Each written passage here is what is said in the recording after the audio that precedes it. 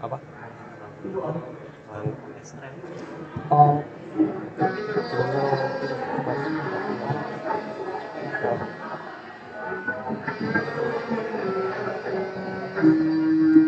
Oh, masuk mas. Masuk.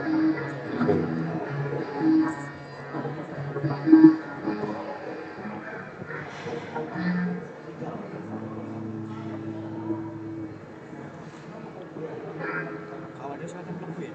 Hah? Awalnya saya masuk. Nah, berarti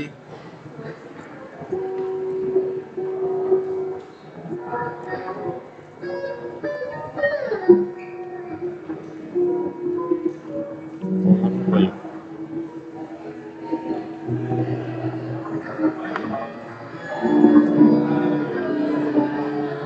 Ini paling kabeh. Mati ya tuh.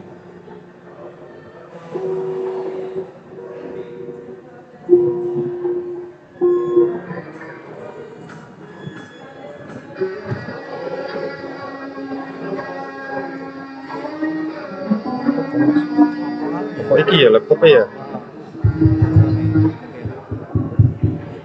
Kan iki mati ya mas.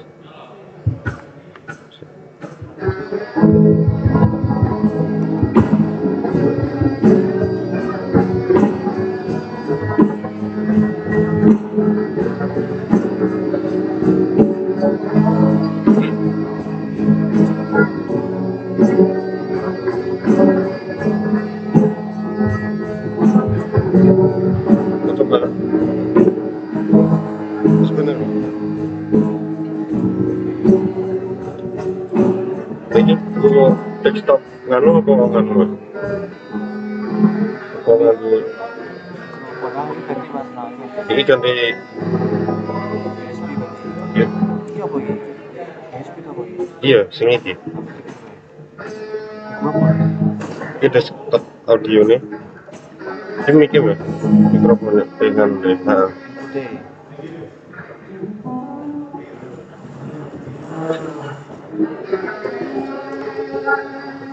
Dengan kaki sih.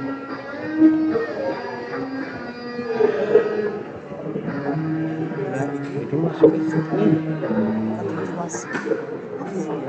Ora, nek iki nganggone wis aku nganggo iki Type-C.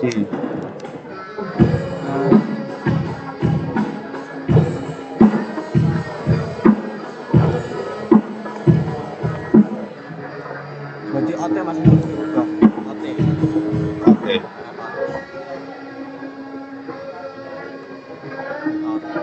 Iki berarti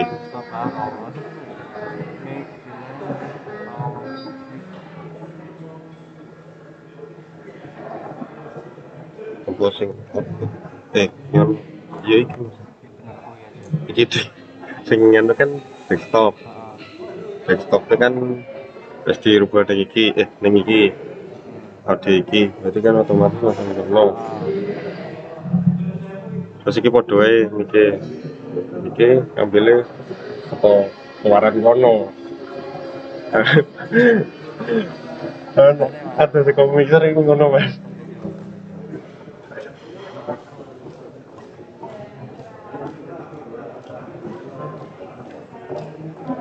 Dalam. Siapa? Ya, saya Pak. Ini Ya, gimana? Soalnya Pagi. belum dibuka.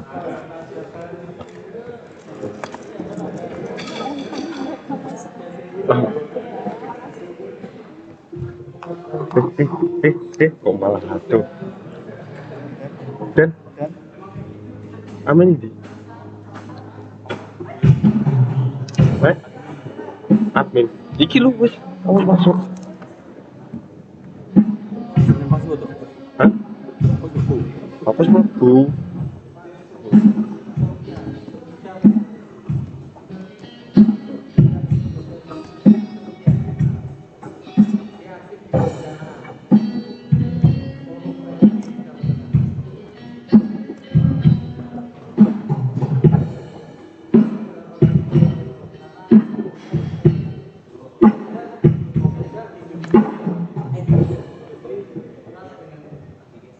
Tapi kan mau sekondi Mas.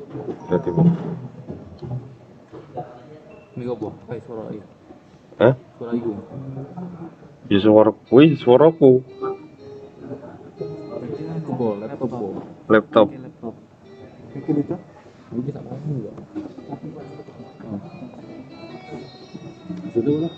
Ini apa? Pandanaran Semarang.com.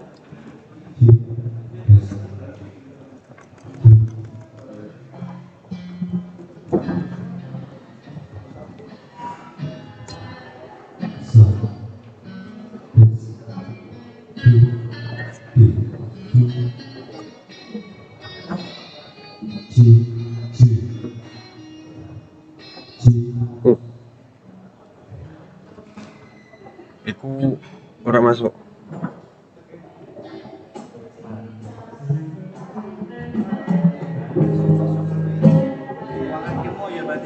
Ruangan.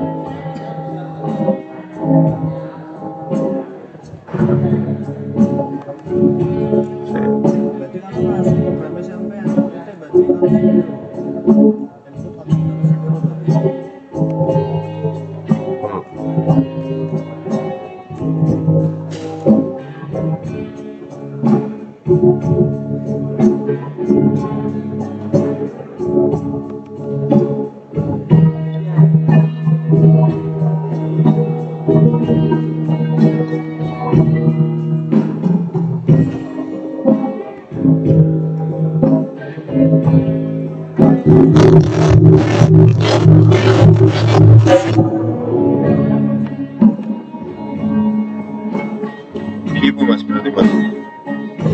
Tapi langsung luka sih.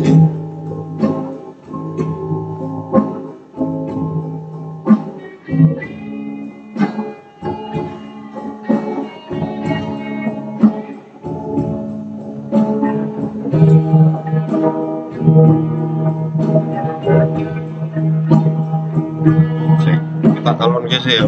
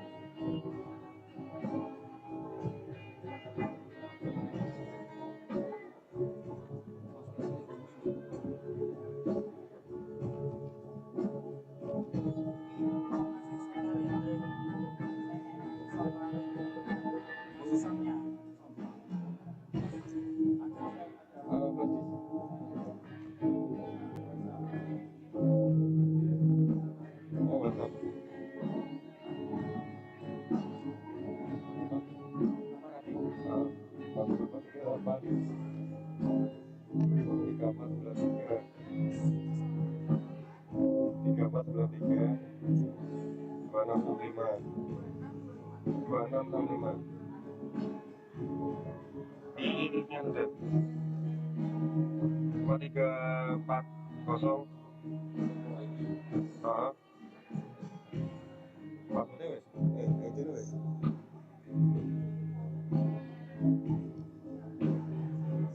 434012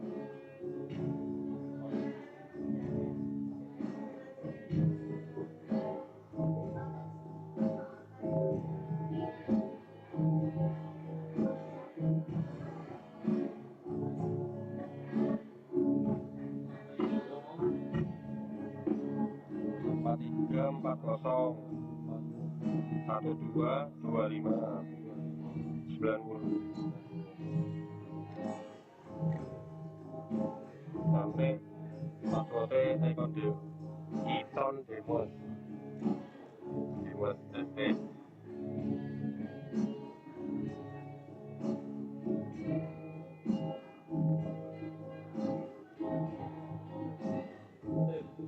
Enggak kabel. Oh iya, bentar.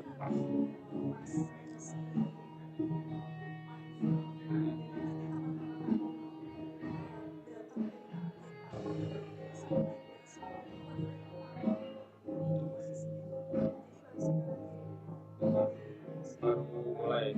Oh iya. Udah balik, baru mulai.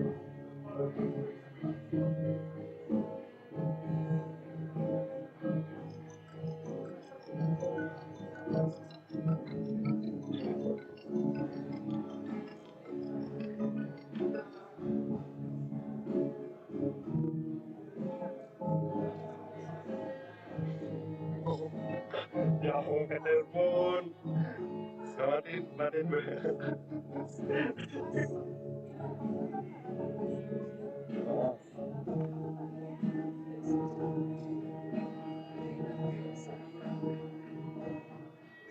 Matiin. Mau gue kaku peserta Zoom. Iya, gue orang aku. Hah?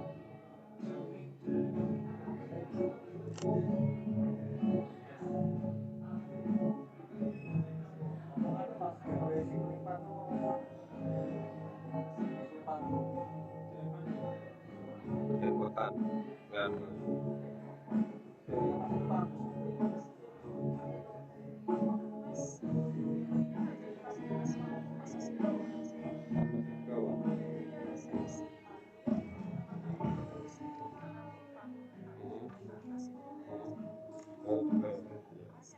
oke.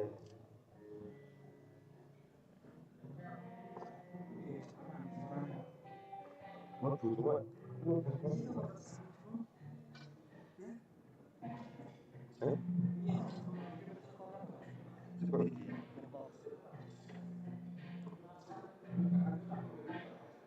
Nah,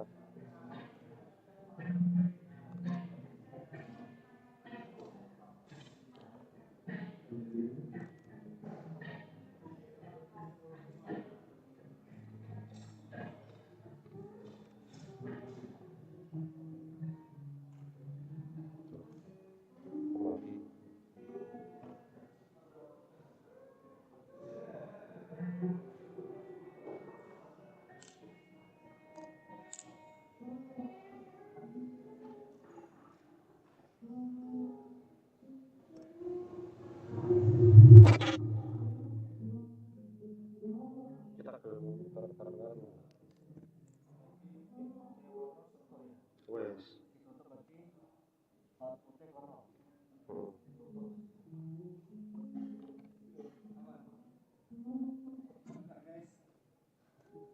Jadi putus untuk mana?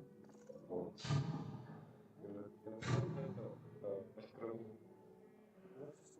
Wes. Termasuk.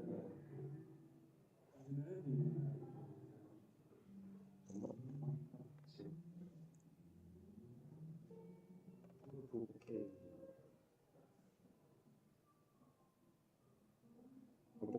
Nanti mas, di sini putih.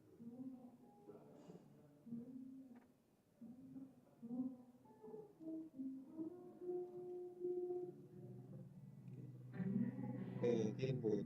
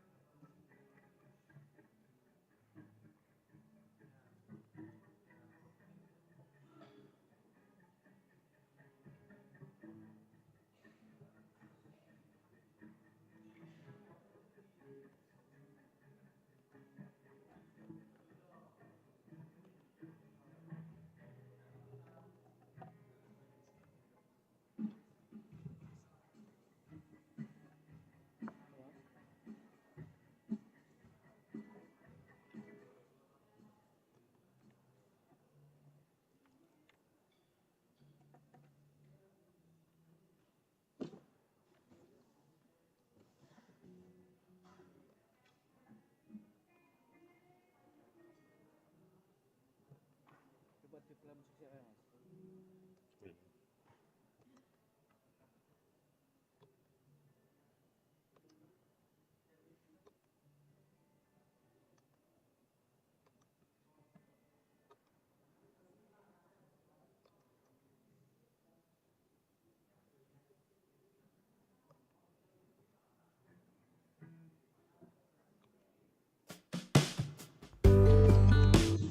Belum ya?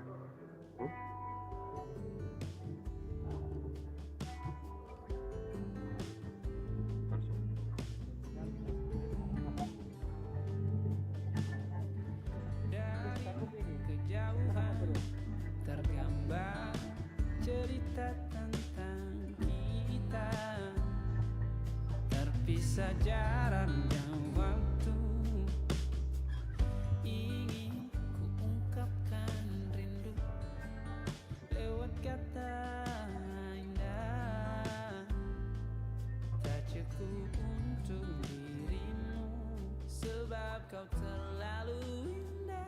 Dari sekedar kata, dunia berhenti sejenak menikmati indahmu.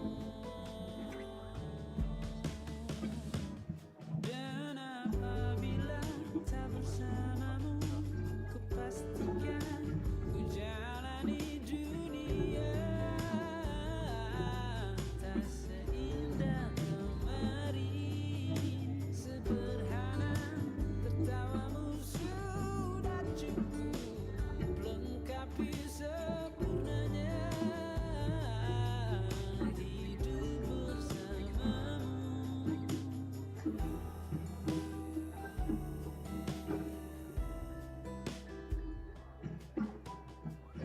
Jika hariku lalui tanpa hawamu, percuma senyumku dengan dia.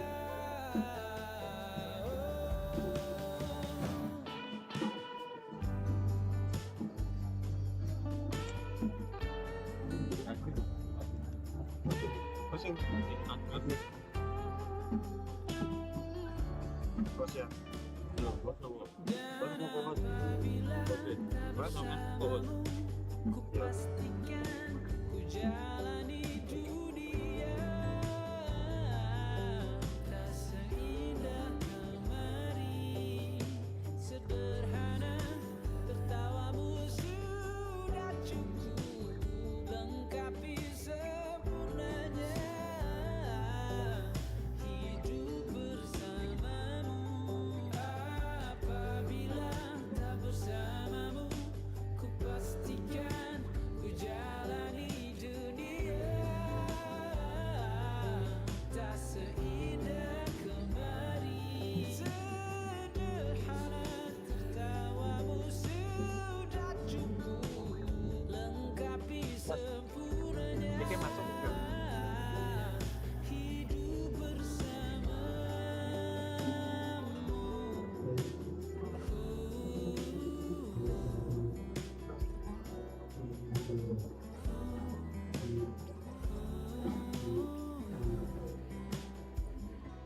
Sebab kau terlalu indah dari sekedar kata, dunia berhenti sejenak menikmati indahmu.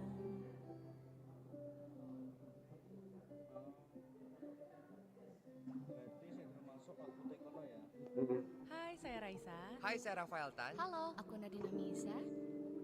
Lewat kata, pena, dan suara, podcast Dear Dearest memampatkan waktu, mendekatkan jarak. Setiap Rabu, Dear Dearest menampilkan satu surat yang ditulis penulis-penulis pilihan, dibaca musisi, aktor, dan lainnya. Dengarkan podcast original Spotify Dear Dearest secara gratis atau download untuk mendengarkan offline. Hanya di Spotify. Perlu sesuatu untuk bersantai? Paket Spotify Premium Family memberi semua orang yang tinggal serumah kebebasan mendengarkan musik yang setara dengan akun terpisah. Setiap orang bisa menikmati manfaat premium untuk mendengarkan musik secara offline dan bebas dari iklan manapun. Selain itu, jelajahi rekomendasi musik yang disesuaikan dengan seleramu. Ketuk banner untuk mempelajari selengkapnya. Sik Mas. Aku takut Mas. Iki inputan iki berarti nganu inputan mic dibuat mic ya. Berarti kita Untuk masuk ini berarti input ya. Berarti input ke mic gue ya. Ke mic. masih kena lagi. Kalau settingannya kan doelan, line. Gimana? Berarti input power ya apa mikrofon. Ini soalnya line kabel. Line kan ini juga input tuh. Input mikrofon kan gini laptop toh.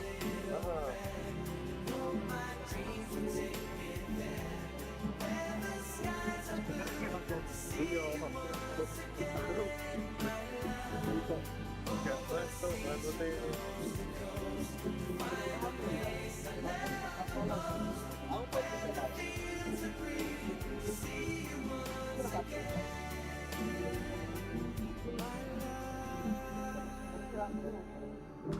I try to read, go to work, laughing with my friends, but I can't stop to keep myself from thinking. Oh no, I wonder how, I wonder why, I wonder why. Ini mas, buat beli gini. We had the songs we sang together. Oh yeah. Itu buat dapet ya. Holding on forever, Ya lupa. reaching for a love that seems so far. So I say a little prayer and hope my dreams will take me there, where the skies are blue, to see you once again, my love. Overseas from coast to coast, to find the place I love the most, where the fields are green, to see you once again, to hold you in my arms, to promise you my love, to tell you from the heart, you're all I'm thinking of.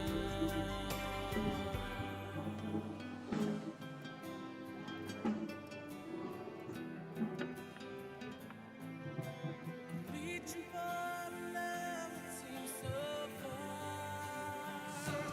So I say a little prayer, hope my dreams will take me there, where the skies are blue, to see you once again, my love.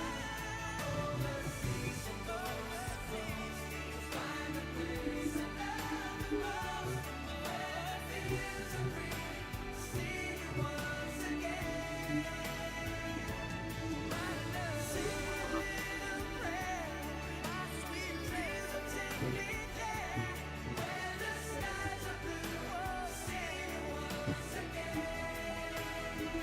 Overseas from coast to coast, to find a place I love the most, where the fields are green, to see you once again, my love. Audio ya.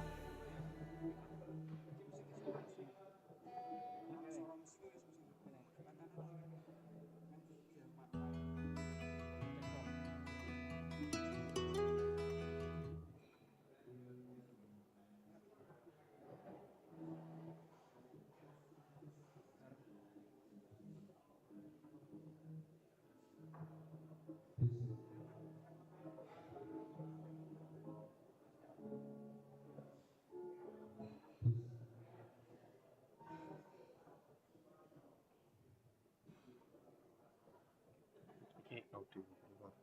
Nah, mikrofon berarti kan posisi anu coba diganti mikrofon sih. Ganti mikrofon ya. Jajal.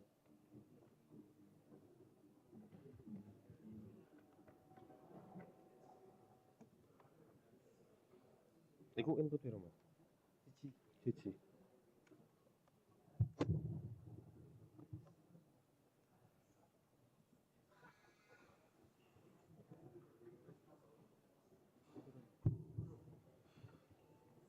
masalahnya apa? Masalah ini mikirnya sudah tuh. Heeh. Tentunya Apa iki metune langsung di anu kene wae, Mas. ngono ya. Heeh. Gak usah ning iki. Iki kanggo apa jenenge? Jangan kecil. Heeh. Sing Yang bisa. Sing mic berarti.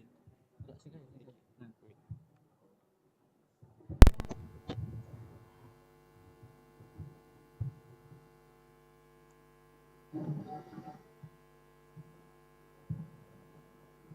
nek kaya mlebu ning kene ra masalah kok. kayak Heeh. ora usah kayak ora repot. Heeh. Oh, kan.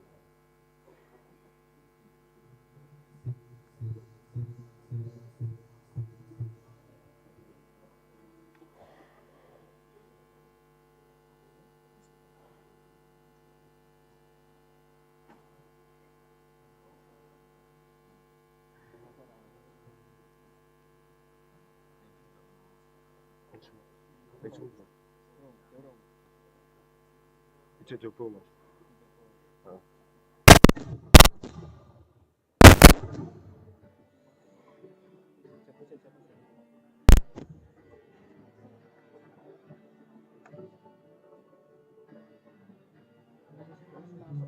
Siapa.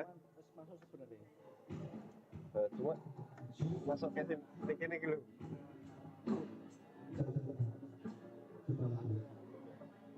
Apa?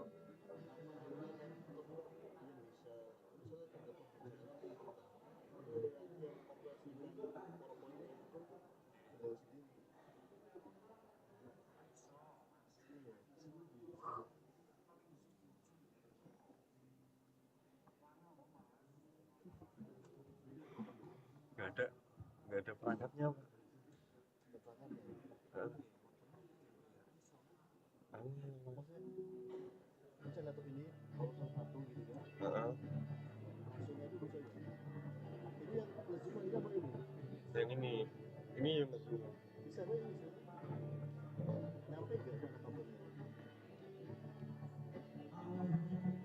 Jadi kan pusatnya ke ini tuh. Pusatnya ke ini gitu kan. Itu yang fokus itu di depan itu. Dia masuk materinya zoom. Bisa masuk zoom itu kalau misal ini belum sama terus ini share screen zoom formatnya terus dia itu nyambung ke atas dia cuma ininya benar pengen apa namanya membuat sudah sendiri itu loh ada sendiri bukan poin-poin itu bisa ayo ada bukan siap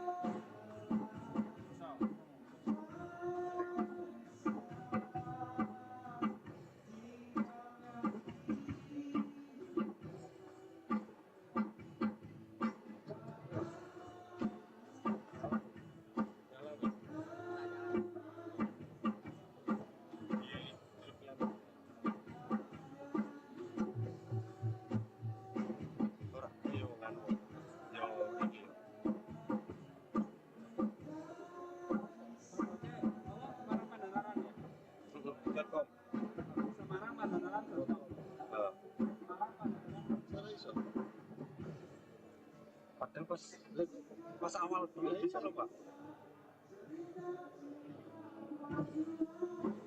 Apa ya? Tapi dicari Pak. Ayo.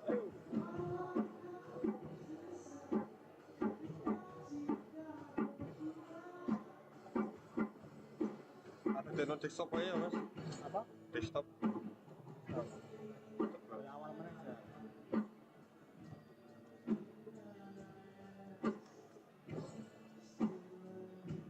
Iki sing itu ora anu Pak. Sangat.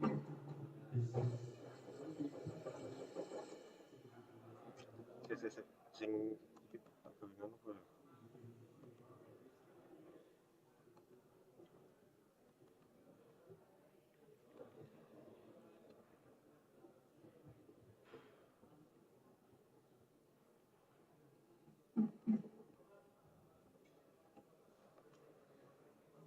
Pagar dari Pak.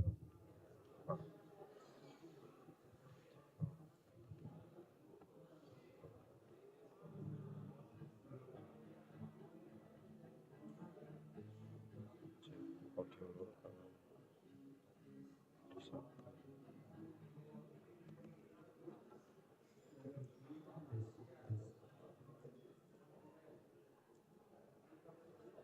Masuk input loh. Ora metu. Masuk.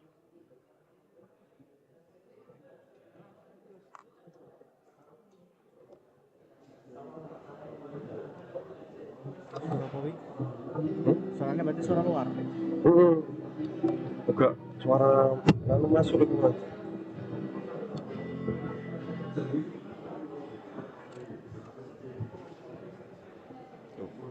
Laptop Mas. Iya. Mas, suaranya masanya ke laptop. Berarti ISO gitu ya. Saya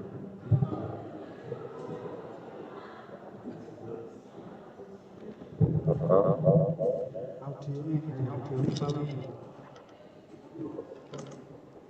kan suara sampai masuk. Orang dulu masuk semua. Apa ya?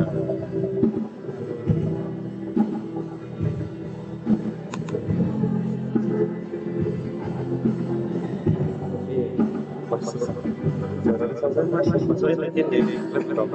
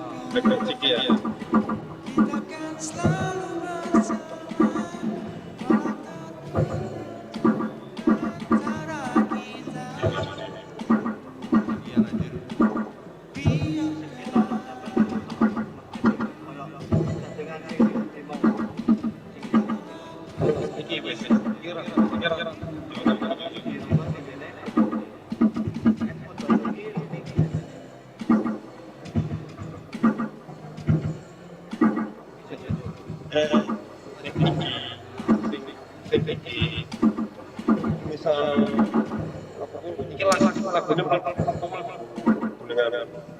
gini ya aku betul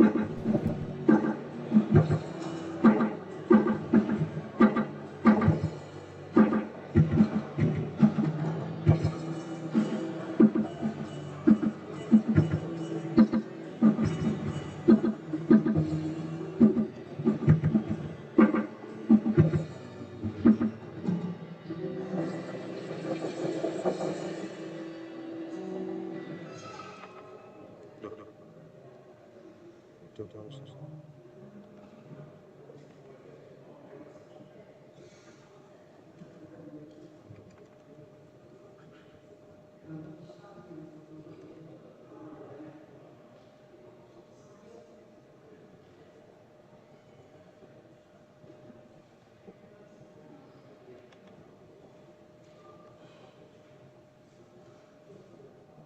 Stop.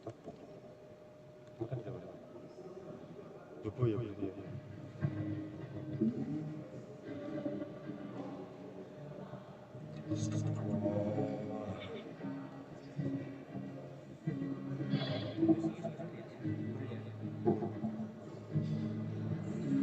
Berarti siapa yang kan sih mas? Tiba-tiba ada sih pelan ya.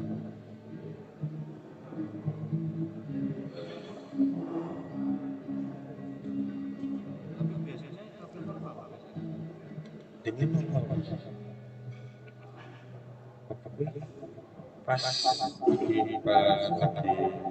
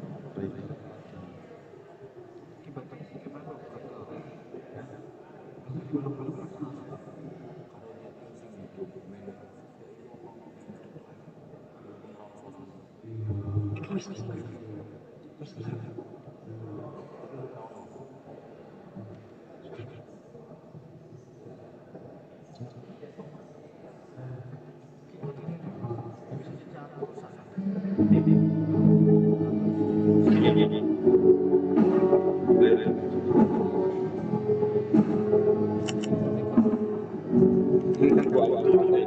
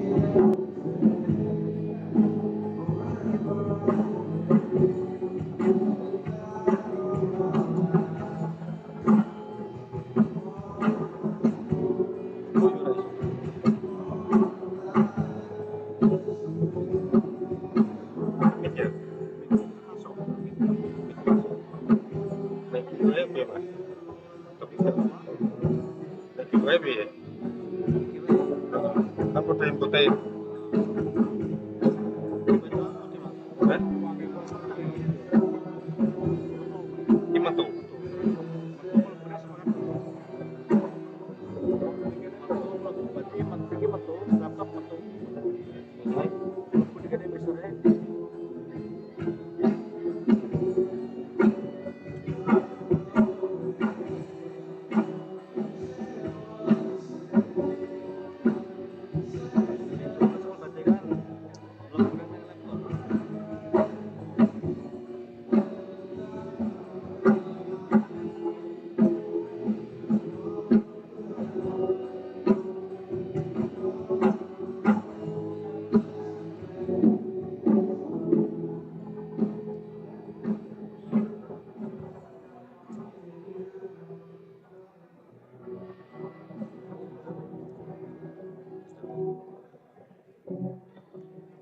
Karena beda nyanyi suruh, bukan gak pede nyanyi suruh gue jelek anjing. Kalau suruh gue bagus mah gak apa-apa. Kalau nyanyi dalam, saya di ruangan soalnya. Hah? Malu gua. Malu soalnya kalau gak masalahnya. Iya masalahnya gak nyambung sebenarnya. Main terbadan di sini juga ada orang kecuali kita ada semua dari situ semua. Lagi lah.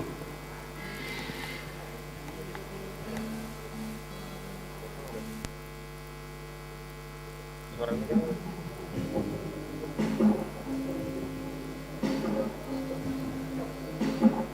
pengen lampu kan.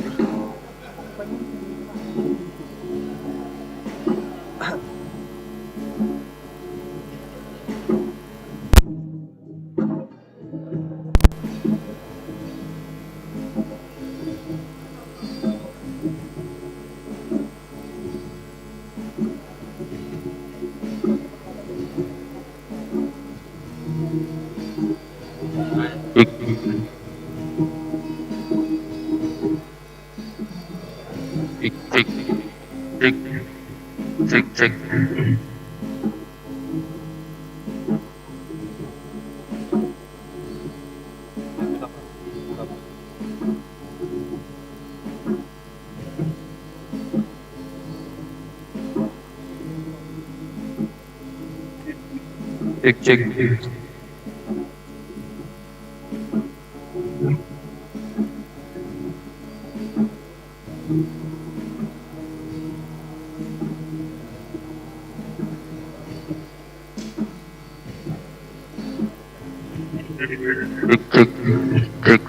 1, 2, 3 dicoba.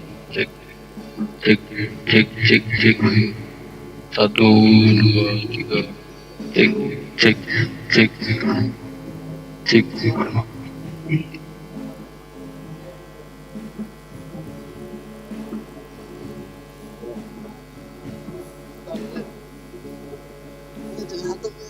Bukan itu Pak, panik Pak saya Pak.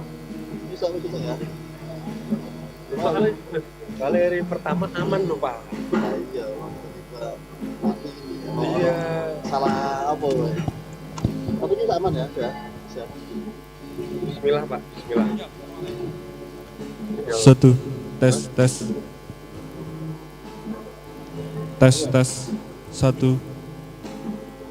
Satu, 2, tes. 1, 2. Kamera tengah.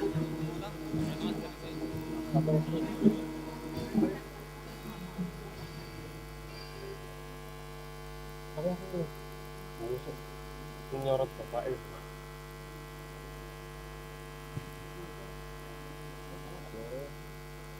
Wes urip. Orang sing kamera tengah nyorot Bapak itu loh.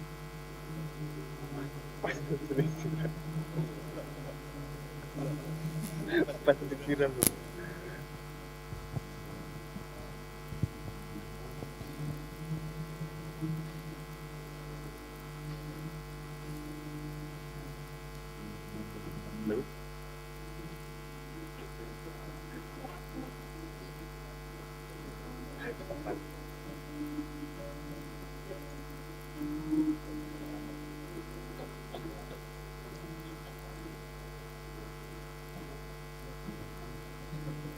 Terus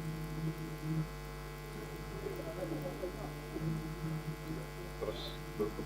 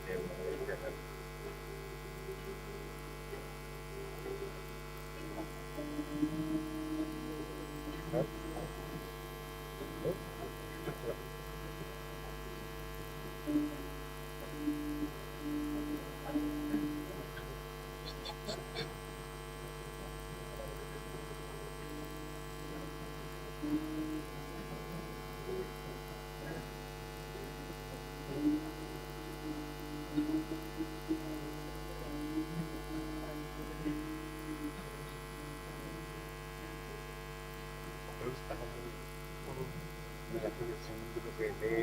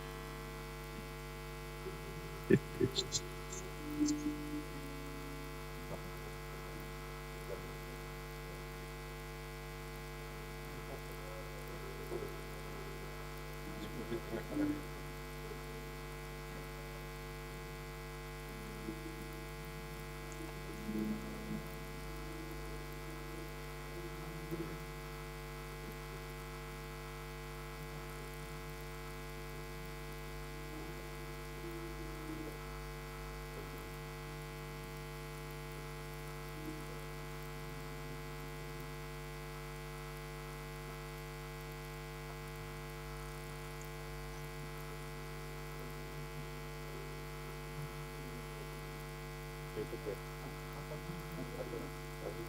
Terus kan super aku lebih sijil.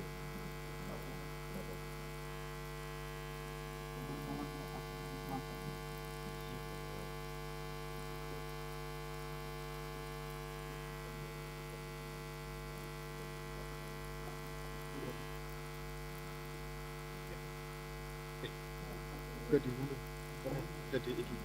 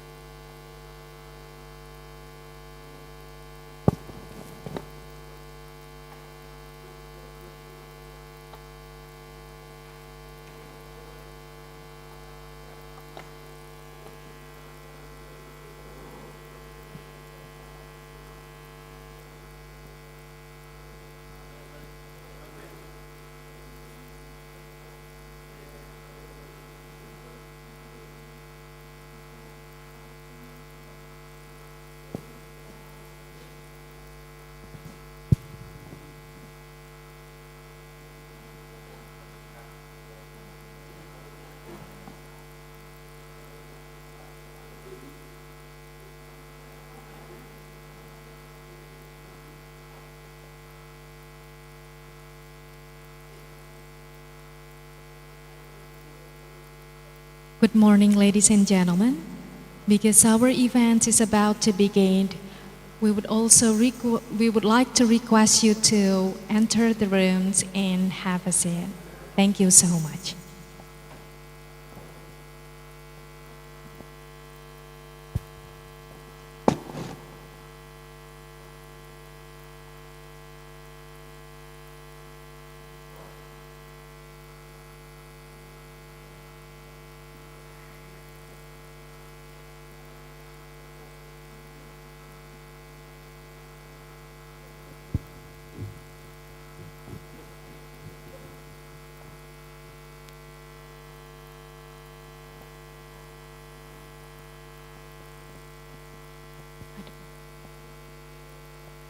Assalamualaikum warahmatullahi wabarakatuh.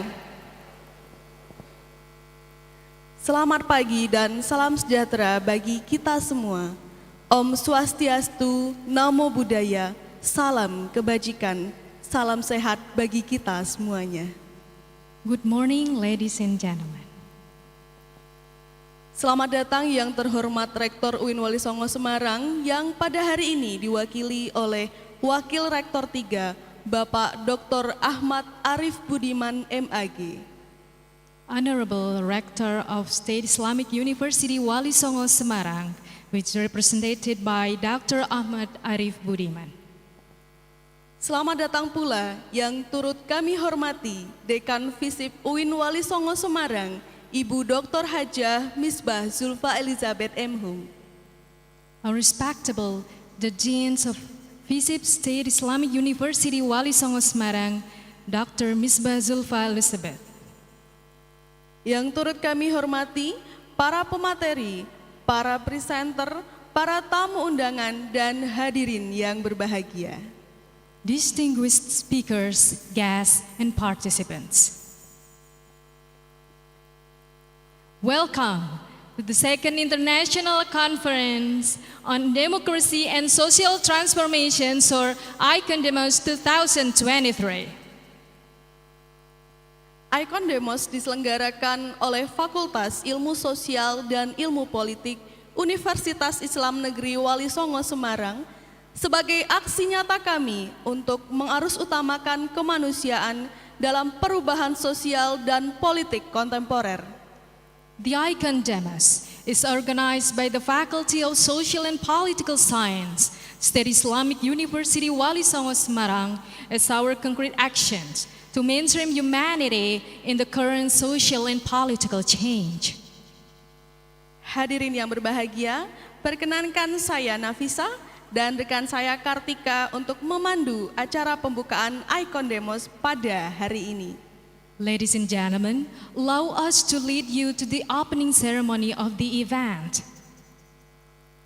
Hadirin, acara pertama, mari kita nyanyikan lagu Indonesia Raya. Ladies and gentlemen, the first agenda is the singing Indonesian anthem. Hadirin dimohon berdiri. Please rise.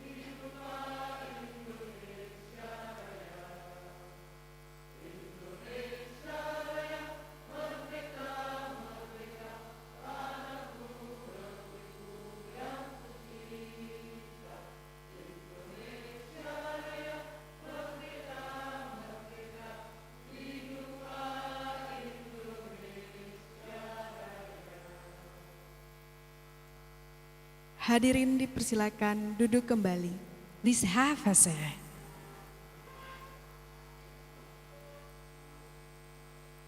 Bapak dan Ibu yang berbahagia, selanjutnya mari kita saksikan penampilan spesial Tari Ratu Jaro yang akan ditampilkan oleh tim tari Virajo FISIP UINWALISONGO Semarang. Ladies and gentlemen,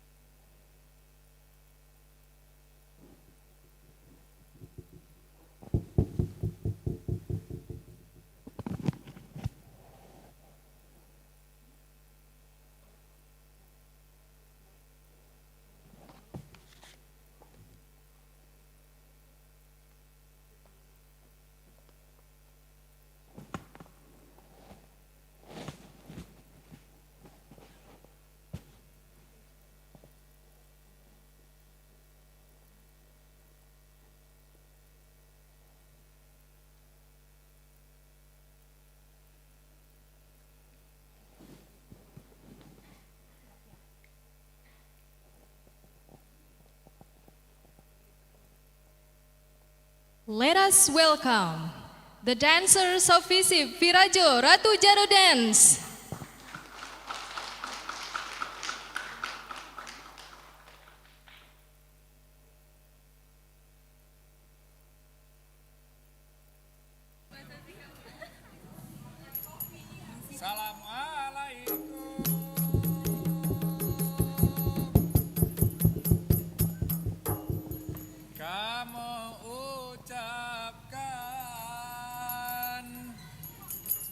Ke Bandung Rakan Jame bantekan Ce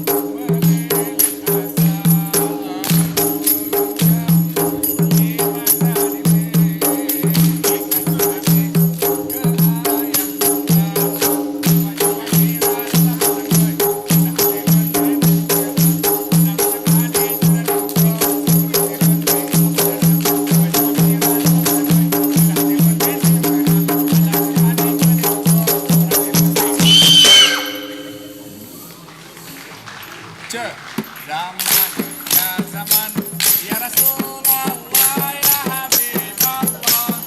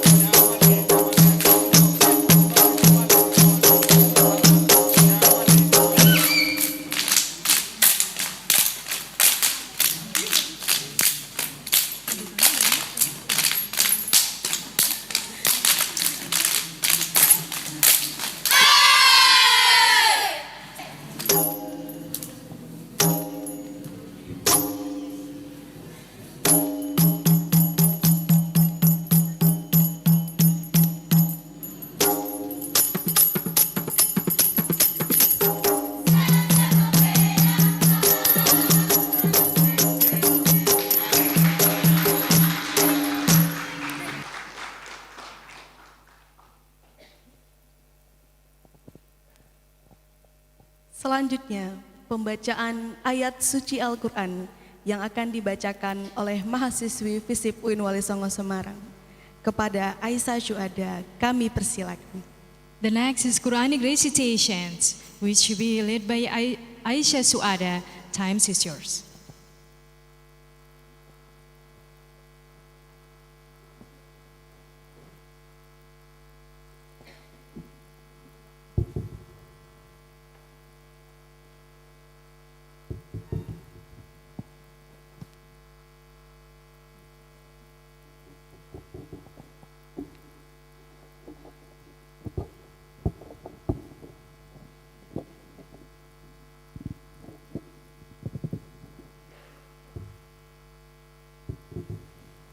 Assalamualaikum warahmatullahi wabarakatuh.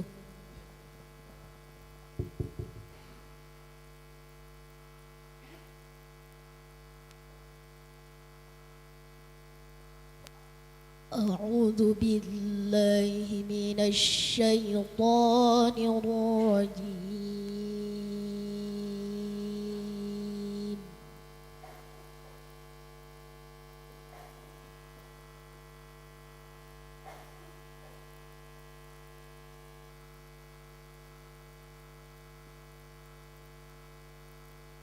Bismillahirrahmanirrahim.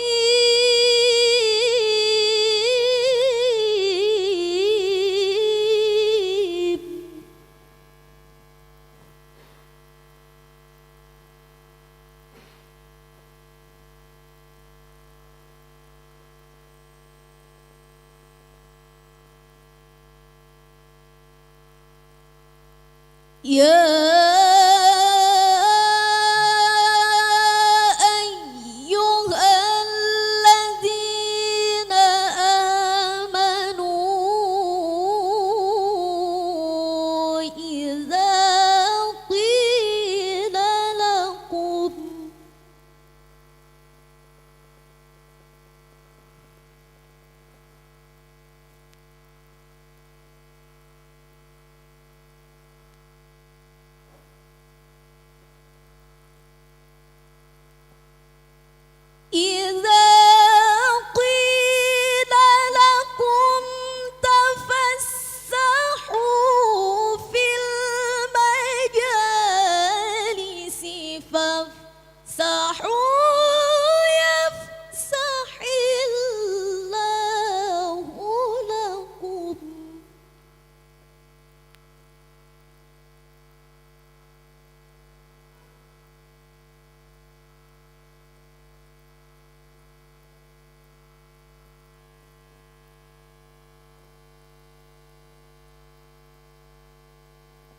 وإذا قيل انشزوا فانشزوا يرفع الله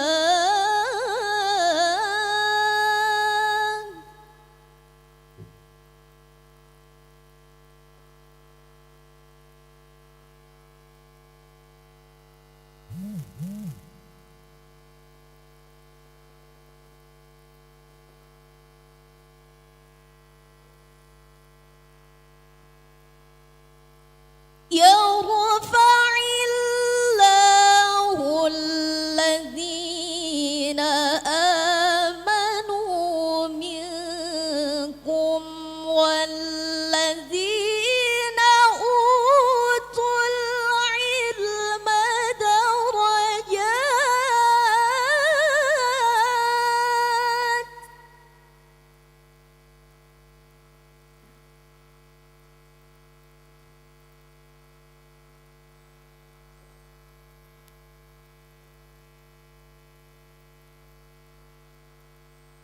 والله بما تعملون خبير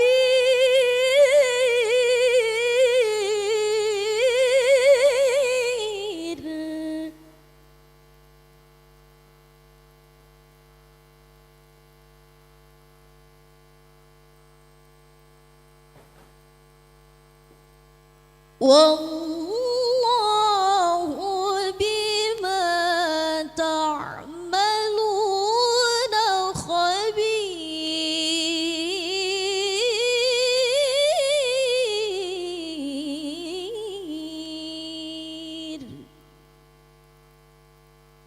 صدق الله العظيم. Assalamualaikum warahmatullahi wabarakatuh.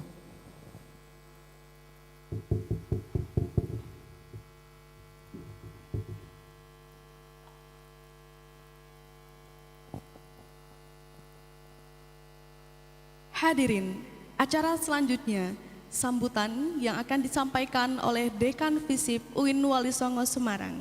Kepada beliau Ibu Dr. Hajah Misbah Zulfa Elizabeth M. Hum, kami persilakan. Distinguished ladies and gentlemen, let us invite the deans of FISIP UINWALISONGO Semarang to deliver a welcome speech. Dr. Misbah Zulfa Elizabeth, time is yours.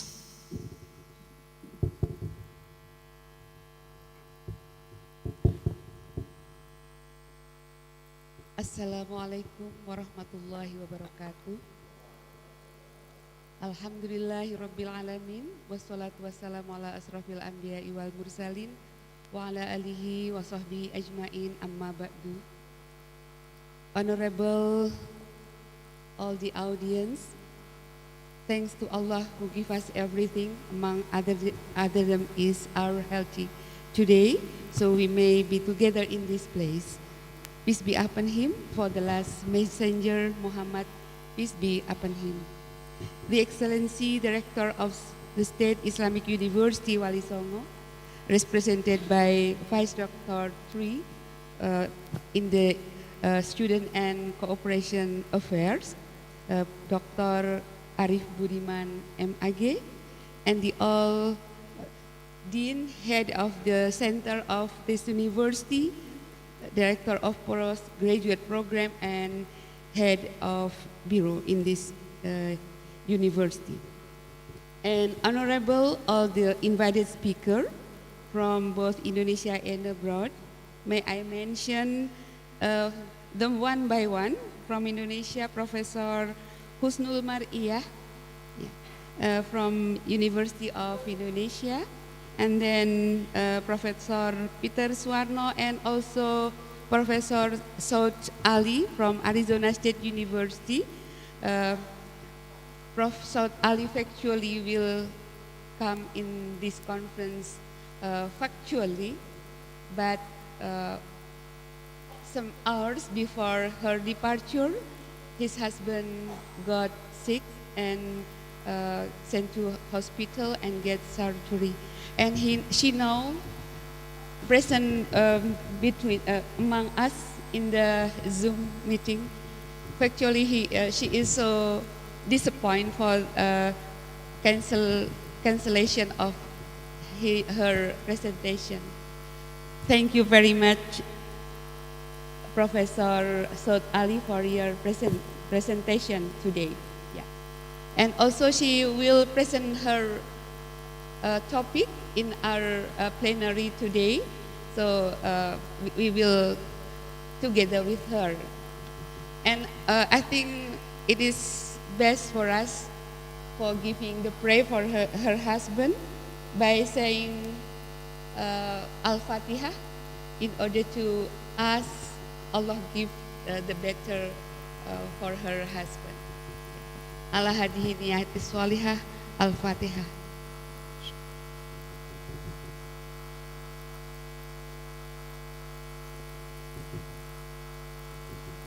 Thank you very much. And then I will continue here with us, Professor August Pradeto.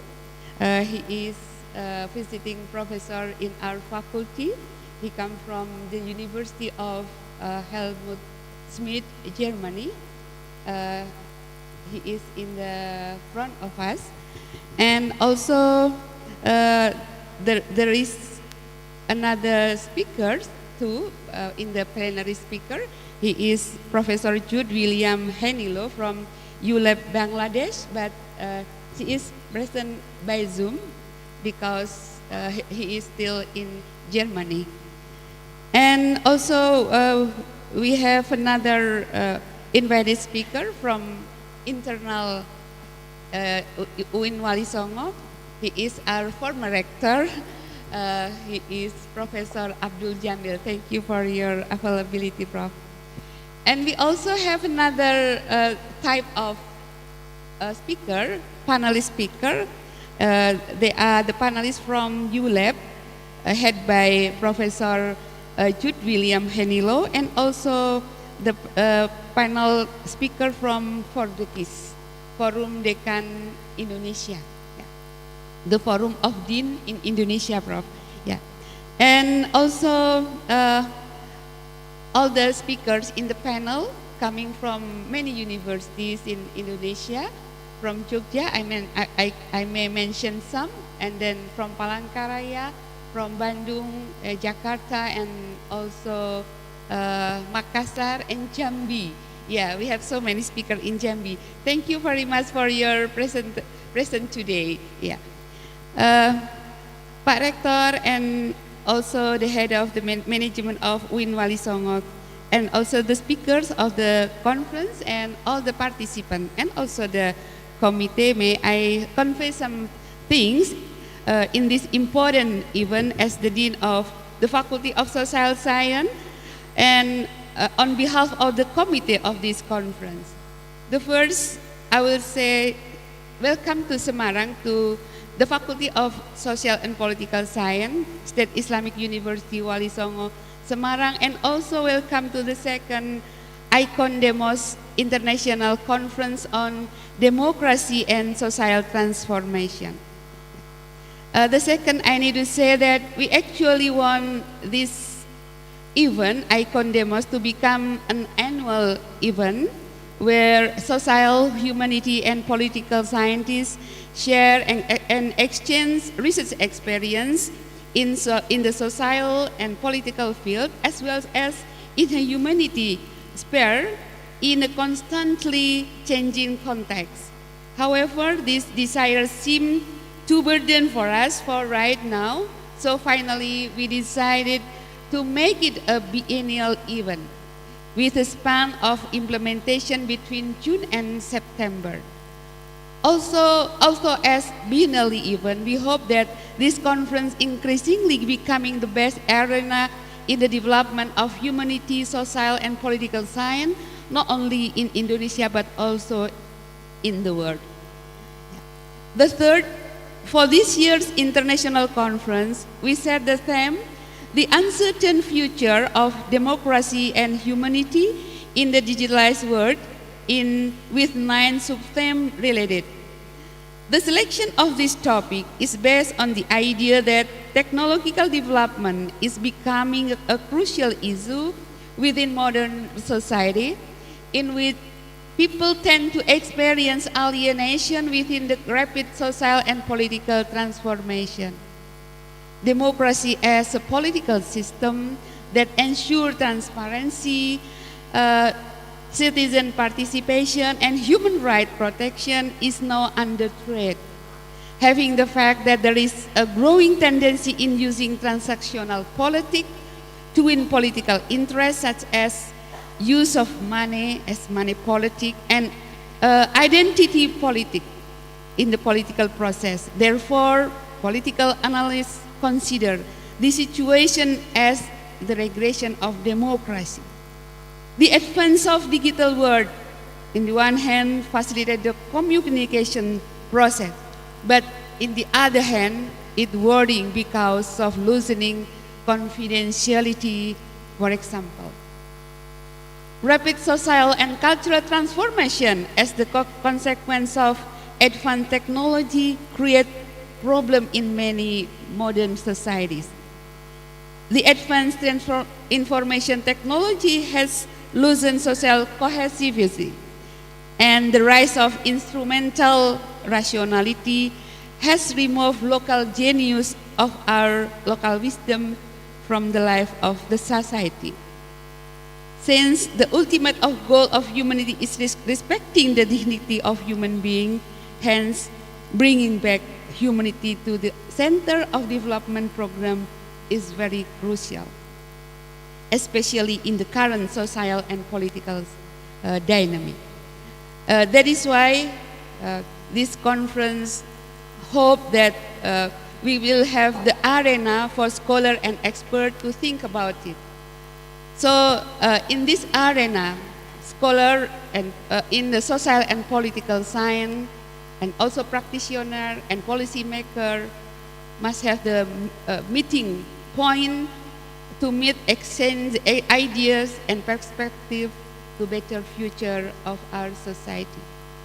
And the other objective is that this conference become one spot in our continual process in academical endeavor in the context of discipline of social, humanity, and politics. And also this conference may become an academic event that is beneficial for the development of Tridharma Perguruan Tinggi, engagement of higher education and support.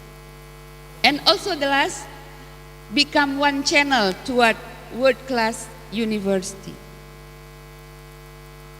The point 4 of that I want to deliver to Pak Rector and all of the audience, we need to report that up to now there are 60 abstracts submitted from several countries and several universities in Indonesia.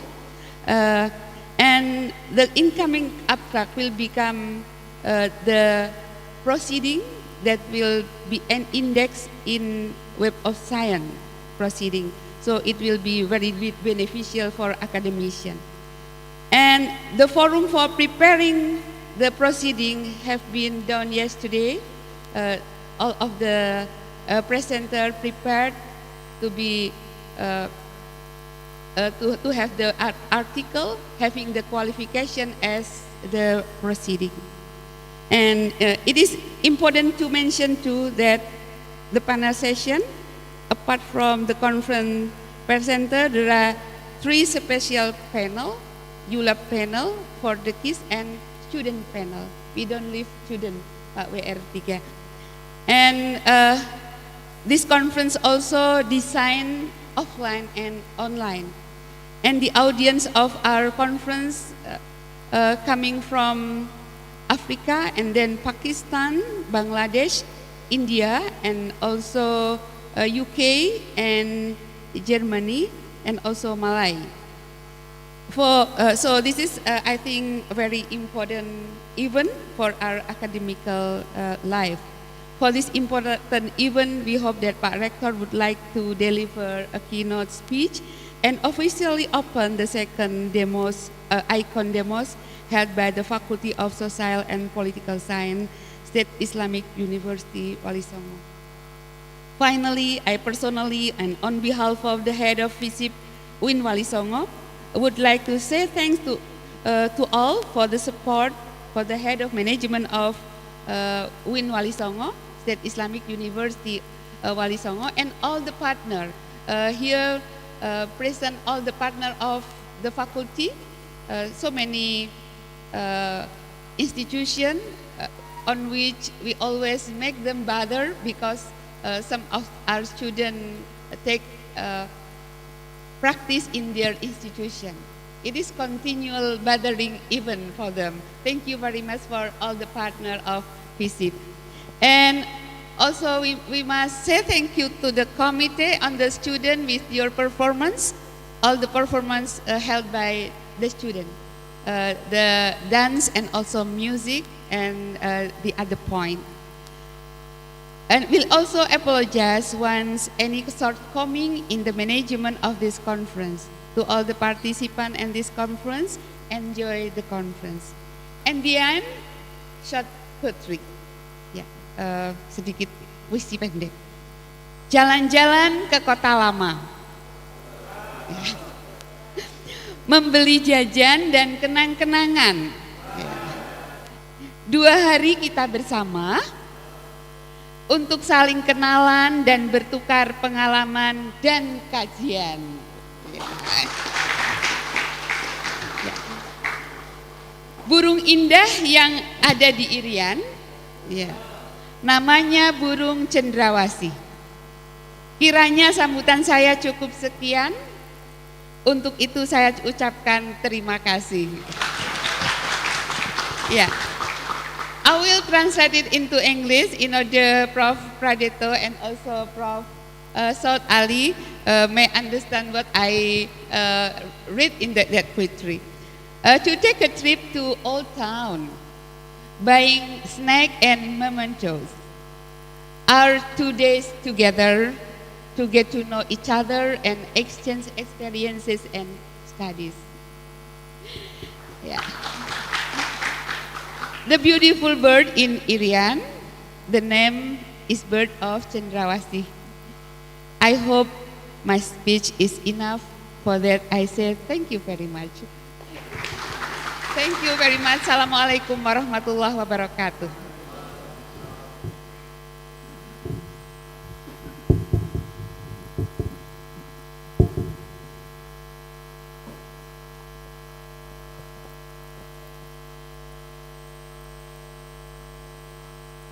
Bapak dan Ibu yang kami hormati, selanjutnya sambutan sekaligus pembukaan acara yang akan disampaikan oleh Wakil Rektor 3 UIN Walisongo Semarang, Bapak Dr. Ahmad Arif Budiman MAG. Kepada beliau kami persilakan. Ladies and gentlemen, the next is the keynote speech by the Vice Rector of UIN Walisongo Semarang. We would also like to request Bapak to officially open the conference. Dr. Ahmad Arif Budiman, time is yours. Assalamualaikum warahmatullahi wabarakatuh. Alhamdulillahirabbil alamin. Wa bihi nasta'inu ala umuri dunya waddin. Shallallahu wassalamu ala asrofil anbiya'i wal mursalin. Sayyidina wa maulana Muhammadin wa ala alihi wa ashabihi ajmain. Amma ba'du. Mohon maaf. Honorable Profesor Dr. August Pradeto from Helmut Schmidt University,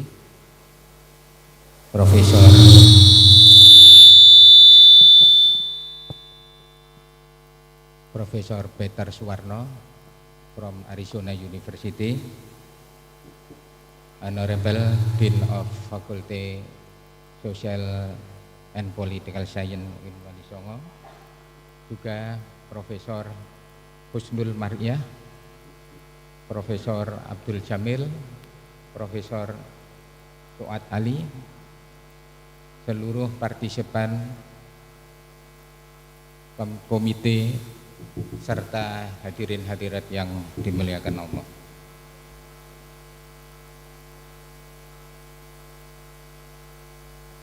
I represent the Chancellor of UINWALISONGO, who is currently having an academic activity. Ladies and gentlemen,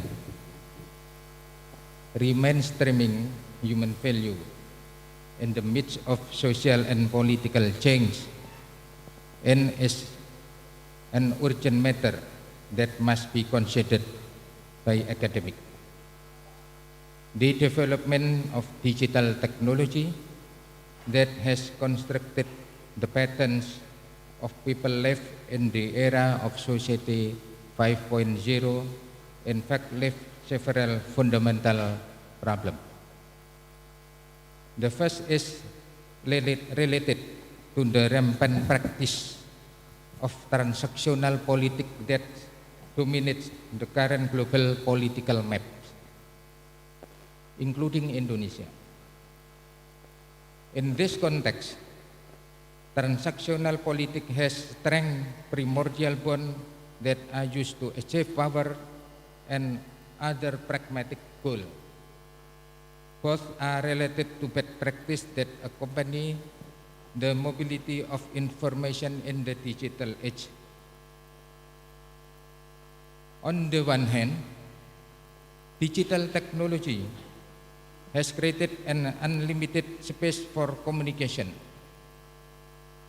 But on the other hand, the unwise use of digital space has caused public unrest through the widespread spread of hoax, news, and hatred.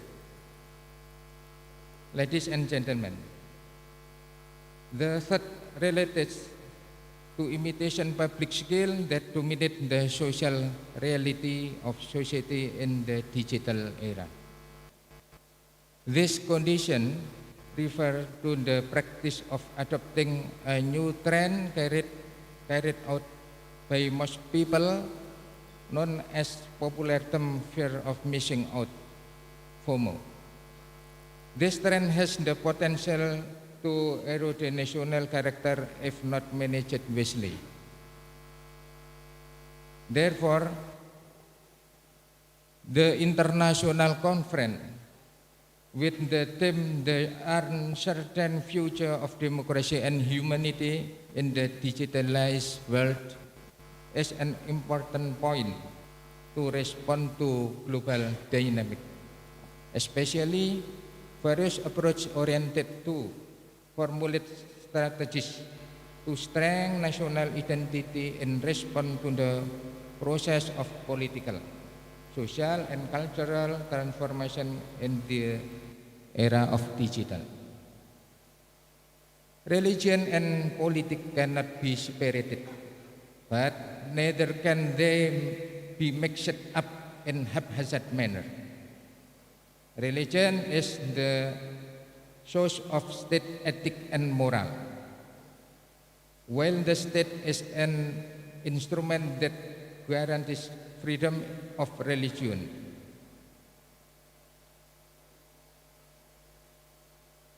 In Islam, the only state that is based on religion is the state of Medina, which was formed and led by Rasulullah SAW,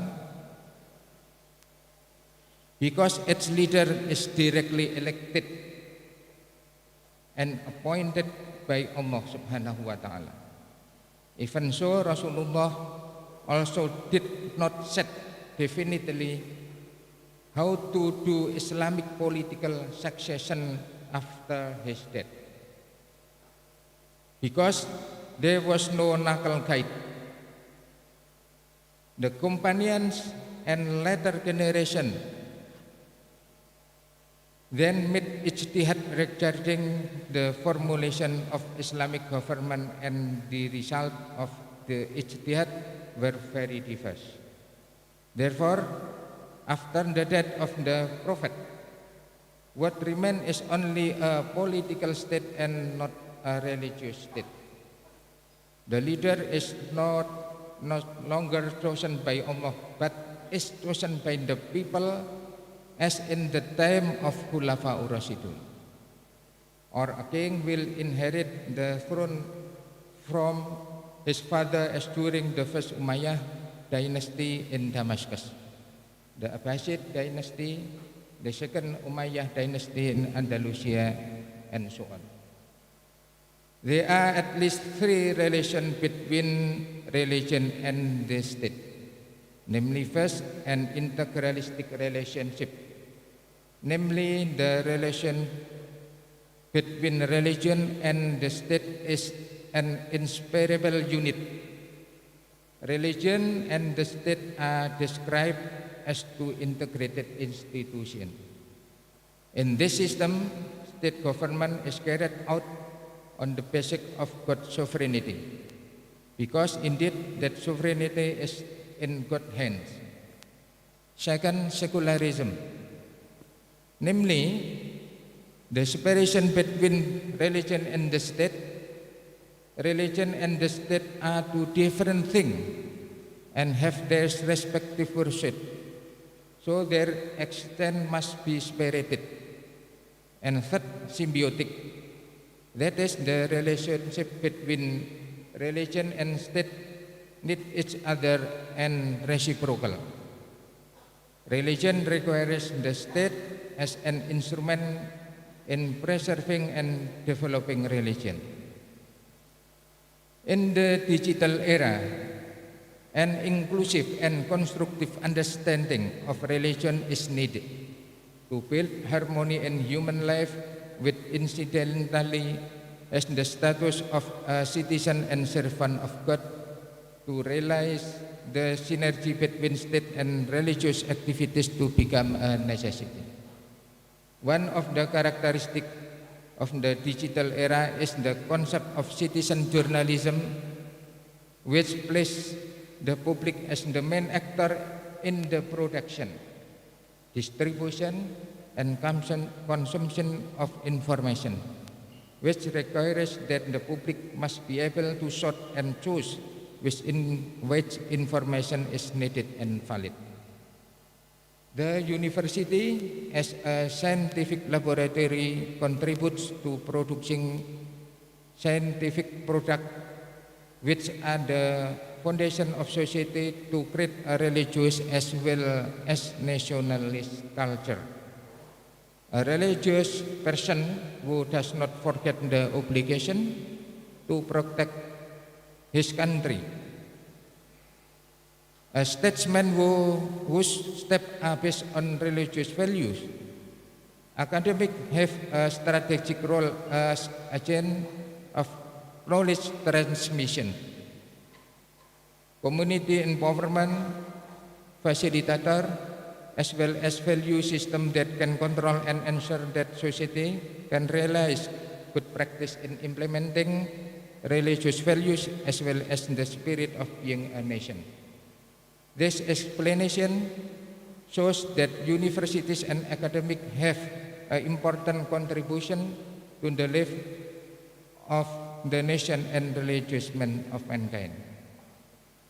I honor the host, Faculty of Social and Political Science, and also thanks to all members of committee, speaker, and participants for the contribution on ideas, reflection, experience, and reviews toward democracy and humanity in the digitalized world. This is the part where we dedicate our knowledge and skill for the greater development of humanity and civilization. I hope this conference will be a great benefit. Finally, by saying Bismillahirrahmanirrahim, this international conference was open. Demikian dari saya, billahi taufik wal hidayah, wassalamualaikum warahmatullahi wabarakatuh.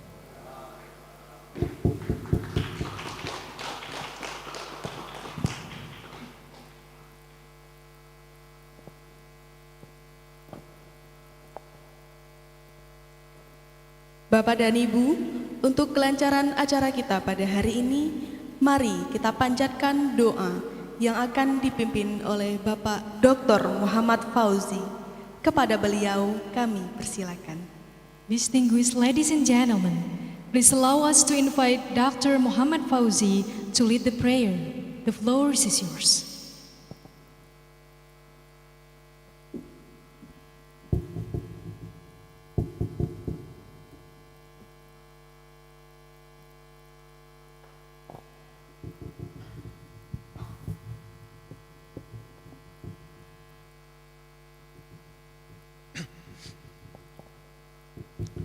Assalamualaikum warahmatullahi wabarakatuh.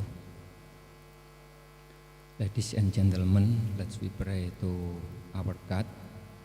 And would you mind please, I lead with Islamic way. Bismillahirrahmanirrahim. Allahumma sholli wa sallim wa barik ala sayyidina Muhammad sayyidil awalin wal akhirin wa sallim wa radhiyallahu tabaraka wa ta'ala an ashabi rasulillahi ajma'in. Alhamdulillahi rabbil alamin, hamdan naimin, hamdan syakirin, hamdan yuafi ni'amahu wa yukafi'u mazidah. Ya Rabbana lakal hamdu kama yanbaghi li jalali wajhikal karim wa 'azimi sultanik. Subhanaka la nuhsi sana'an 'alaika anta kama asnaita 'ala nafsik. Falakal hamdu hatta tardo, walakal hamdu idza radita, walakal hamdu ba'da ridho. Allahumma anfa'na bima 'allamtana wa 'allimna ma yanfa'una wa zidna ilman nafi'ah. Yassir lana umurana, yassir lana umurana, yassir lana umurana, wa hasil maqasidana wa qudi khawaijana. Ya Allah, make useful the knowledge you have taught us. Give a useful knowledge for us. Make things easy for us and fulfill our wishes. Allahumma arinal haqqa haqqa warzuqna ittiba'ah wa arinal batila batila warzuqna ijtinabah. Ya Allah, show us what is right and give us the ability to follow it, and show us what is wrong and give us the ability to avoid it. Allahumma ij'al jam'ana hadha jam'an marhuma wa tafarruqana min ba'dihi tafarruqan ma'suma. Ya Allah, bless our meeting in this international conference and make our farewell after the completion of the conference a farewell under your protection. Rabbana atina fid dunya hasanah wa fil akhirati hasanah wa qina adzabannar wa adkhilnal jannata ma'al abrar. Ya Aziz, Ya Ghaffar, Ya Rabbal Alamin. Wa sallallahu ala sayyidina Muhammadin sallallahu alaihi wasallam ma huwa ahlu. Subhana rabbika rabbil izzati amma yasifun. Wa salamun alal mursalin. Walhamdulillahi rabbil alamin. Assalamualaikum warahmatullahi wabarakatuh.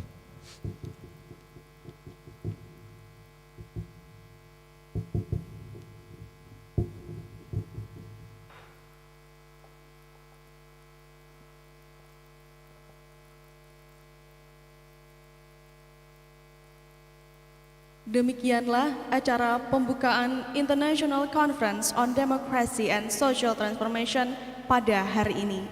Selanjutnya kami persilakan kepada moderator Bapak Nur Hashim MA untuk dapat memandu sesi plenari pertama. Kami sebagai pembawa acara mohon undur diri. Selamat mengikuti conference. Ladies and gentlemen, we have come to the end of opening ceremony of the conference.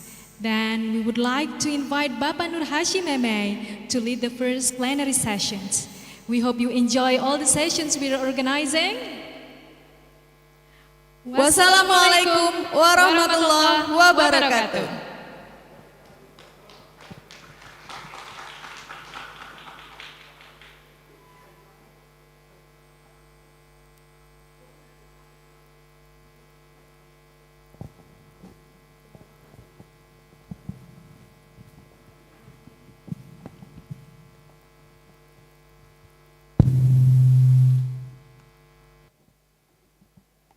Assalamualaikum warahmatullahi wabarakatuh. Hamdan wa syukran lillah, salatan wa salaman ala rasulillah, amma ba'd. Very good morning everyone. A respectable Vice Rector of UINWALISONGO Semarang, and also distinguished speakers, dear audience, ladies and gentlemen. As mentioned by MC, that now we are entering the first plenary, and then of our second international conference on democracy and social transformations. And the topic of our first plenary is humanity and social transformations in the digitalized world. As mentioned by Ibu Dekan, that this topic emerged as a response of the current situation in which the development of digital technology play an important role in shaping our life, our social and political life. The digital technology, we enjoy a lot of benefits from the invention of the digital technology, but at the same time, we also face challenges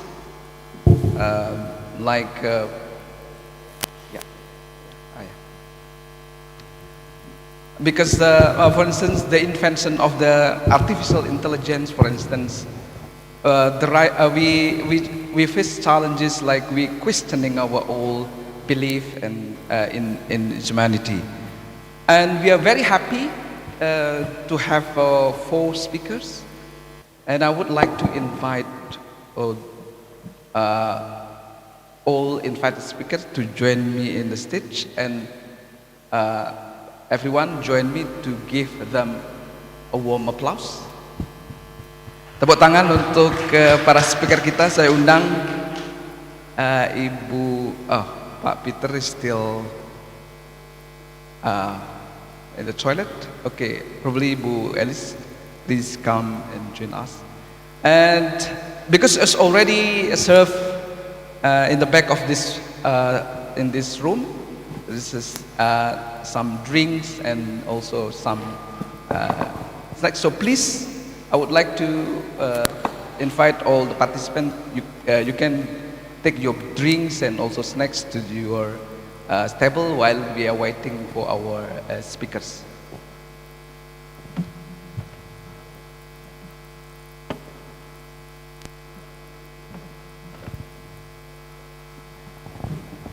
Okay, while we are waiting speakers to join me in the stage, as I mentioned that we have 4 speakers, and I would like to introduce all of them one by one before I inviting them to share their ideas and perspective on the topic. We have the first speaker, Associate Professor Peter Suwarno. He is Director of Undergraduate Studies, School of International Letters and Culture. He is also member of Center for the Studies of Religion and Conflict, Arizona State University. And his area of expert, he is an expert of Indonesian language and linguistic, religious communication, and Southeast Asia religion and conflict. And then the second speaker who is joining us from online from Arizona State, Professor Soad Ali. I would like to say hi. Hello. Hello. Assalamualaikum. Good morning, Prof. Soad Ali. Waalaikumsalam warahmah. Yes. Now we are in the first plenary, and I would like to introduce you as a second speaker. Professor Sot Ali is founding chair of Arizona State University for Arabic and Islamic Studies. She is also director of Arabic Studies and also head of Classic Middle Eastern Studies. As you can see from her short biography in conference manual, she is the author of Religion Not a State, Ali Abdul Razik's Islamic Justification of Political Secularism. And she is also a co-editor of The Road of Sudan. And there are many more. Professor, I think in Indonesia it's in the morning, so I would say good morning. Thank you. Thank you very much indeed. It's a little bit evening, 7 o'clock here in Arizona. Thank you very much indeed for inviting me, and I look forward to this conference. Thank you. Okay, thank you, Professor Ali. And then the third speaker,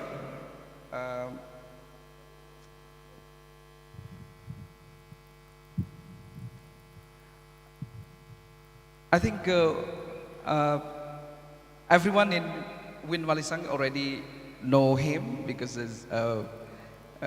he is a former rector of UINWALISONGO Semarang. So I would like to invite Professor Abdul Jamil to join me in the stage. So please join me to give him a warm applause. So as I mentioned that Prof. Jamil is the former rector of IAIN Walisongo Semarang in 2003 till 2010.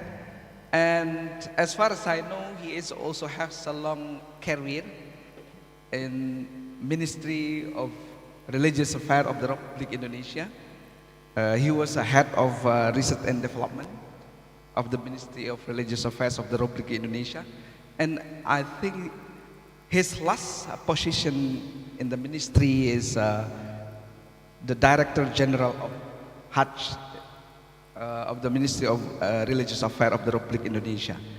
And then the last but not least, our fourth speaker is our beloved Dean, Ibu Misbah Zulfa, Associate Professor Misbah Zulfa Elizabeth. I have to be careful to spell her name because it's not common. So, as you may know that she is the Dean of Fakultas Ilmu Sosial and Politik UINWALISONGO Semarang. And her area of expertise is political anthropology, gender, and also conflict resolutions, and also women empowerment.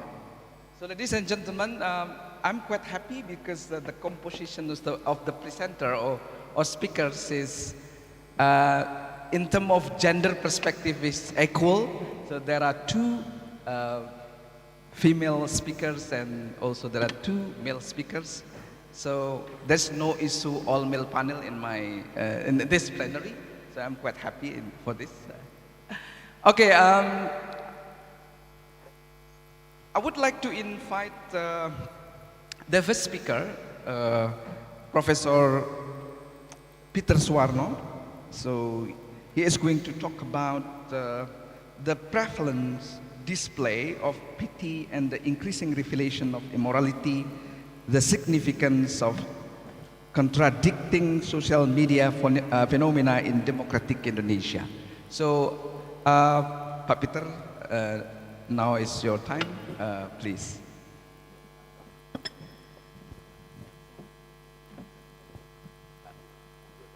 Okay, yeah.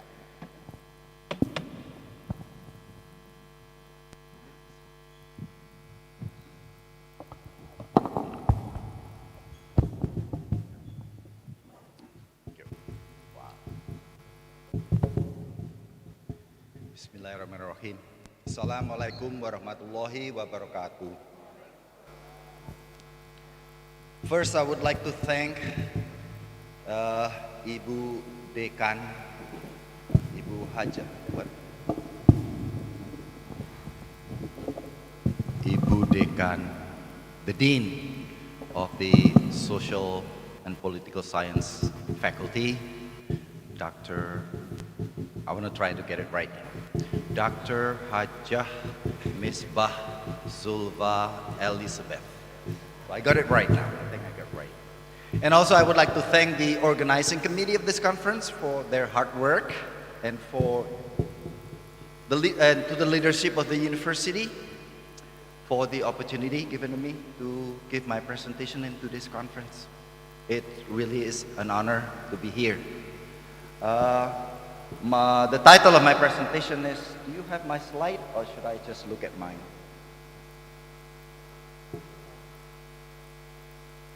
If not, that's okay. I'll look at mine here. All right. So the title of my presentation is, it's a little long, but actually it's simple. The prevalent displays of piety and the increasing revelation of immorality. The significance of contradicting social media phenomena in democratic Indonesia. It seems like really a lot there. But there are 2 points that I would like to make into this presentation. The first is the displays of piety. If you don't know what the word piety is, in Indonesian it would be kesalehan. The displays of kesalehan. That kesalehan is very important in religious communities in Indonesia. And those displays are very prevalent in social media, not just on ground. But also the second part is, ironically or completely different phenomena in social media in Indonesia is the revelation of immorality. So you see the contrast there between displays of piety in social media and on ground and the revelation of immorality. So I think that is really interesting. So the purpose of my talk is to describe and analyze these two intriguing contradictions. I think this is intriguing for me. And then provide examples of the popular expression of piety on ground as well as online and their benefits. So I'm not saying that the expression displays of piety is negative. As a matter of fact, I will show the benefits of it. But I think on the immorality, I will just point on one issue that is prevalent in Indonesia too, that is corruption. Yeah, corruption.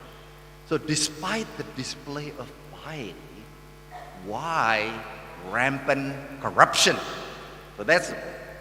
So I will try to discuss the possible reasons. Possible because I'm just using some theories, try to describe why the discrepancy, why the two seemingly contradicting phenomena.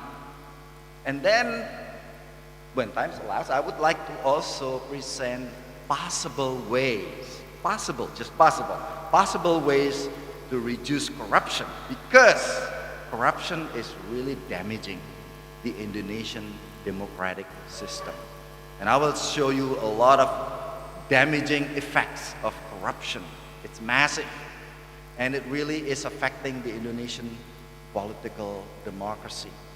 Okay? All right, and even human rights. I'll talk about that later. So Indonesia, Indonesia is a Pancasila state. It's not really secular, not really religious, but it is known as the major Muslim country in the world. Actually, the largest Muslim country in the world is Indonesia. It's well known everywhere. And what is really interesting about it is, when you talk about Islamic country, it's usually a little bit more authoritarian. But Indonesia is unique. Indonesia is special. What makes it special is that, yes, the majority of the population are Muslim, but it's also democracy. Actually, it's also known as the third largest democracy. So, in the past few decades, there has been expansion of Islamization. since the fall of Suharto, the Reform era, and then Renaissance and also Reclef is known their turn of conservative turn, meaning Indonesia is becoming more and more conservative or more and more devout. And daily life, you can see the display of that piety, Islamic piety, okay, which I will explain later. So, it's also helped by the massive explosion of the use of social media, the internet. Dakwah through internet is very popular. You know, a lot of the cyber celebrities, what is like Abdul Somad, Aagim. There's a lot of names that become celebrities, not on ground, but also online, you know. They're great YouTubers. There's a lot of discussion. There's a lot of activities like even Quranic recitation. One day, one juice. Probably you've heard of that. There's a lot of other activities online that really enhance the da'wah or mission activities, that strengthen the faith and also increase the popularity of Islamic discourse in the Indonesian public sphere. But not only that, but also increase the political power of Islam in Indonesia. You know, if you want to become a president in Indonesia or you want to become a governor in Indonesia, you really have to consider the Islamic community power. You know, some candidate must probably visit Kiai. You must visit. You must show your relationship, your credential. Many of them to show that they are good Muslim by being able to do this salat right. And you make any mistake in your prayers, in your rituals, then there are criticism. Are you really Muslim or not? So, being Islamic and being conservative is very important to win the Indonesian election. That shows the power of Islamic politics in Indonesia. Okay. So, there are different kinds of, I don't have to explain this a lot, but one thing, you know, daily activities. If you're not coming from the West, you don't see how religious Indonesians are. But if you're coming from America, from Europe, from Australia, or even from Eastern Asia, coming to Indonesia, wow, Indonesians are really, really religious people. You know, starting from the call to prayer in the morning, the wearing of hijab, you know, the way people interact, how nice, polite, friendly. Those are also some of the types of display of piety, which is very popular, very common and expected in Indonesia.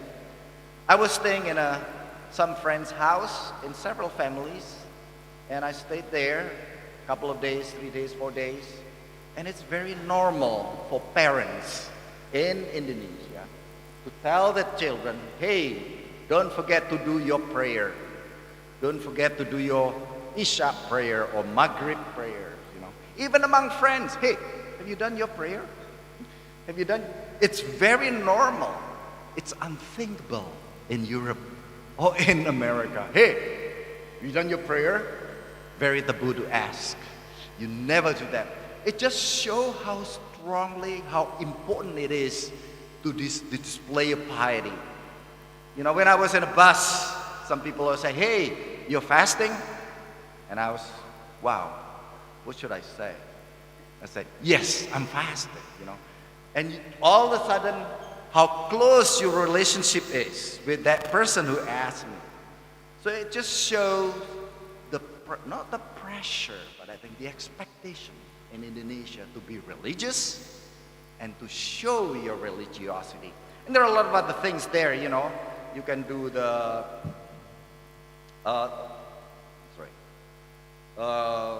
discussion about consuming label or going to a restaurant or discussion of halal label, Quranic recitation group, charitable activities, watching or listening to Islamic preaching, or listening to pengajian or Quranic recitation. There's a lot, even visiting, praying, visiting cemeteries, you know, Now, one of the things that is interesting is I'm also a language expert, so I was interested in code switching into Arabic. That is also part of the displays. And I see in online, if you go to certain group that is Islamic religious, you can see there are a lot of words that are from Arabic just showing religiosity. So Arabic words used in Indonesian interaction is also a show of a piety, that you are religious. Alhamdulillah, Subhanallah, Insyaallah. Well, when there's a tragedy, you say Innalillahi wa innalillahi roji'un and all those things. So those are expectation. Even online in the interaction, you can tell the identity of Indonesian that they are. So this is not bad. This is really good actually, because there are a lot of research that shows religiosity have benefits. Religiosity creates strong social cohesiveness, a sense of belonging, better coping skills because you have social support. You know, the social cohesive. Remember when somebody asked me if I'm fasting and I said, yes, I'm fasting, and all of a sudden there is a connection? That is social cohesiveness among religious people, which is good, which is positive. It can reduce stress, it can avoid depression. Mayo Clinics actually helps happiness and health, and even better quality of life. Okay? One of the most important research, because it is more expensive, Muller, Playfact, and Rumans, for example, 2001, long time ago, 20 years ago or more, they discuss about the benefits of being religious and practicing religious rituals. Longevity, that's interesting. Okay? Even Pew Research Center also conducted research on the benefits of being religious. It's all positive. Okay. Now, Indonesia is known as one of the most religious countries in the world. You can see in the display of piety. But also online, there is shocking phenomena. It's called no viral, no justice. I will repeat that later, okay? But for the first one here, there are a lot of stories. I can pick one, Mario, Rafael Alun, you know that case? That's massive. Why is massive? It started from kids fighting, revealing the corruption of their parents, revealing the corruption of the finance ministry, especially the Department of Taxation. Okay? So that's what is really amazing when the immorality is revealed. Now the question that we'll ask is, why, if Indonesians are the displays, even online, that they are religious people, there's a lot of kesalehan of piety being displayed, why there's so massive immorality? Well, if you agree that corruption is immoral, okay? So research shows devastating effect of corruption. So corruption, but I watch a lot of preaching, Abdul Somad, Agim, and many others, I love watching their speeches. There's not much mentioning of corruption as the most devastating thing that affect the Indonesian community life, the Indonesian politics, and especially the Indonesian democracy. Okay? Corruption in Indonesia has been attributed to political and economic system, deal with ethics, morality, custom, and demography, and it's part of the culture. The problem is corruption has been part of and even deeply ingrained in the Indonesian custom and culture. Okay. Corruption devastates the economic growth, and most importantly, corruption creates inequality, widening the gap between the rich and the poor, and it destroys democracy. Democracy, we talk about politics and democracy. One of the most important things that destroys our democracy is corruption. Because you bought the votes. Okay, there is not much opposition in Jokowi's government now, mostly because there is also high corruption. Meaning, well, now the ministry, you talk about Ministry of Finance, Info just recently also, got involved in massive corruption.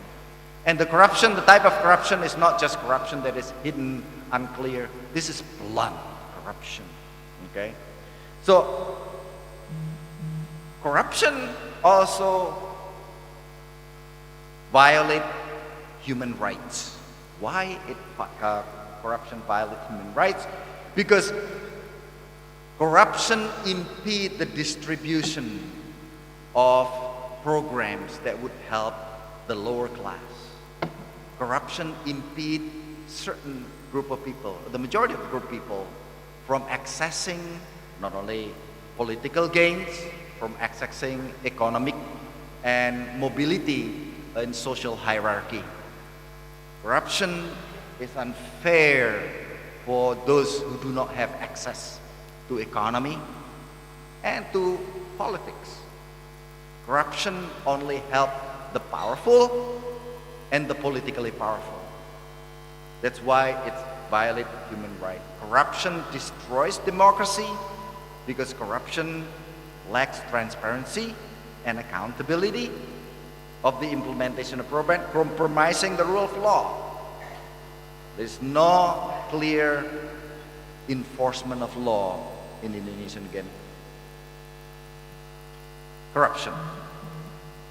But in Indonesia, the Gallup poll shows that 8 out of 10 Indonesians believe in massive structured corruption in Indonesia, damaging the future of the nation. So why not make an issue? Is corruption the main issue of the political campaign in Indonesia? No. Well, I'm glad you're... No. Look at the major presidential candidate, the 3 of them. No. So the Western scholars, and I've been discussing with my friends in the US, why don't they make corruption a major issue? Because that's really the most damaging things. And then I said, well, the majority of Indonesians are already involved in corruption. So in a lot of classes in Undip, in Solo, and in Jakarta also, I asked students, how many of you have SIM? S-I-M? That's driver's license. And then I asked them, how did you get it? The majority of them said, Nemba. You know what that means? We are already part of the structured corruption system. It is very difficult for you, for us, to move up the society, the societal and economical and political ladder unless you become part of the corruption system. And that is really, really bad, okay? All right, but is corruption normal? See if I can play this. I cannot play this. But if I can play this, this would be great, really. No, can't play. So I'm going to go back again. Okay.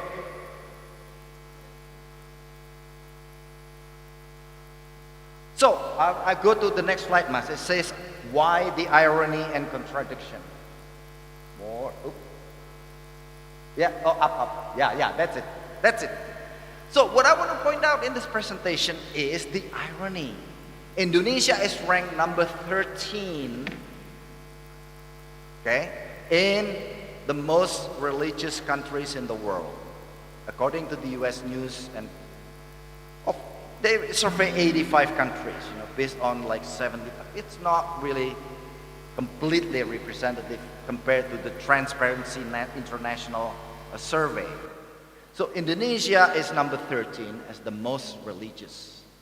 Yet, Indonesia is number 110 out of 180 countries as the most corrupt countries in the world. So I want you to think of that discrepancy. Why, if we are so religious, why we are also so corrupt? Okay?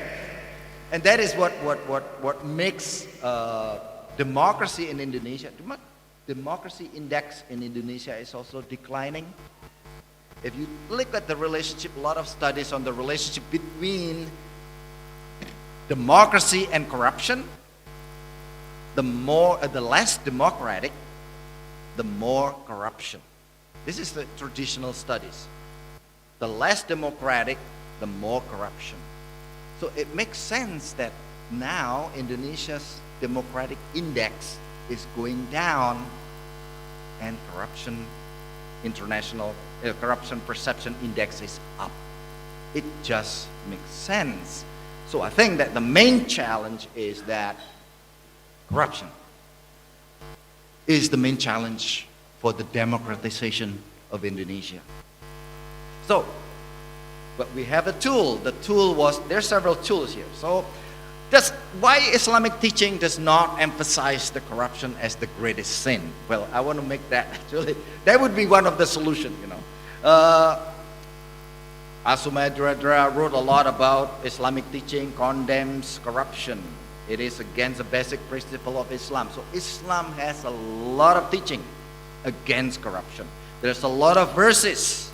Surah Al-Baqarah 2:188, Al-Maidah 442. And then there's many more verses that clerics, preacher can exploit to emphasize the importance of corruption is damaging our well-being, the future of the nation and the democracy.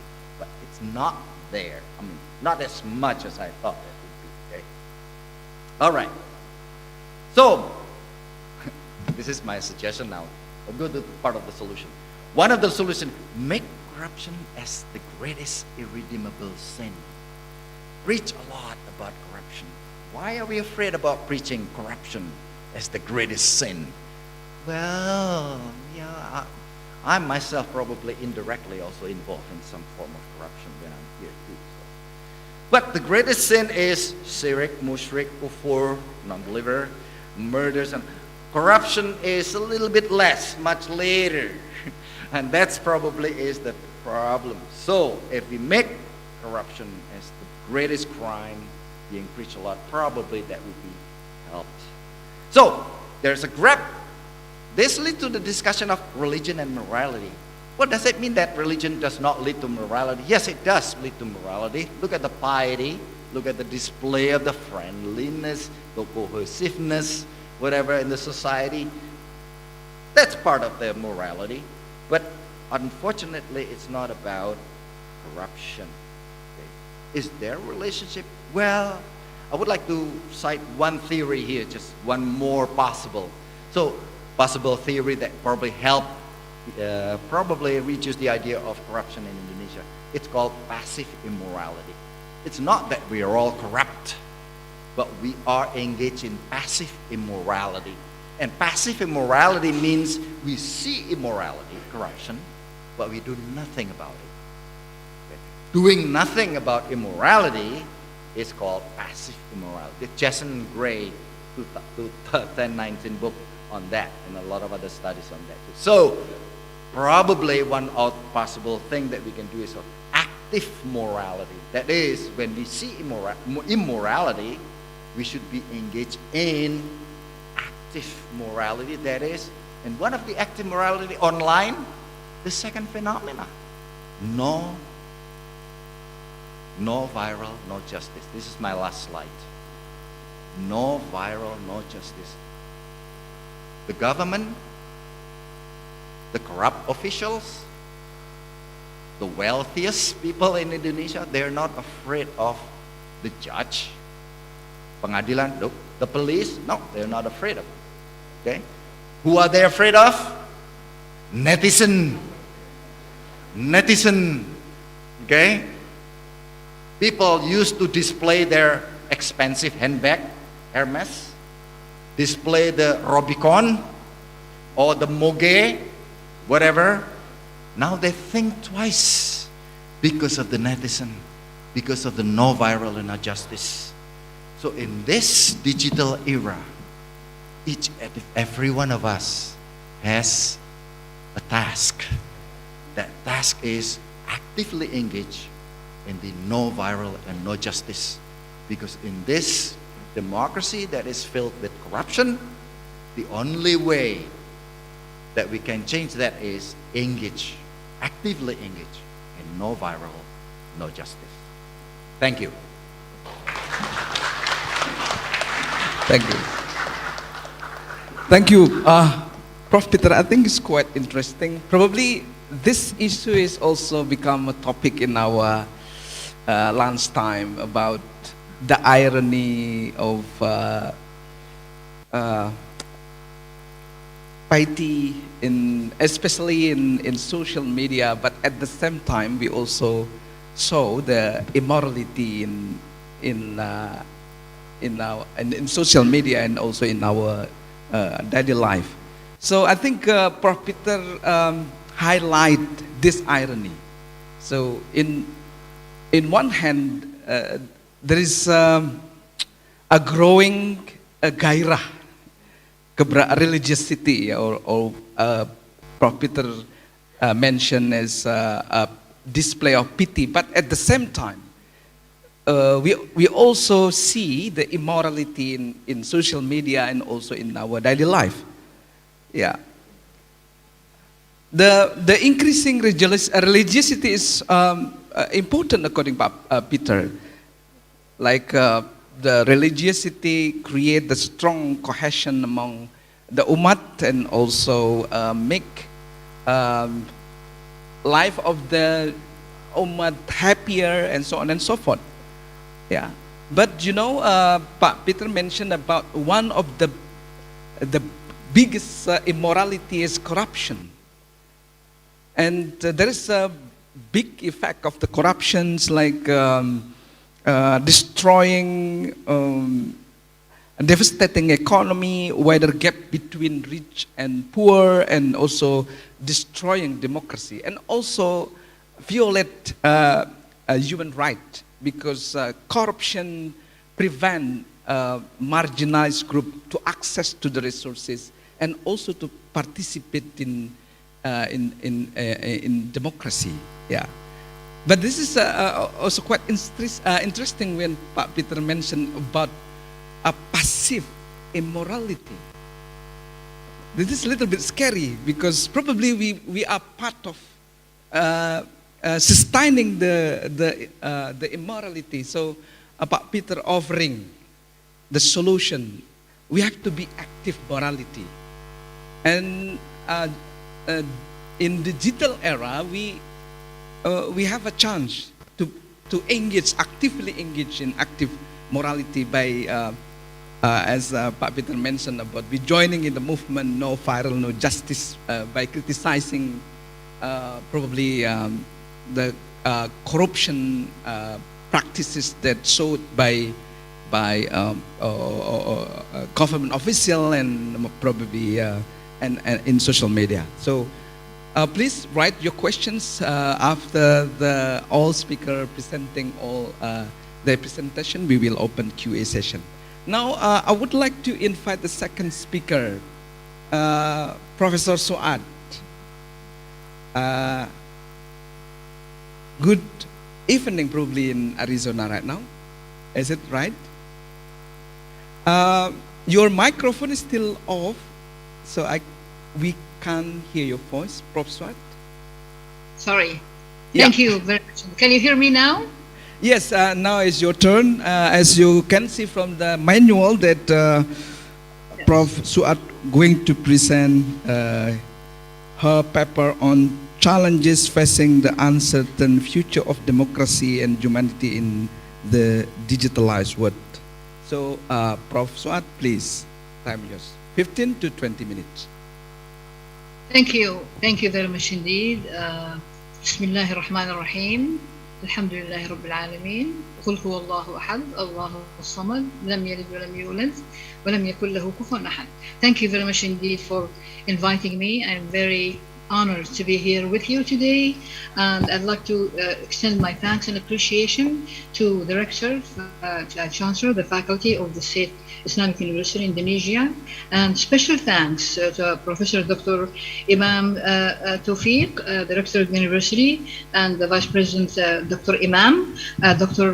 Misbah Sulfa Elizabeth, the Dean of Social Sciences, for her great help throughout the time that I have been preparing for this, especially during the difficulty I went through. I booked my flight. I was ready to come to Indonesia, and then we had the emergency that she spoke about earlier.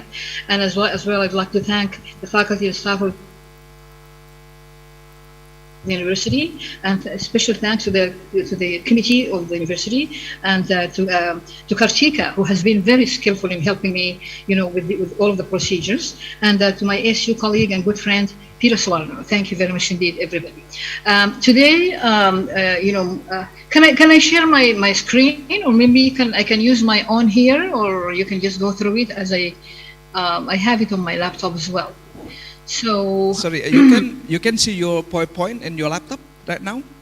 Yes, I do. Yes, so you can just they can say follow. next slide to our operator, so they can help you to proceed your presentations. Okay. Yeah. Thank you. Thank you very much indeed. So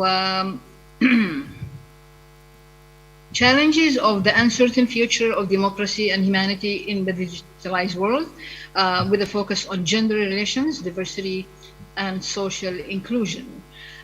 So although the digital age has created new opportunities for democratic participation, information sharing, and societal engagement, these developments also bring forth numerous challenges and uncertainties that need to be addressed and discussed. So the question I pose: how can gender relations, for example, inclusivity and social inclusion, be fostered in the digitalized era and world? So I'm just going through the different slides I have, if you can follow that as well. So democracy, digital transformations in the political participation. Digital technologies and platforms have provided new ways for citizens of the world to engage with political processes, express their opinions, and mobilize for collective action. Social media platforms have amplified the voices of people and facilitate the formation of virtual and online communities centered around political issues. Greater ease of access to information, ability to connect and interact with the linked individuals, empowering people to participate in political discourse and shape public opinion. However, these benefits have not been without, challenges posed facing them. So if we spoke about the, social media and political movements, we see social media as a space for the marginalized to be heard. And a potential risk involved here would be spread of misinformation, echo chambers, targeted advertising. And so what are these challenges and opportunities for democracy? So some of the challenges are social media, algorithm may create echo chambers. Polarization of online discourse can hinder constructive dialogue and compromise deliberation. The role of tech giants and their control over data and algorithm creates the potential for information manipulation. But what are the opportunities? Blockchain technology enhances transparency and security. Open initiatives and digital platforms for civic engagement foster transparency and accountability. Balancing the need for inclusive transparency and accountability with concerns over privacy, misinformation, and algorithms biases is essential in shaping the future of democracy in the digitalized world.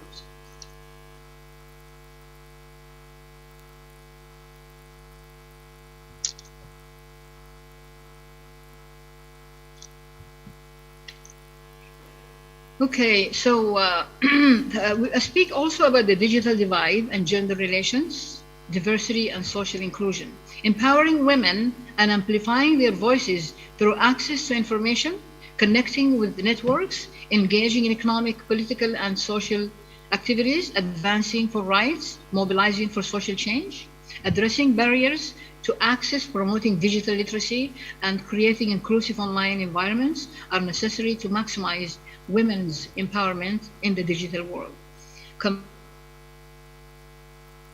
Combating online harassment through legal protection, platform policies, community support, and digital literacy. I have two case studies that I will talk about. They are more expanded in my paper, but I'll talk about them at the end of this presentation briefly. Okay, so the cursor keep jumping. So promoting diversity and inclusion online. Online platforms and tech companies have a responsibility to create inclusive design practices that prioritize diversity and representation. Diversifying the workforce, involving marginalized communities in decision-making, detecting and mitigating biases in algorithm. Education and digital literacy programs, policies and regulations, mandating transparency in algorithmic systems, combating online hate speech and discrimination. Some of these benefits, provided by these different social media methods, and these include, of course, all of the Facebook, Instagram, YouTube, as well as all of the other social media platforms.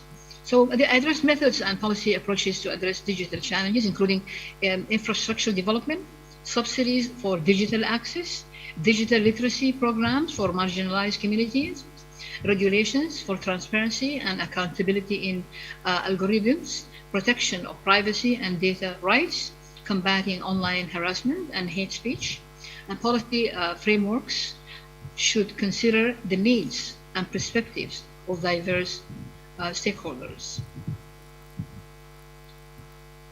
So what are the benefits of global cooperation and governance? Internationally, there are so many benefits that can be achieved by global interactions and cooperation in the area of social, in the social media, within the context of the broader context, democracy and humanity. Collaboration can promote the exchange of best practices, harmonize policies, address cross-border challenges.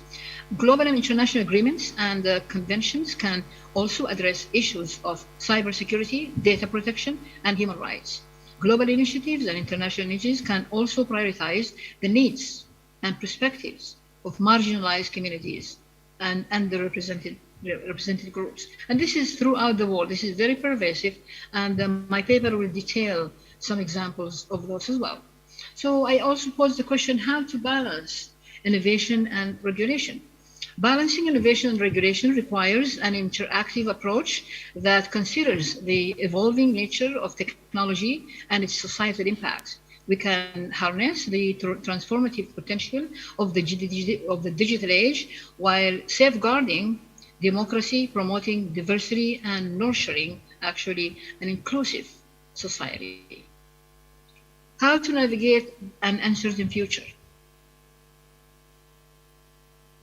So in conclusion of this part, I argue that this involves bridging the digital divide for marginalized communities and developing countries, empowering women in the digital world while preventing harassment and gender bias, the concern of algorithmic biases, lack of representation, and the echo chamber effect. Addressing these concerns with policy frameworks, ethical guidelines, and inclusive design practices, international cooperation, and governance frameworks to address global challenges.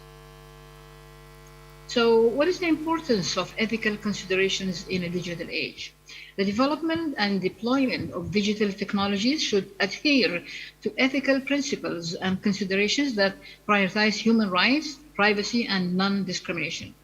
Ethical guidelines should address algorithmic biases, data privacy, informed consent, responsible use, and fight misinformation, which is very prevalent in social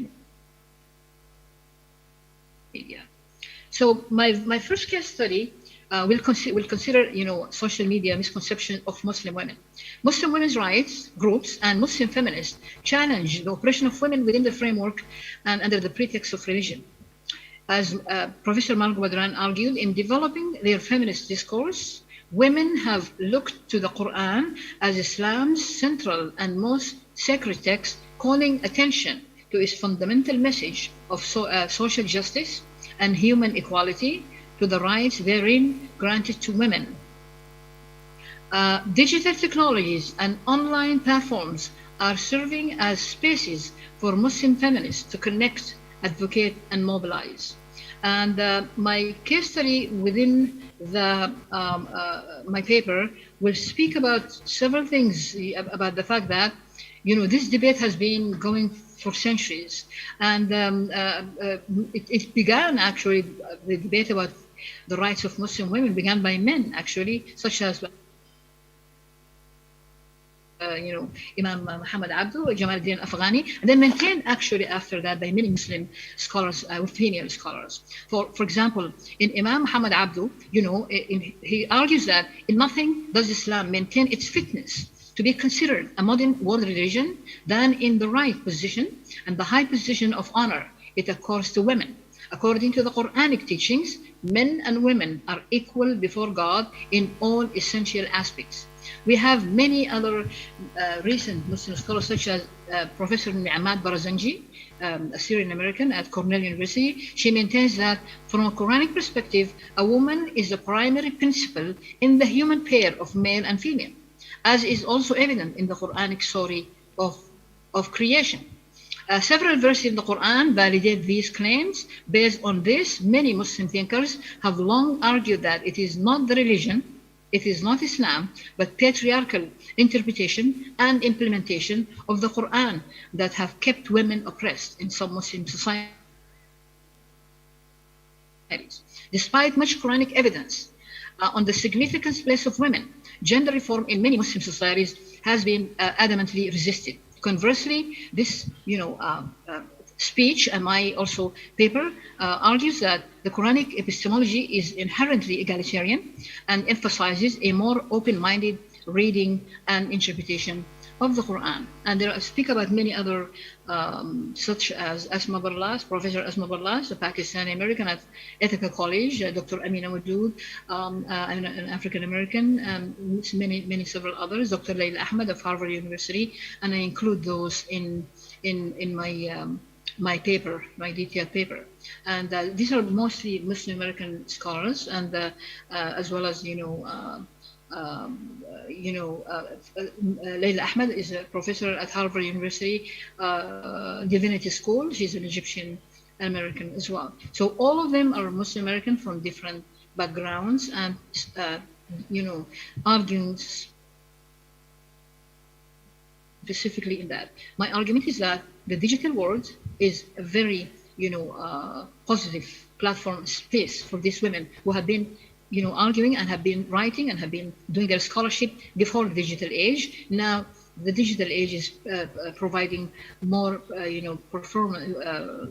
platforms for them to continue within a wider perspective that can reach several of these young women who are oblivious to their rights, And when I teach my class, the Quran text and women, most of my Muslim, my students are actually non-Muslim. Some of them are, and as you know, Arizona State University is the largest university in the United States. So these classes are very large and huge, and so even the Muslim students in the class are oblivious to the fact that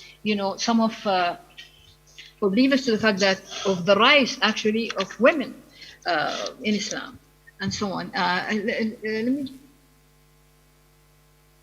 just see here something on my computer, trying to find something here.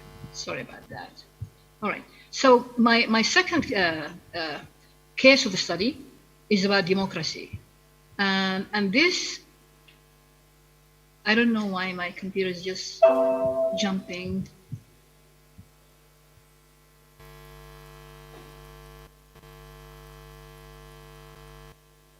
Yes, sorry. Sorry about that. Can I have the last slide? See here, yeah, before the last slide, because my laptop is not giving me that last slide here, I think. Anyway, it focuses on democracy in the Sudan and the 2018 revolution that toppled a dictatorship of 30 years of the military dictatorship of Omar al-Bashir. Now, this military dictatorship that continued for 30 years with corruption, with brutality, with all of the kinds of dictatorship can bring to a country such as Sudan that witnessed 3 democracies, since independence. So this vital revolution happened because of social media, because these youth who took to the streets and university students were using their Twitter, they were using their Facebook, they were using their Instagram and to organize, and they were able to topple this amazing revolution. So social media can work, and what are they looking for? They want democracy, they want a civil society and a civil government, and they succeeded highly. And this happened, but again, a military dictator came in 2021, 2-3 years after, and now there is a huge war in Sudan, if you're following that. So my paper will detail how social media can help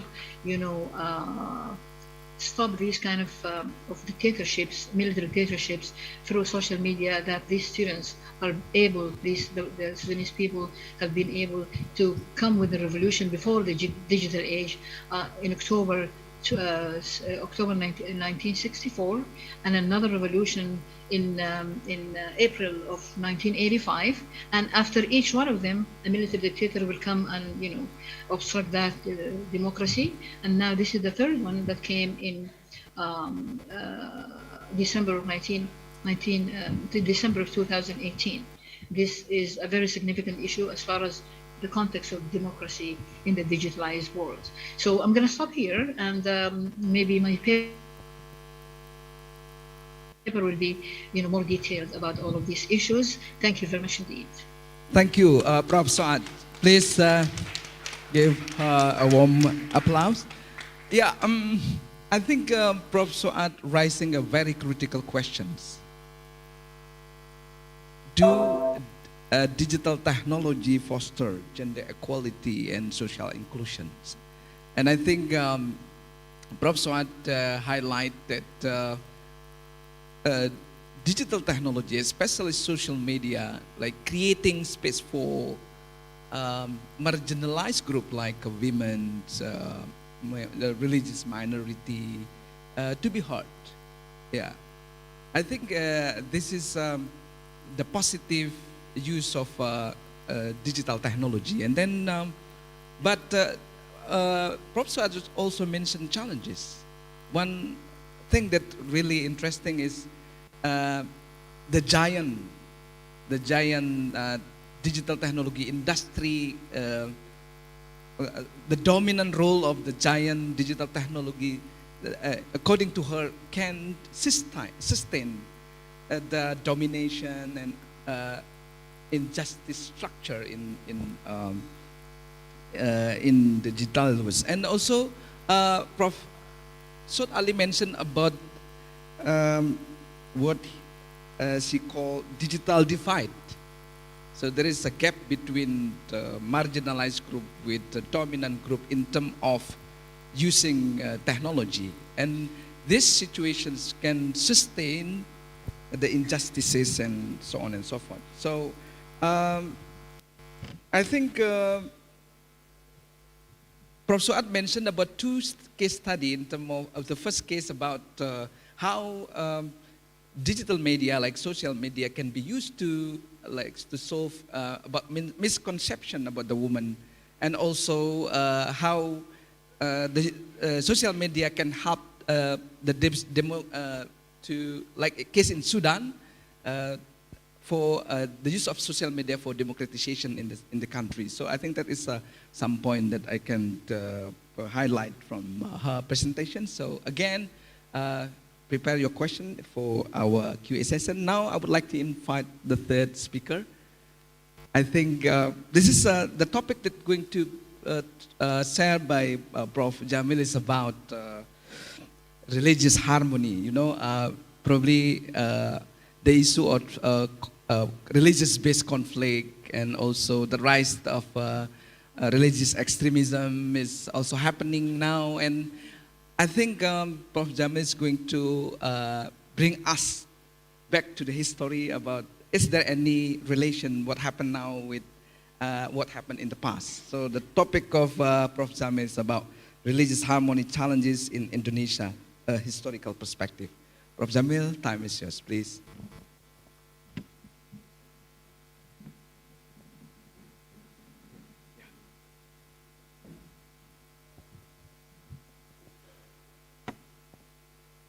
Assalamualaikum warahmatullahi wabarakatuh.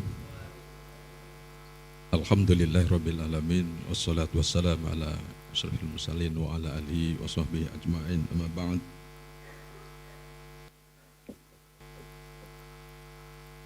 Ladies and gentlemen, and in special Mrs. Dean of the Faculty of Politics and what? Political Science. Ibu Dr. Hajah Elizabeth Misbah Zulfa Elizabeth, and also my old friend Professor Peter Swarno. I'm glad to be here with him because we have valuable meeting during my position as rector in 2007, if not mistake. Yeah. I came to Arizona and we have unforgettable memory coming to his house and also coming to the part of Arizona, namely Sedona. But I still remember when I entered America, I was interrogated by FBI. And I have to phone Professor Peter Swarno to show to FBI where I go now. Because he asked me, what for you come to America? I was suspected because my name is Abdul Jamil bin Masudi. Because there's bin in the middle of my name, and then they remember Bin Laden. I was interrogated in San Francisco airport for about 1 hour and almost not catching the next plane to Phoenix. And I have to show the person must be contacted in Phoenix. And it is this man, this gentleman, Professor Peter Swarno. Glad to meet you again, Professor Swarno. And also I'm glad to be here because there is a German speaker, Professor August Pradeto. I'm glad to meet you. And especially because it is very easy to remember your name. Comparing to another German scientist, there is Friedrich Schleiermacher. It is very difficult to remember this scientist. And also Karl Brockleman. Karl Brockleman is the writer of the big 6-volume book entitled Geschichte der Arabischen Literatur. It is written by Karl Brockleman. Very difficult to remember, but Professor Agus Pradeto is very easy because look like the Japanese name, Agus Pradeto. Yeah, glad to meet you, Prof. Agus. I hope my presentation coincides with the topic of this seminar, democracy and social transformation, by discussing challenge of religious harmony in Indonesia from historical perspective. And mostly of my paper based on my experience when I was Director General for Islamic Guidance in Jakarta. I engaged in resolving conflict, although I feel I am not success in resolving some of the conflict. Why? This is the answer here. Because conflicts sometimes emerge cyclically in front of us. That is Indonesia. So one of the most important issues that disrupt humanity is the religious-based social conflict that occur in various regions, both domestically and internationally. Although history has provided a valuable lesson regarding various interfaith tension and its resolution, it does not mean that the issue is resolved.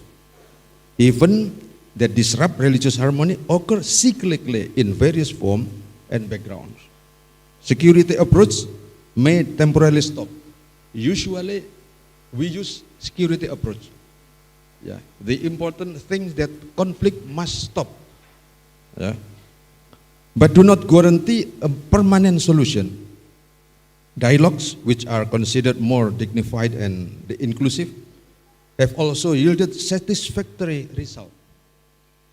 Dialogue and harmony often occur, this is the fact, dialogue and harmony often occur only among leaders, while conflict frequently arises at the grassroots level. By examining this problem, historically, it is intended to learn valuable lesson in increasing collective awareness among us of the importance of perspective and action to avoid conflicts among fellow citizens. I'll start by explaining tension in establishing the foundation of the state. This is very important. We know that Preparatory Committee for Indonesian Independence, called PPKI, don't omit P, PPKI, discussing concept of the foundation of state.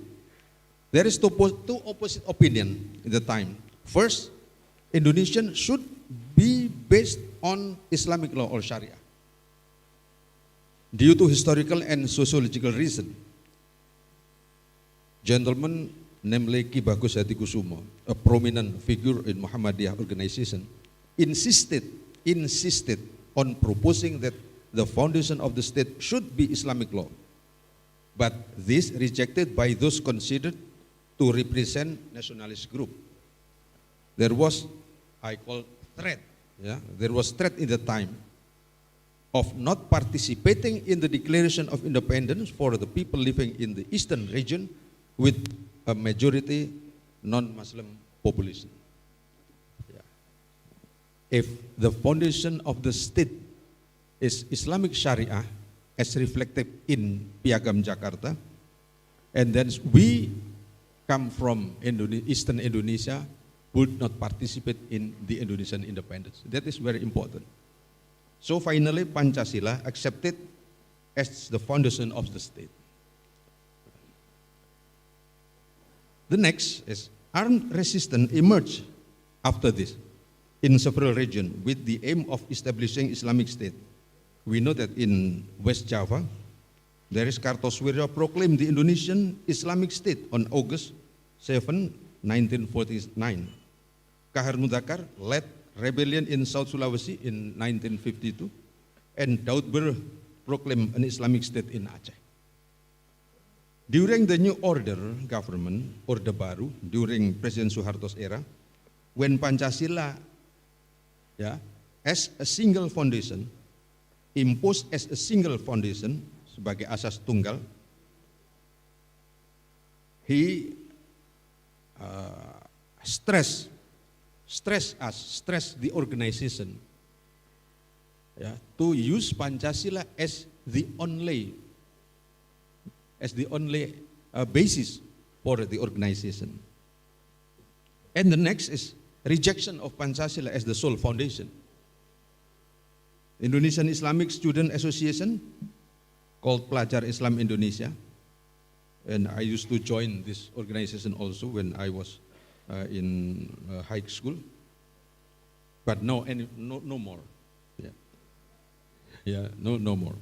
And Islamic figures such as Deliar Nur, AM Fatwa, Syafruddin Prawanegara. Consequently, PI disbanded in 1987 because it did not obtain government permission. Similarly, the Indonesian Muslim Student Association, HMI, split into two groups. One group accepted Pancasila, while other rejected Pancasila. That is called HMI MPO. We are familiar with this term. This issue always resurfaces voiced by affiliated with few that still advocate for the implementation of Islamic law in Indonesia, such as action carried out by a group like Islamic Defender Fund, FPI, headed by RS. I think all of you familiar with HRS, HRS, Habib Rizik Syihab, and Hizbut Tahrir Indonesia, HTI, Jamaah Ansarut Tauhid, JAT, and others, still many others, against Pancasila as a sole foundation in organization. Hardline group perceive Pancasila as worshipping anything other than Allah. It is called Tawhud. Tawhud, Arabic language, means worshipping anything other than Allah, and are willing to sacrifice themselves to reject it. And then the next is the picture of how Pancasila rejected by some of those as the architect of Bali bombing. One is Imam Samudra. He said like this: "This is just speck of dust for mujahideen who are fighting outside." The bombing of Bali, which caused, I think, 82 people were reported dead.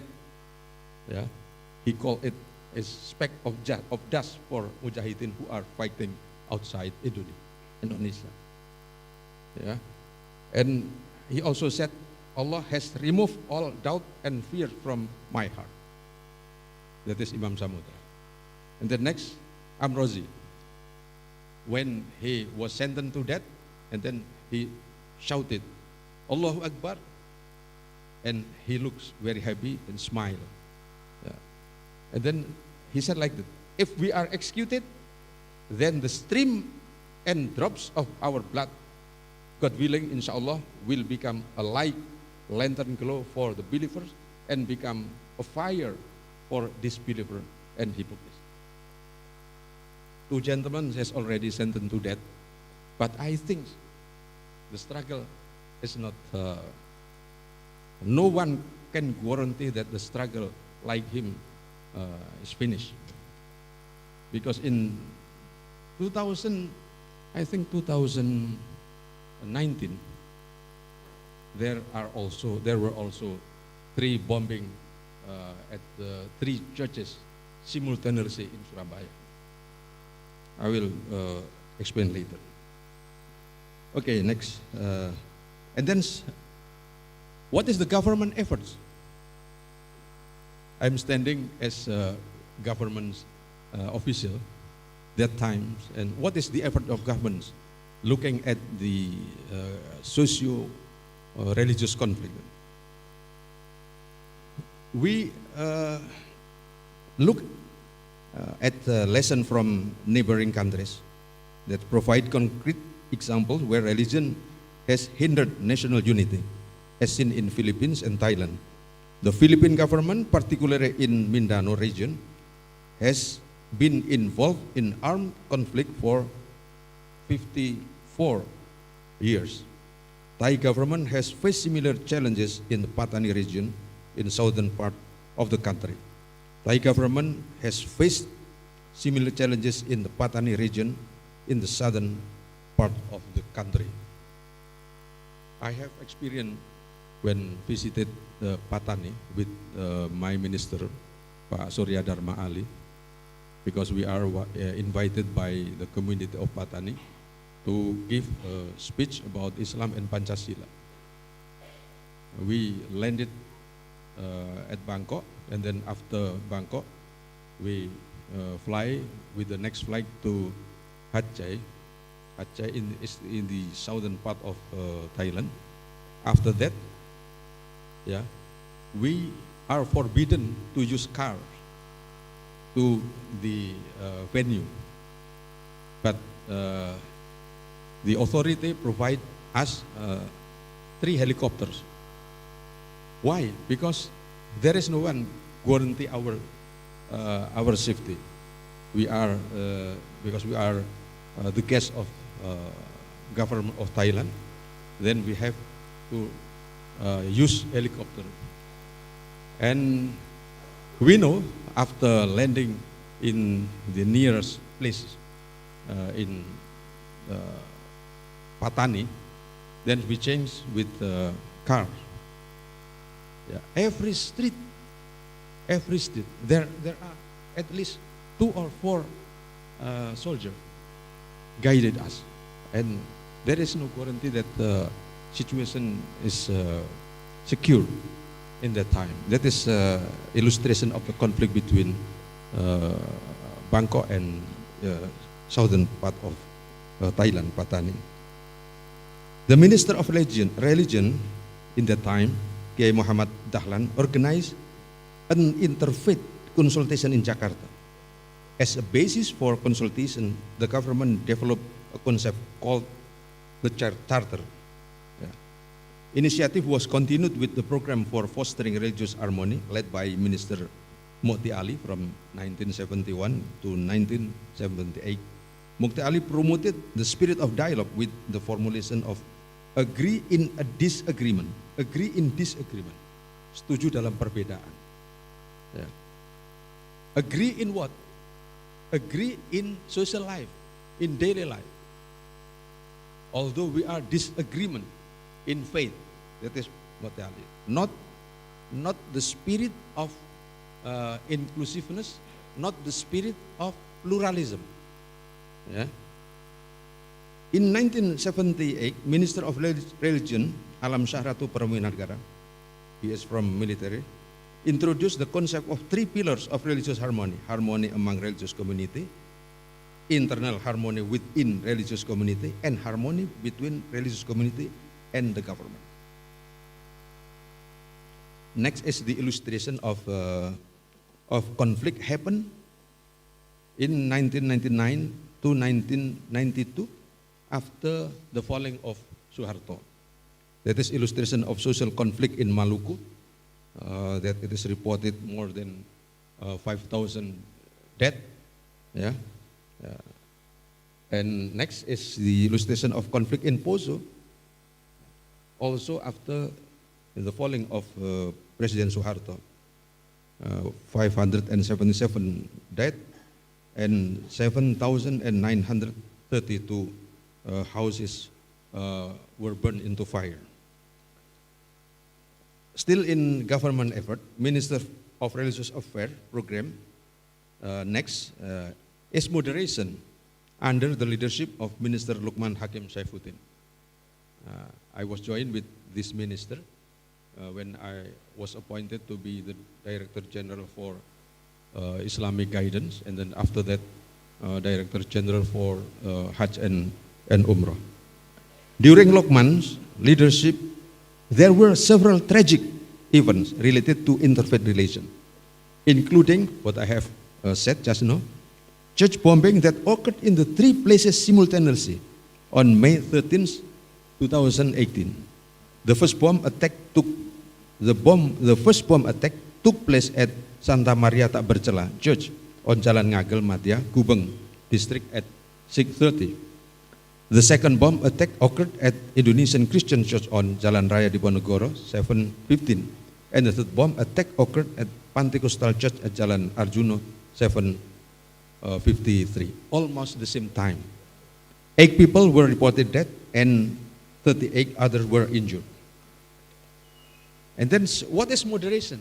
According to concept of Minister Lokman Saifuddin. Moderation derived from English word, moderate, means keeping within reasonable or proper limits, not extreme, not excessive, not intense or intense. In other words, it means maintaining attitude and behavior within reasonable and sensible boundaries without being extreme or excessive. A moderate stance also allows room to believe in the truth of one's own religion while respecting others with different belief.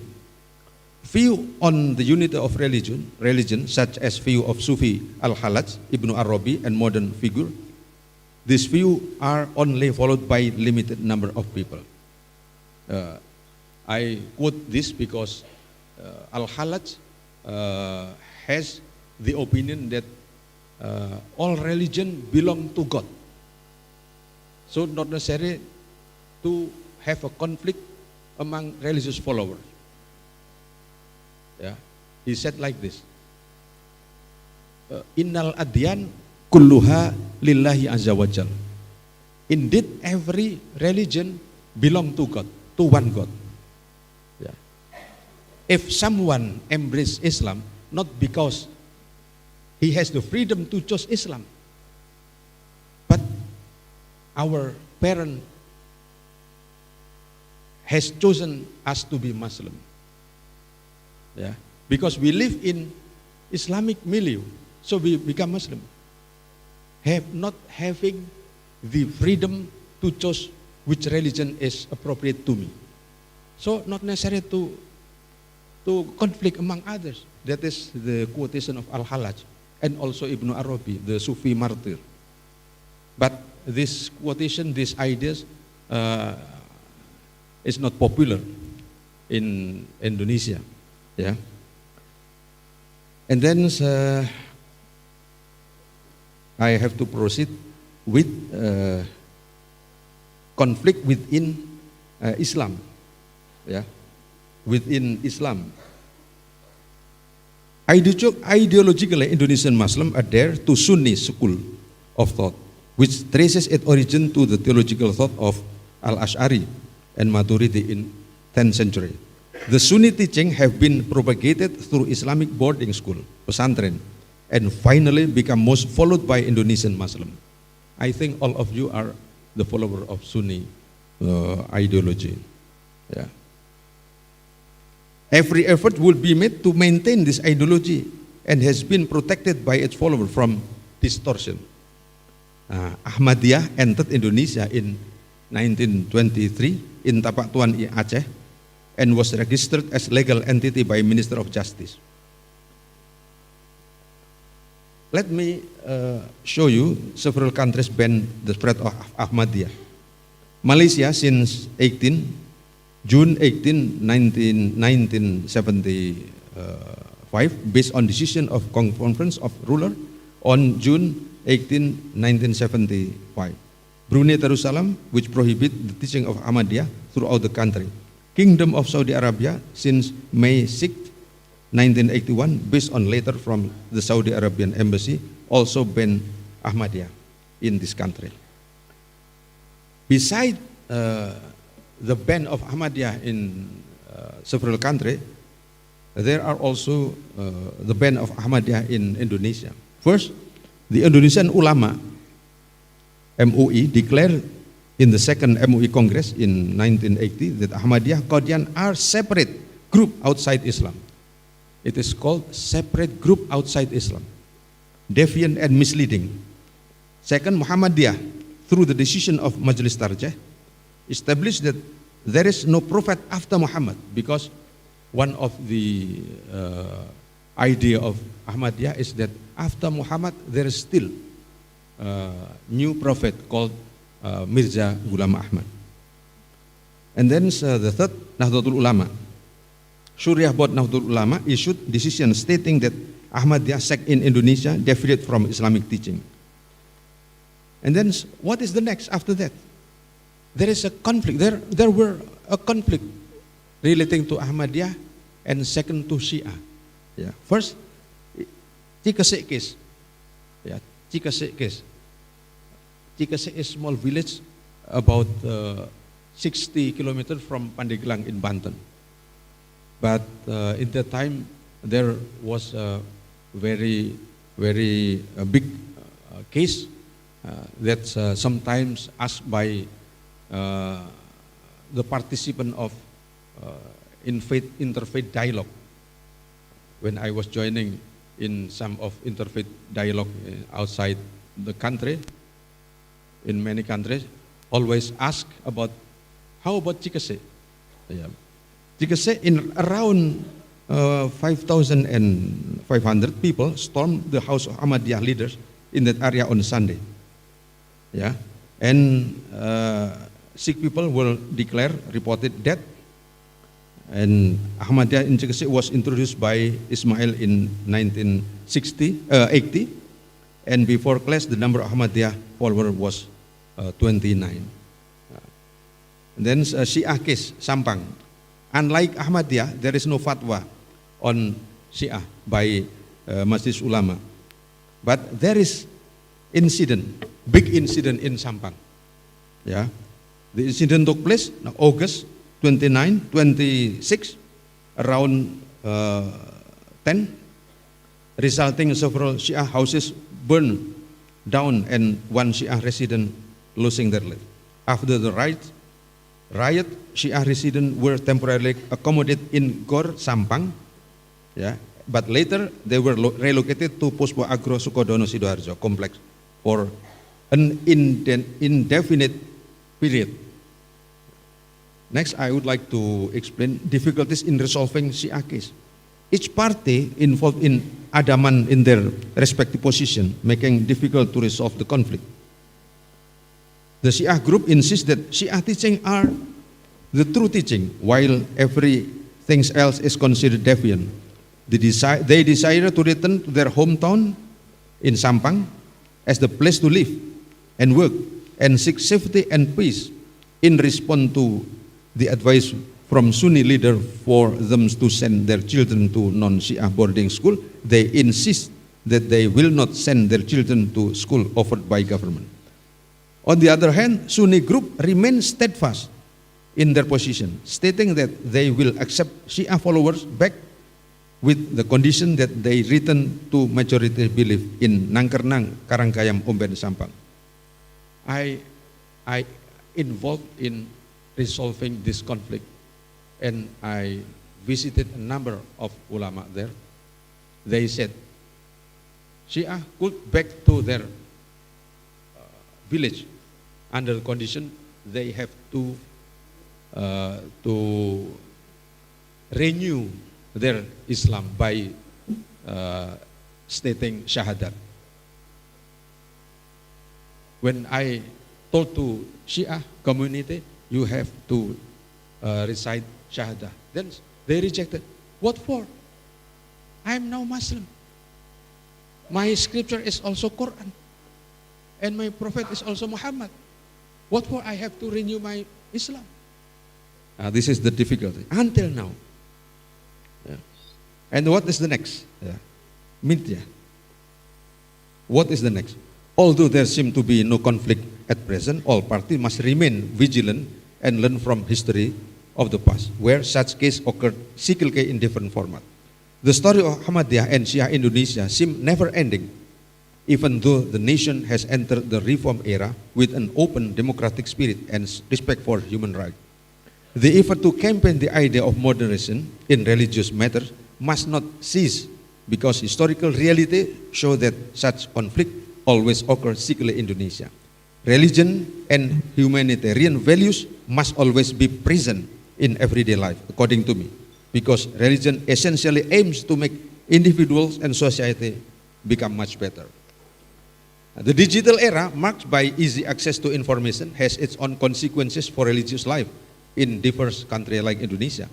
Incidents that occur in one region quickly spread to another areas with various narratives, often accompanied by deliberate action from irresponsible parties to disrupt interreligious relations. An example of this is the news of burning of a major mosque in East Indonesia, which initially triggered emotion among Muslims in Western part of Indonesia. Yeah, after the clarification of the authority, it is not happen in East Timor, but it is what do you call? It's one of the most in Luwu, burned into fire. Yeah, 3 years before that. That is the consequences of the digital era. Yeah. Such messages appears to be created with the intention of creating turmoil among the community, especially among religious believers.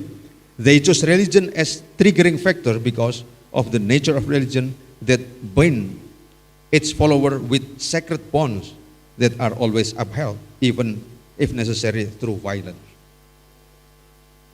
And then next, the last one, promoting ideas of harmony and inclusiveness and uninclusive attitudes must be done with caution, considering the strong primordial attachment of religious community to their respective religion.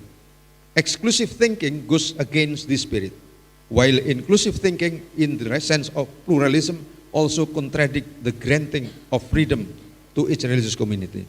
Institutional efforts are needed like Religious Harmony Forum (FKUB) as a platform for discussing solutions to religious issues in Indonesia or another non-government organization having deep concern in religious harmony. Finally, history is the best teacher that provides valuable lesson about the joy or sorrow of humanity, which should make us wiser in deciding what needs to be done for the future. Assalamualaikum warahmatullahi wabarakatuh. Waalaikumsalam warahmatullahi wabarakatuh. Thank you, Prof. Abdul Jamil. Yeah, I think this is the presentation is bring us to the past of the history of our country about the tension and conflict between the religion or within religion. And Prof. Jamil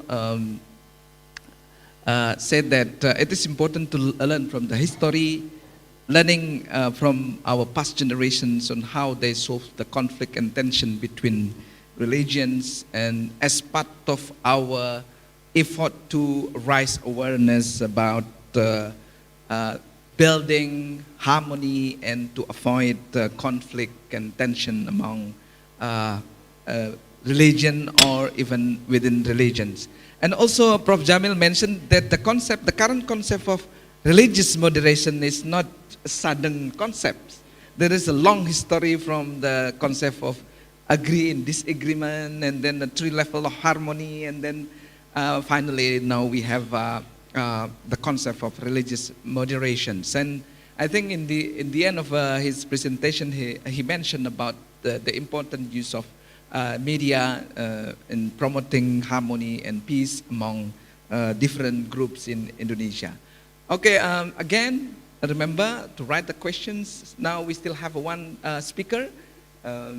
Bu Eli already said to me, I just want to say about 10 minutes, so after that we will open QA sessions. So please, Bu Elis, time is yours.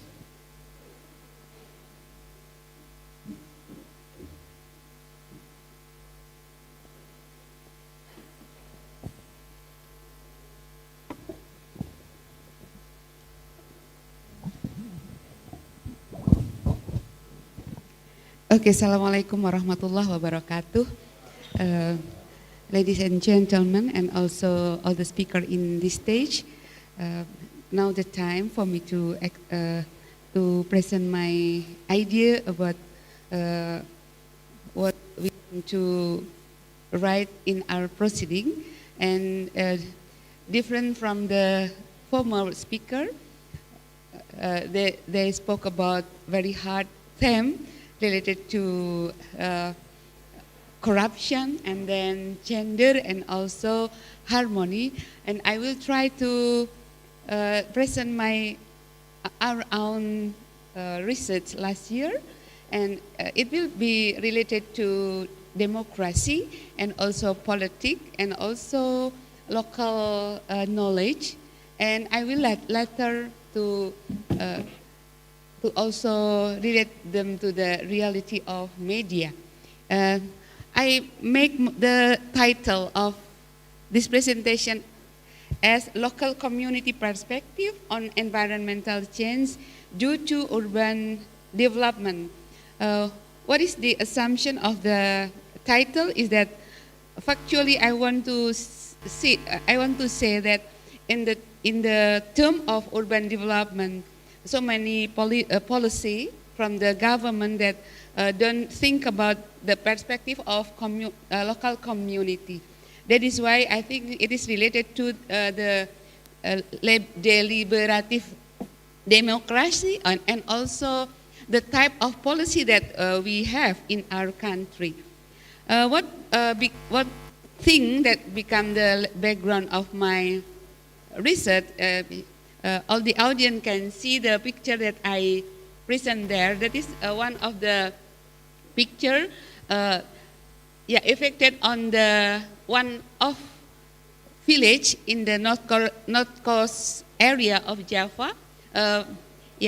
Slightly it is in the Mark area, which is synced because of the high level of sea level, and the above photo is express one of the grief from the Kiai. It is synced to beforehand it is in line, but now in become in the mid of sea.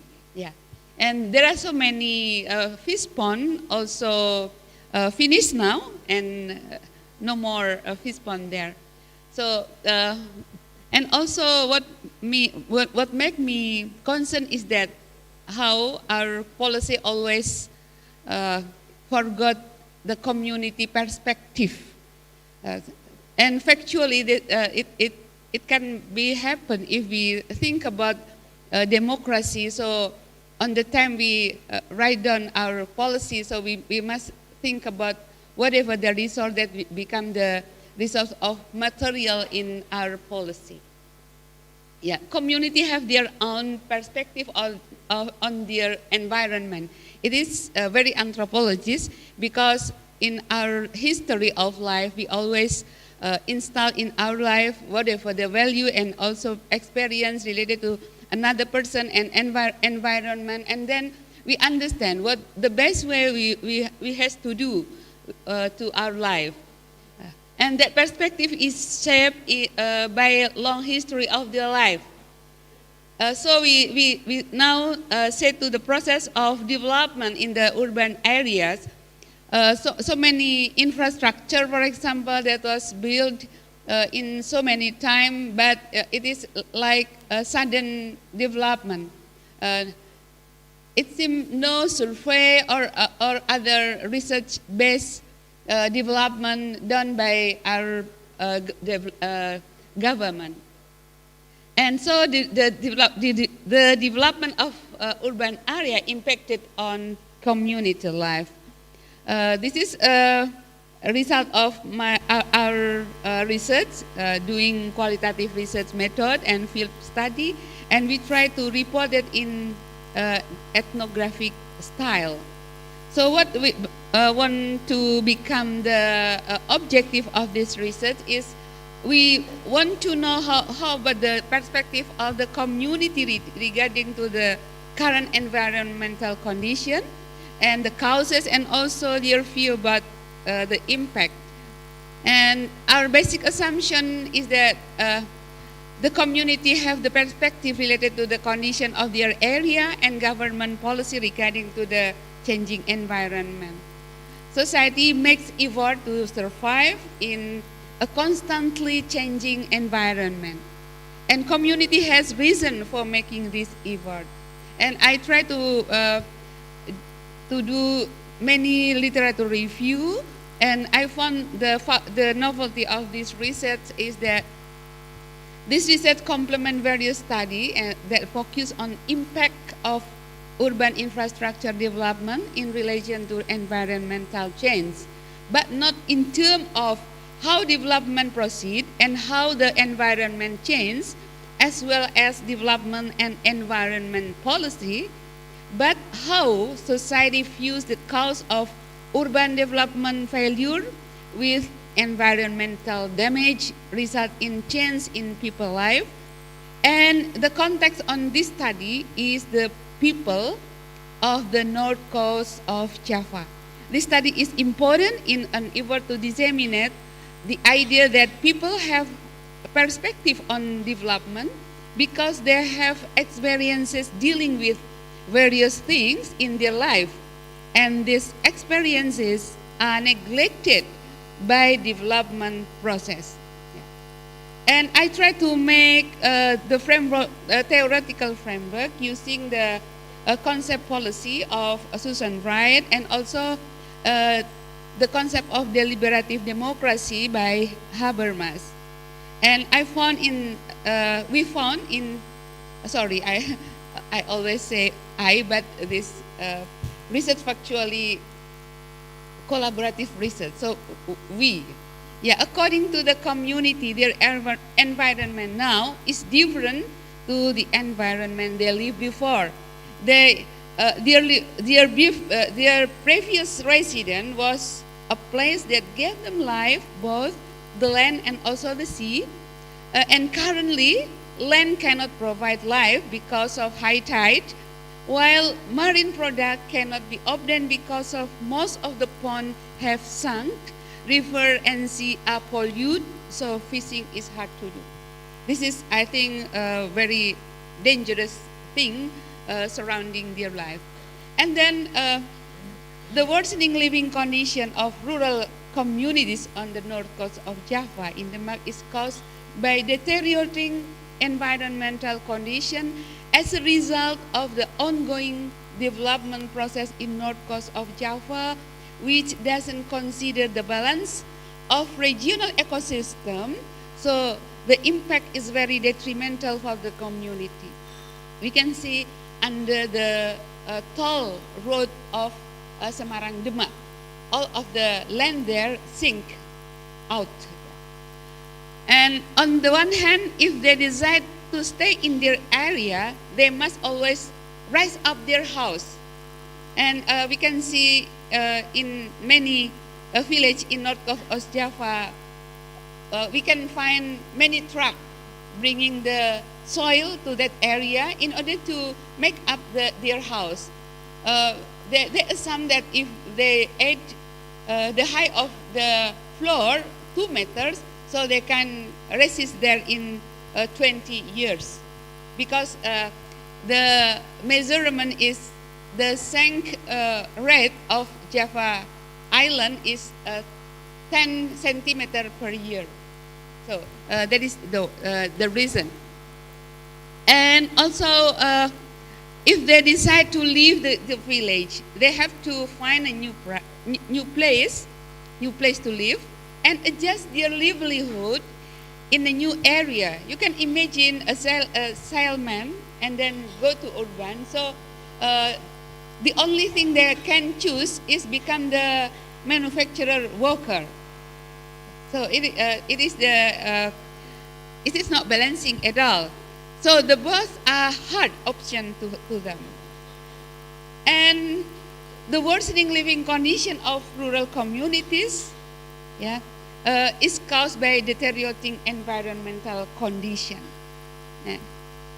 And what they see as the environment change is because all of the, maybe we can say all of the development never think about their consideration, the community consideration, I mean. And the environmental change have made several impact.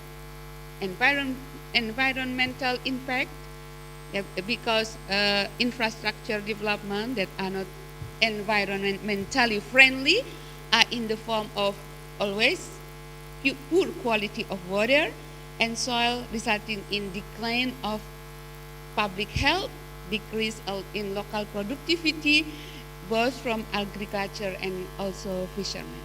And social impact also, because of the deteriorating environment, the condition of social relation worsen. For example, because of sinking house, create anxiety. This is one of the example. and also economical impact. Environmental change have resulted in economic change, and also, of course, political impact. The decline of environmental quality has become the material for political campaign. There are some promise from the candidate, for example, to make a better condition of the environmental as a material of their campaign. So we can imagine in the condition in which we have book media usage. So this kind of condition become the material to show the dissatisfaction of the society, and it is very critical, I think, in order to think about the process of democracy in our society. What I analyze in this data is that referring to the concept of policy from Susan Wright, who stated that policy factually is powerful social engineering tool because policy have commands characteristic to that the subject of the policy is forced to obey the policy. On the one hand, currently, the strength of democracy is encouraged to have a strong base of community support, both as source of data and resource of finance. So policy should have strong leg from the community-based government institution and non-government organization. But in fact, the policy is detached from the community base.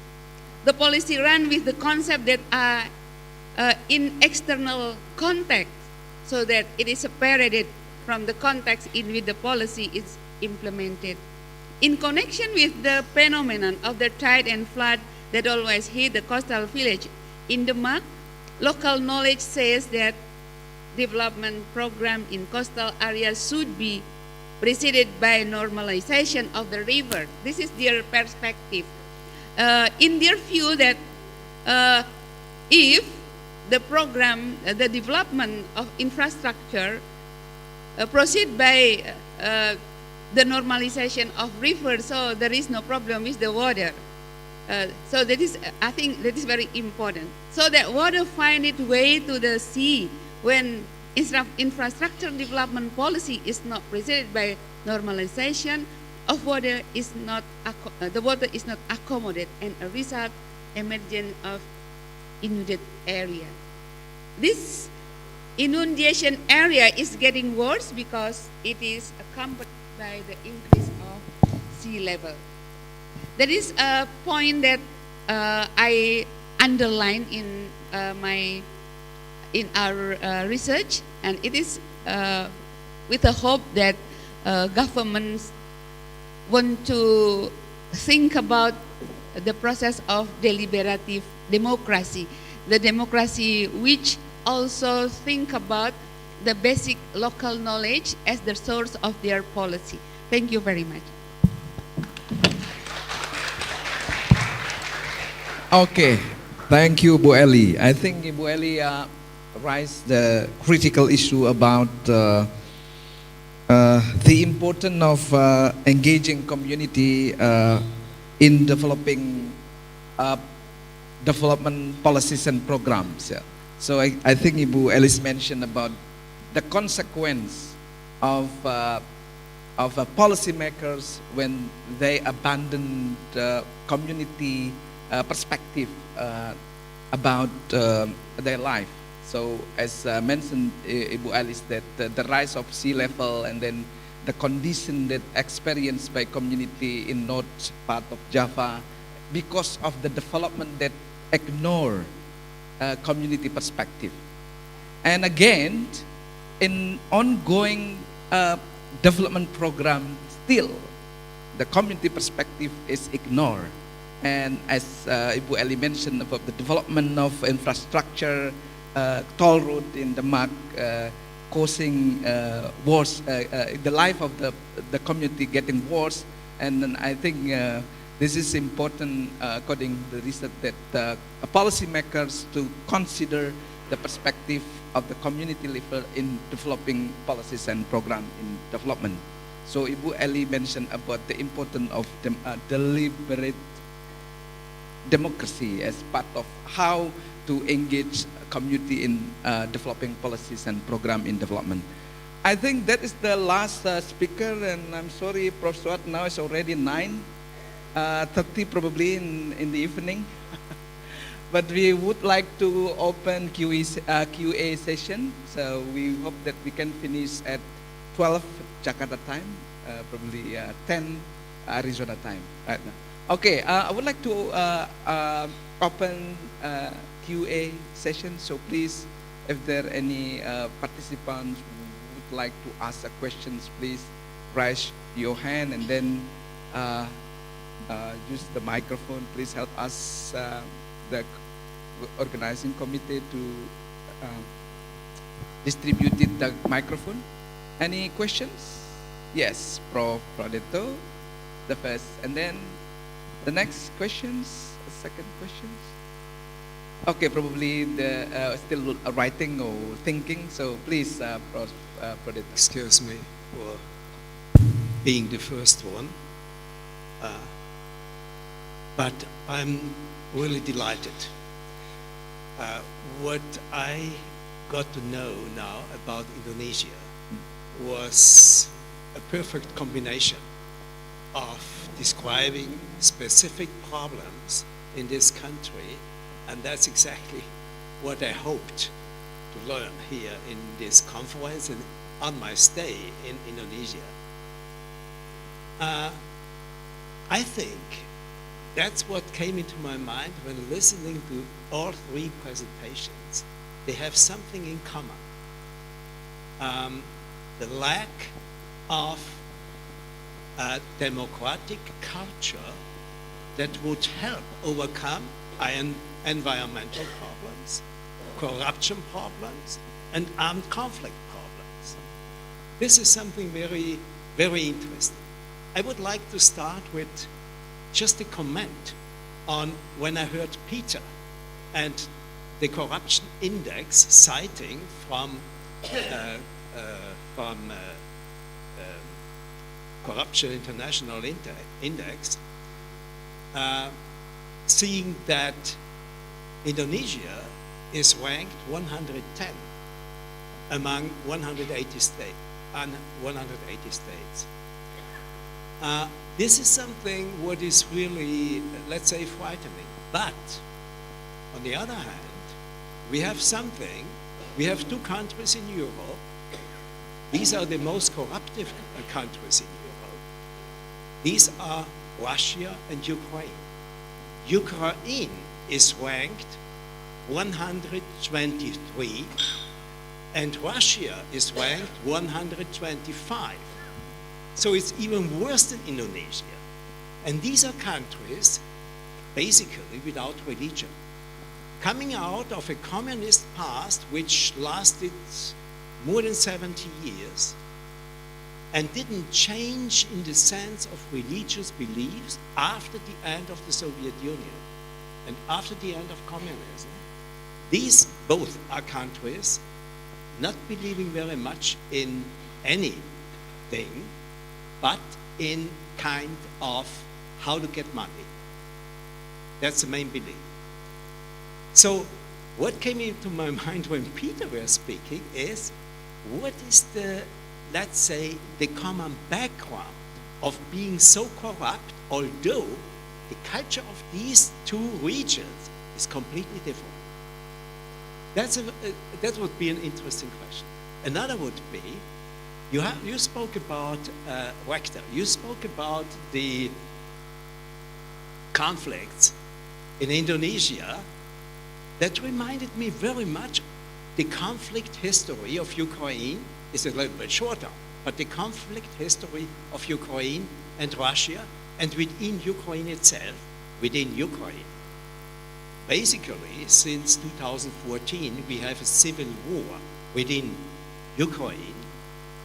What brings me to the idea, it is no need, but that's clear for everybody, that it must be religious conflicts that instigate that kind of violence can be very different issues, but they have something in common: the radicalization of beliefs. The radicalization of beliefs and people who want to fight for that. So this is something. And that's just an idea, and I would like you to comment on this. If I am allowed to ask you, is there something when talking about Habermas, the dean spoke about Habermas, and that's an important thing perhaps to think about when it comes to the questions, not if it is not only the question of taking part in the fight personally against immorality, or taking part in the fight against radicalization on a personal way. Is it about, and that's what Habermas was very much stressing, is it about institutions, about procedures that are most important to get over conflicts, radicalization conflicts, to get over question of corruption, and to get over that kind of ignoring community concerns when it comes to environmental. What Habermas told us, and that's something perhaps what was very important for the German history of developing political culture in our country, what he always stressed is we have to invent procedures for communicating each other on our problems, procedures that are accepted by everybody or by the vast majority of the society. And you have to get involved as people in the procedures, and on this you can build up a political culture and an institutional culture that would help to keep our society peaceful and with less corruption as well, and with more perspectives for a good environment. Thank you so much. Thank you, Prof. Prodeto. Yeah, I think the question is for three speakers here, because what Prof. mentioned that the problem rise have similar root, and there's a connections about the lack of democracy. So probably Peter want to respond. Thank you for your question. That's not an easy answer because each country is different. But if you look at the history of corruption, it has been part of human communities in different parts of the world. Since when, we don't know, but there has always been corruption. And there's no one single country in this world that is completely free of corruption. There's level of, even the United States, supposedly one of the most democratic country in the world, it's ranked 27th. So there are still some corruption. But interestingly, one of the less corrupt is also a little bit more authoritarian. Singapore is ranked number 5, but yet it's not as democratic. So there's no one answer, one-to-one relationship actually between corruption and democracy. And you mentioned about Russia. Ukraine is supposedly moving toward democratization, but it's still ranked about the same as Russia, which is supposed to be already authoritarian. So I think if you look at Singapore, even if Lee Kuan Yew is supposed to be a little bit more authoritarian, but he does not have this nature of greed. You know, you can be authoritarian. Apparently, this is what Singaporeans believe. You can be a little bit of authoritarianism, you know, embrace that, but it's for the benefit of the public good. So that's the difference. As long as the leaders, high-ranking officials are exploiting the law, exploiting the situation for their own personal gain, that's when the corruption happens. And that happens in different parts of the world, regardless. as long as you are concerned for the public good, for the welfare and well-being of other people or the whole country, even if you're a little bit more authoritarianism, you still can maintain a clean government. That's what Lee Kuan Yew believed, actually. So yeah, there are a lot of different factors why some countries are more corrupt than the others. Not as linear and straightforward as democracy, less corruption, or more authoritarian, more corruption. Okay, it's also part of the culture, how much it has been accepted historically in different parts of the world. Some Indonesian now, I would say, we are a little bit reluctant to combat corruption. As a matter of fact, we are involved in it, and to a degree also enjoying it. And one of the benefits of that is it's more efficient in a lot of cases in terms of bureaucracy. So yeah, there's a lot of factors that I cannot answer, but those are, but greed, lust, personal gain, disregarding the welfare and well-being of the public, I think is the main cause of corruption. Thank you. Prof. Jamil, do you want to respond? Yeah, thank you, Prof. August. I agree with your opinion that related to religious conflict as manifestation of radicalization of belief. Yeah, to quote theory of sociology in religion. It is from the book of I think from German writer. His name is Joachim Wach. He wrote a book entitled Comparative Study of Religion. He said that religion is really the experience of believing ultimate reality. The belief of ultimate reality, usually called God. But according to him, that this is tend to express in thought, in action, individually and socially. If it is expressed in thought, then someone could not be separated from his religion when he thinks something. Also his action. But if it expressed sociologically, then it's become what we call in Islamic term as the action of ummah. As our Prophet say that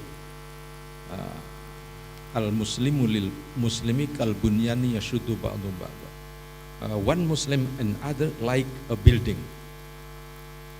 That a part of buildings, what do you call? Saling menguatkan, strengthen each other. That is the saying of Prophet. And also the saying in the Christian quotation, unus Christianum, nullus Christianum. One Christian is meaningless. That means that they tend to build solidarity, and the excessive solidarity sometimes become extreme, and this is very difficult to overcome. I involved in a number of resolving conflict. How difficult to resolve conflict between, for instance, Sunni and Shiite in Shia in the eastern part of Indonesia, in Madura, in Sampang. Very difficult. I attend the ulama there and persuade him, please accept our friend Shia to come back to their home. No. If they renew their Islam, then we would accept. What do you mean renewing Islam? They have to enter Sunni ideology. On the other hand, the Shiite said, no, I'm now Muslim. What for? I change my ideology. That is very difficult. So if things related to religious conflict I admit that it is not easy. So we have to, but we must not stop this by studying history, by observing what happened in the past. We hope that there's grow the ideology of how to strengthen the mutual understanding among religious believers. But again, there is a thought in Indonesia that we have to ignore our belief and said that all religion come to one truth, to God. Muslim, Christian, Catholic, no difference. Finally, they came to one God, and finally, all of them enter the heaven. Yeah, all of them. Christian enter the heaven. Catholic enter the heaven. Islam enter the heaven. Yeah, the way they worship God is different. It is called pluralism, but only a few people accept this idea in Indonesia. Many people against this. So we now are engaging to disseminating what I call moderation. I believe that my religion is true, but when there is someone embrace another religion, let him admit that the truth is on him. But we should not conflict each other. Thank you.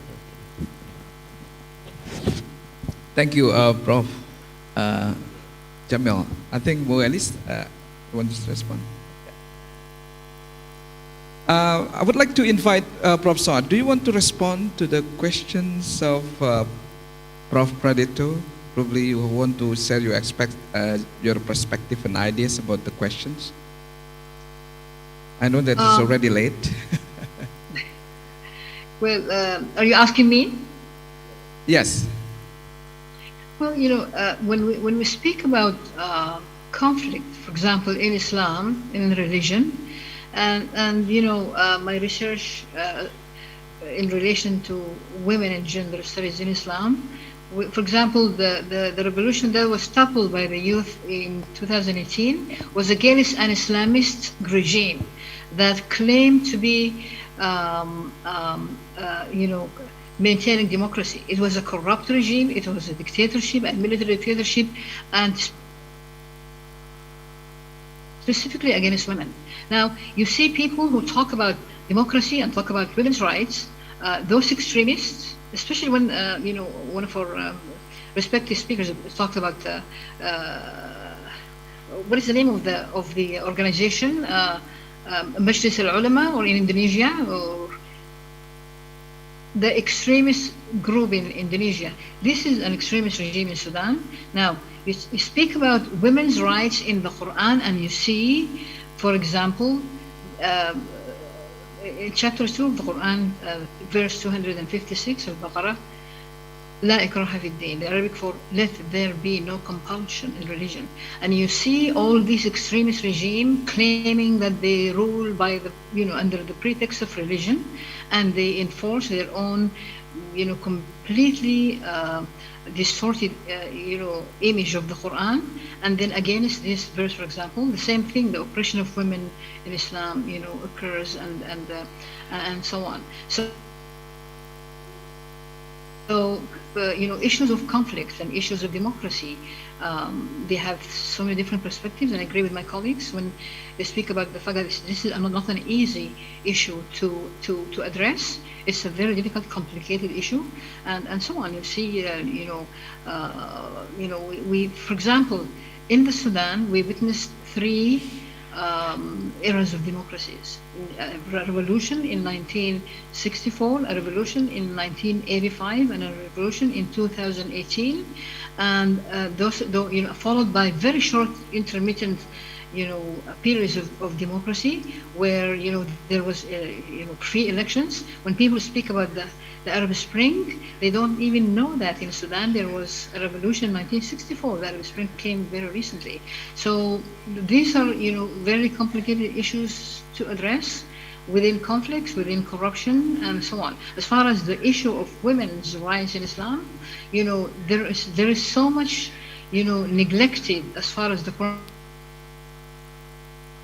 itself. For example, chapter 58 in the Quran is called "She Who Pleads," and you see the distortion of women's in Islam as being, oppressed by the religion, whereas, the oppression is based on pre-Islamic traditions, such as the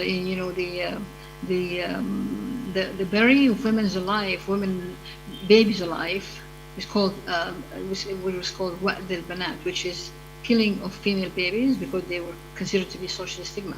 So within democracies, within conflicts, these issues we discuss, and I just spoke about the area, that the gender issue that my paper is about, and so I'll be very happy to answer any other questions related to the digitalized world as far as those issues are concerned, democracy or gender as well.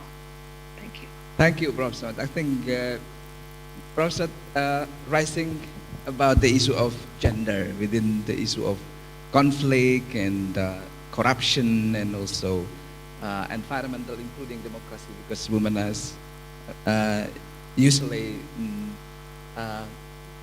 marginalized. Yeah. Okay, we Alice want to respond to the questions? Yes, thank you very much, Pak Hasim. Prof. Prodetto, I want to underline one point only related to democracy. Why I focus my presentation in the issue of environment, because environment is very important to our life, and it will decide the quality of our life. So once environment not become the important issue to consider, so I think it will make deterioration for our life. So and democracy in this context related to the environmental condition in our study is that once we say that democracy based on the people, yeah, the citizen, even the most conservative saying about democracy is the populi, the voice of people is the voice of God. That is the in English word. So that is so the important point of citizen voice.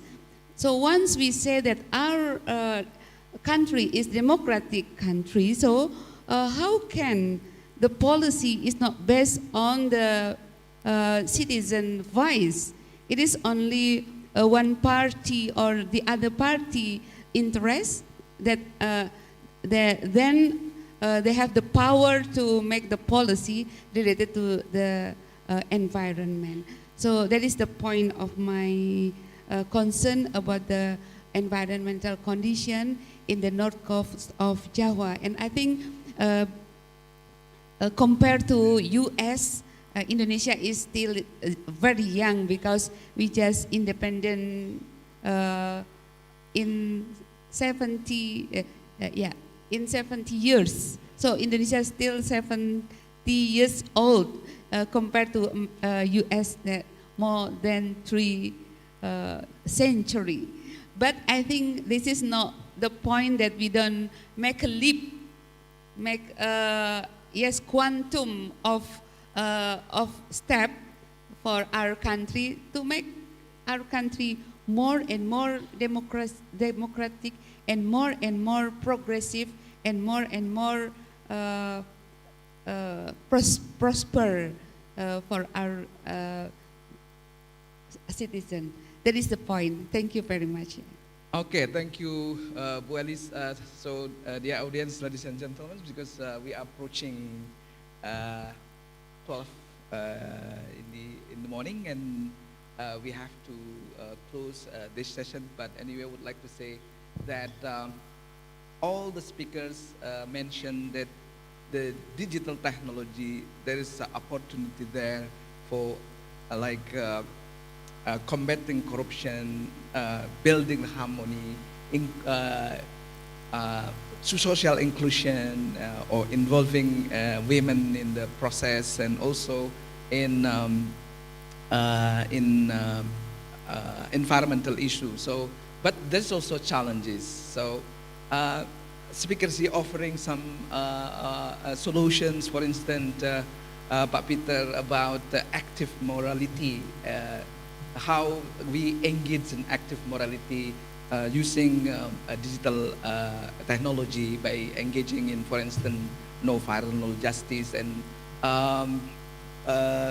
Prof. Soad offering the solutions about the importance of engaging women and marginalized group in the process of democratization using the digital technology.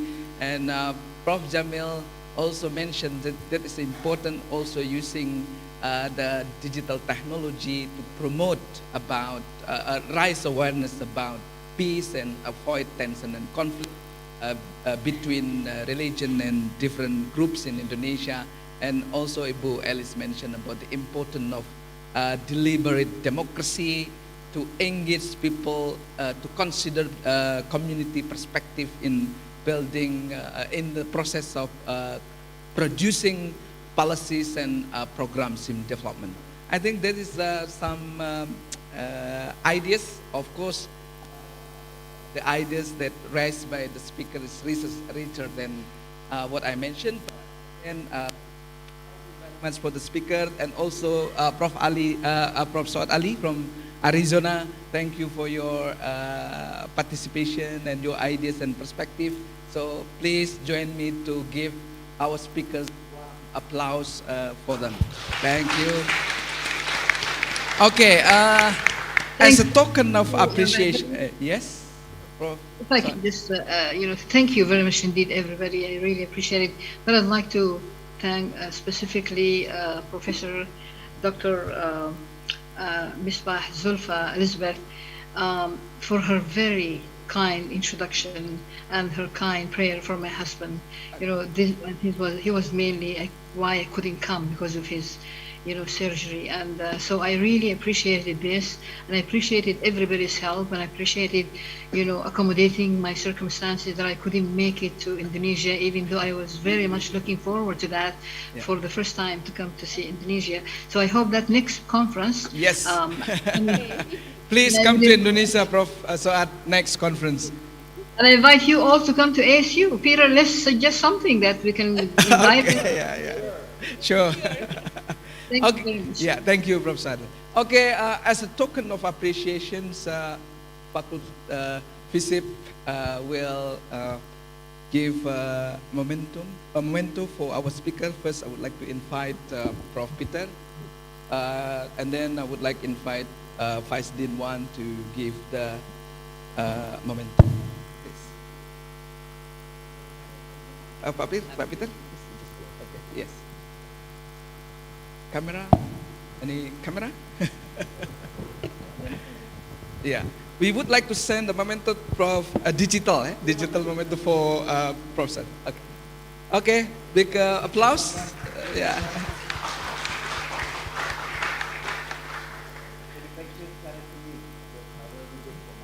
Okay. Yeah. Okay. Okay, thank you. And then the second, Prof. Jamil, please. Okay.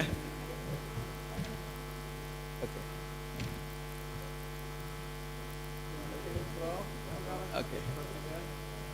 Thank you, Prof. Jamil and Pak Ahwan. Yeah.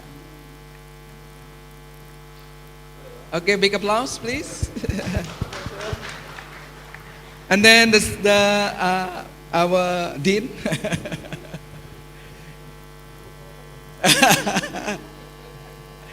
Okay.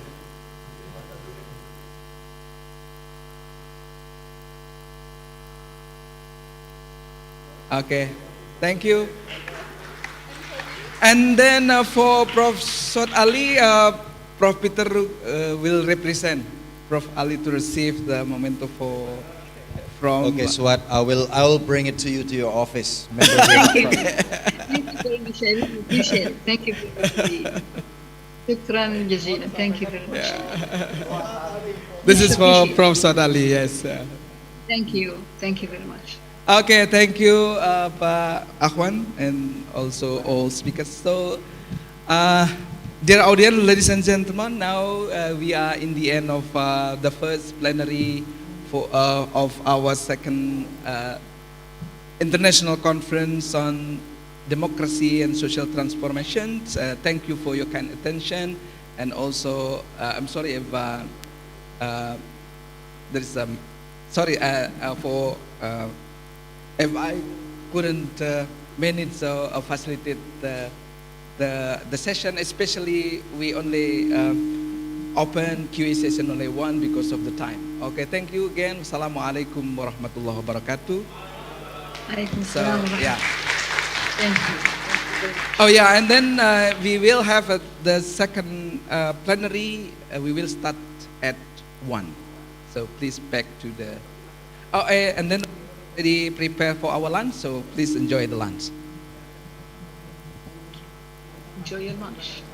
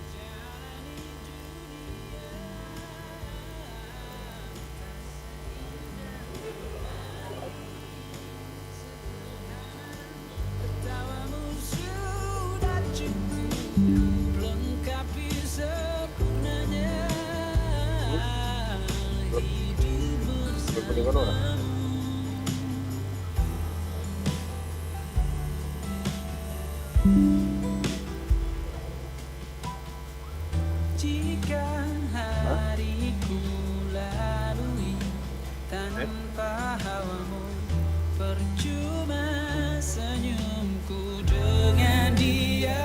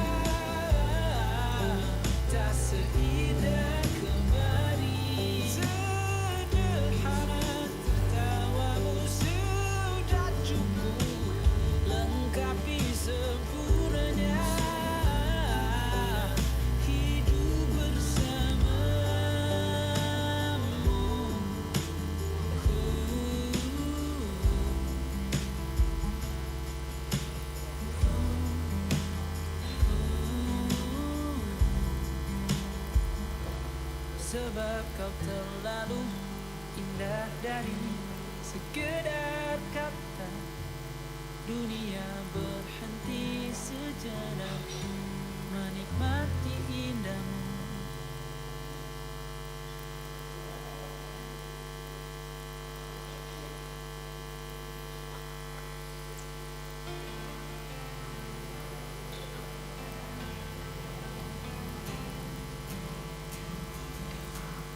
An empty street, an empty house, I hold inside my heart.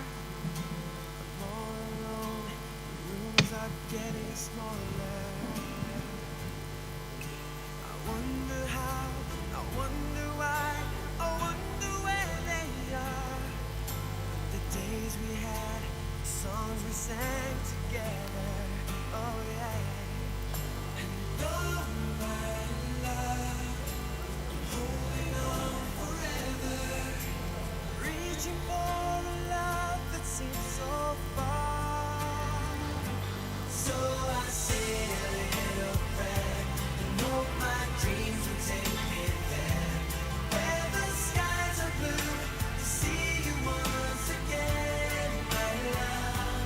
Overseas from coast to coast, to find the place I love the most, where the fields are green, to see you once again, my love. I try to read, I go to work, I'm laughing with my friends, but I can't stop to keep myself from thinking, oh no. I wonder how, I wonder why, I wonder where they are. The days we had, the songs we sang together, oh yeah. And oh my love, holding on forever, reaching for a love that seems so far. So I say a little prayer and hope my dreams will take me there, where the skies are blue, to see you once again, my love.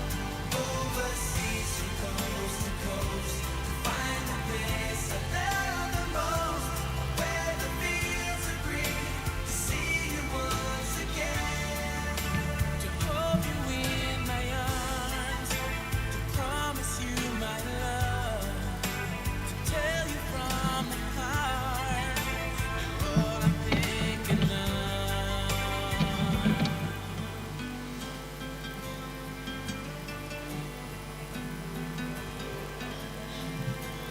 Reaching for a love that seems so far. So I say, hope my dreams will take me there, where the skies are blue, to see you once again, my love.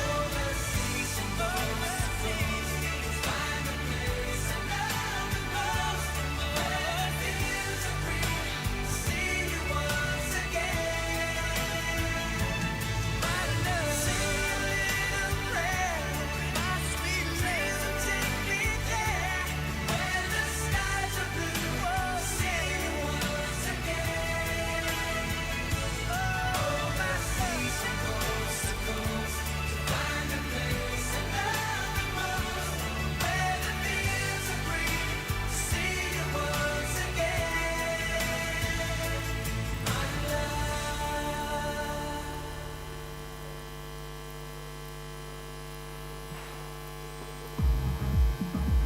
Musik itu personal. Pegang kendali untuk mengatur suasana dari awal hingga akhir dengan Spotify Premium. Dengarkan semua playlist dan album favoritmu dalam urutan apa saja, dan download lagu untuk didengarkan offline tanpa jeda iklan. Dengarkan musik tanpa gangguan. Ketuk banner untuk mempelajari selengkapnya.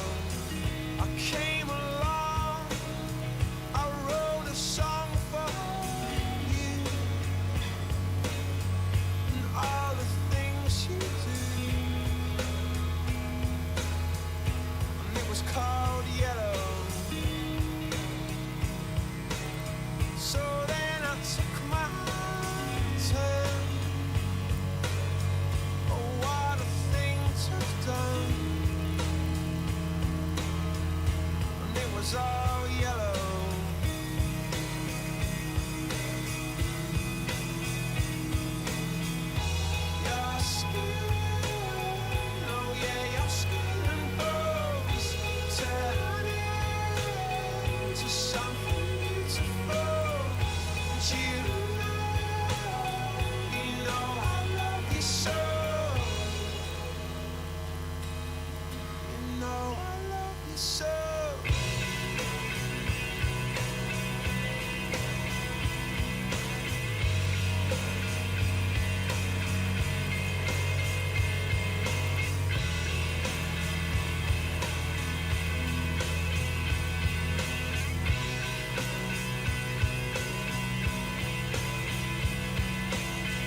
I swam across, I jumped across for you.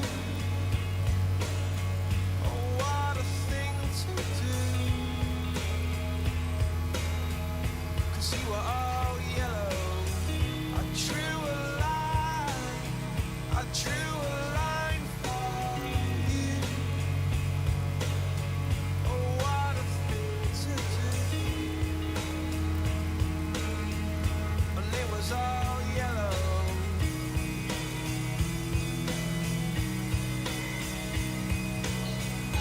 Your skin, oh yeah, your skin and bones turning to something beautiful. You know, for you I bleed myself dry. For you I bleed myself dry.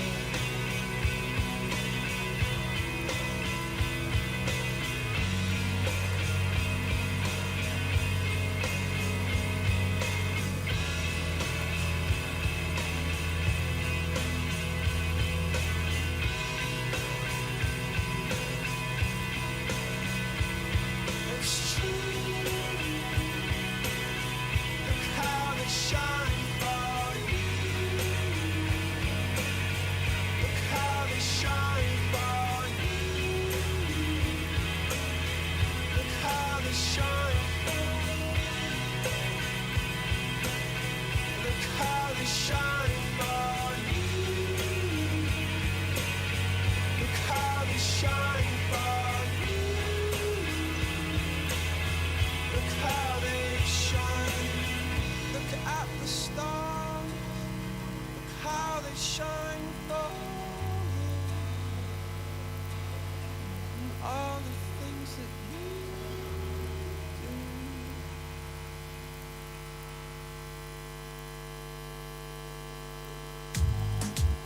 Paket yang sama, mood yang berbeda. Beri dirimu dan orang terdekatmu kebebasan mendengarkan musik dengan Spotify Premium Duo. Dengarkan bersama atau terpisah sambil menikmati waktu sendiri-sendiri dengan playlist, album, dan podcastmu sendiri. Ketuk banner untuk mempelajari selengkapnya.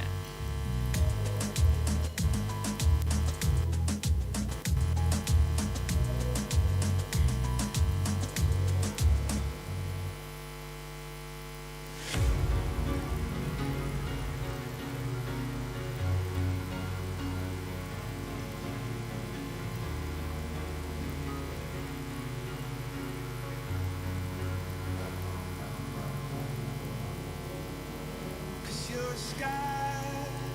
sky full of stars. I'm gonna give you my heart. Cause you're a sky full of stars. Cause you light up the path. I don't care who wanna tear me apart. I don't care if you do.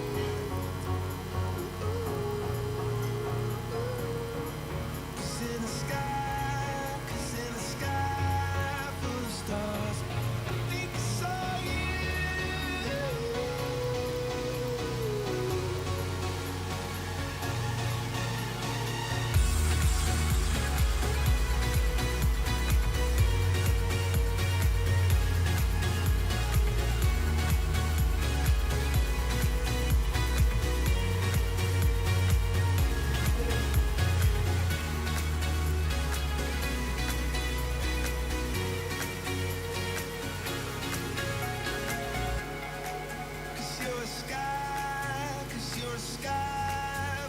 stars.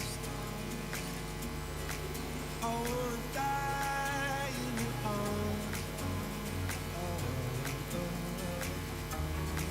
Cause you get lighter the more it gets dark. I'm gonna give you my heart. Oh, I don't care, go on and tear me apart.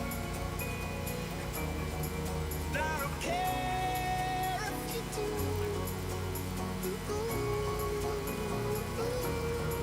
'Cause in a sky full of stars, I think I see you.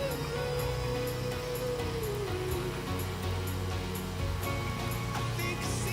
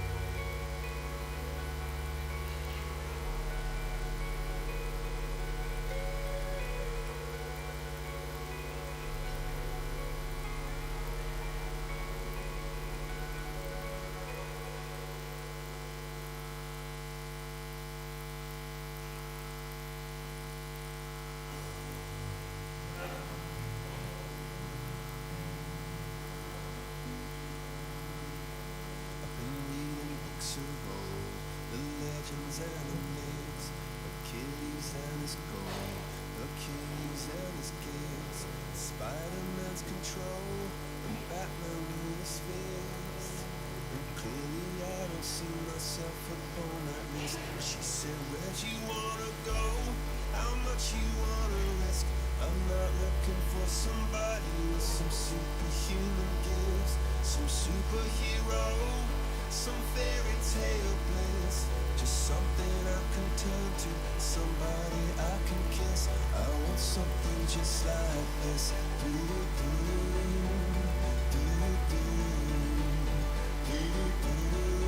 Oh, I want something just like this.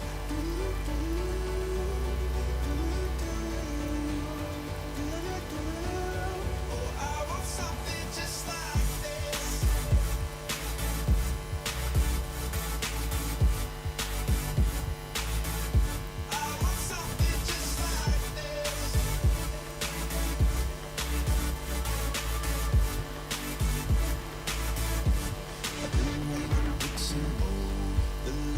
And the myths, the testaments they told, the moon and its eclipse, and Superman unrolls the suit before he lived. But I'm not the kind of person that it fits. She said, where'd you wanna go? How much you wanna risk? I'm not looking for somebody with some superhuman gifts, some superhero, some fairy tale bliss, just something I can turn to, somebody I can miss. I want something just like this.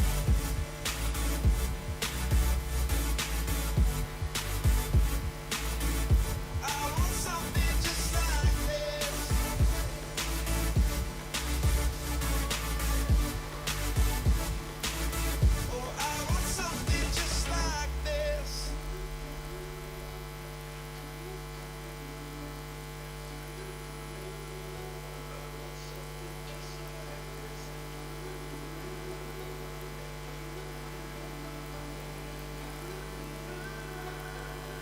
much you wanna go, how much you wanna risk. I'm not looking for somebody with some superhuman gifts, some superhero, some fairy tale best, just something I can turn to, somebody I can kiss. I want something just like this.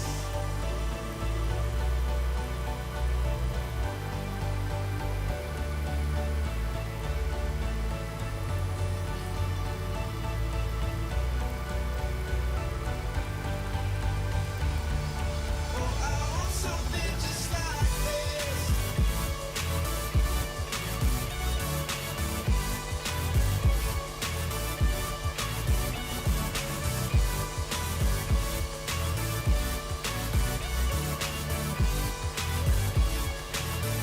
I want something just like this.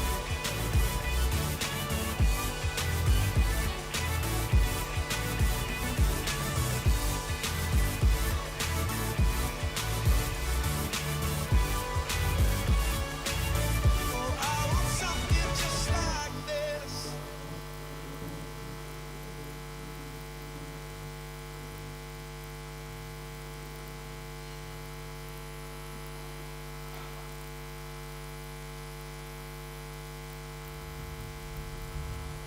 Dari sutradara Awi Suryadi. Kehidupan saya terasa seperti Aryo Bayu sebagai Bruce Wayne. Otopsi dilaksanakan oleh Dr. Bruce Wayne. Saya belum selesai dengan mayat ini. Alex Abad sebagai The Riddler dan Aureli Moramans sebagai Kel. Tidak perlu sembunyi lagi. Ikut saya. Batman Bangkit premier 3 Mei. Follow dan dengarkan gratis hanya di Spotify. Dengan premium, langsung dengarkan lagu yang kamu sukai dan lewati yang lainnya. Artinya, kamu bisa langsung memutar lagu yang ingin kamu dengarkan dengan melewati tanpa batas dan musik bebas iklan di perangkat apapun. Upgrade ke premium untuk memutar semaumu. Ketuk banner untuk mempelajari selengkapnya.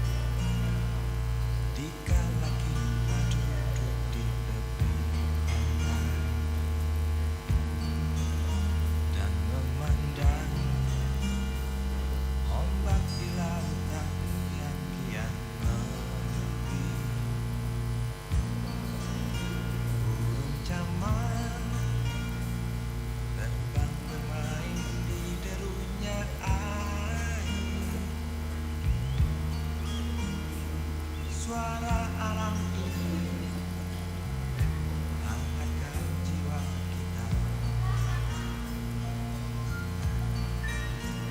Sementara sinar surya perlahan mulai terdengar,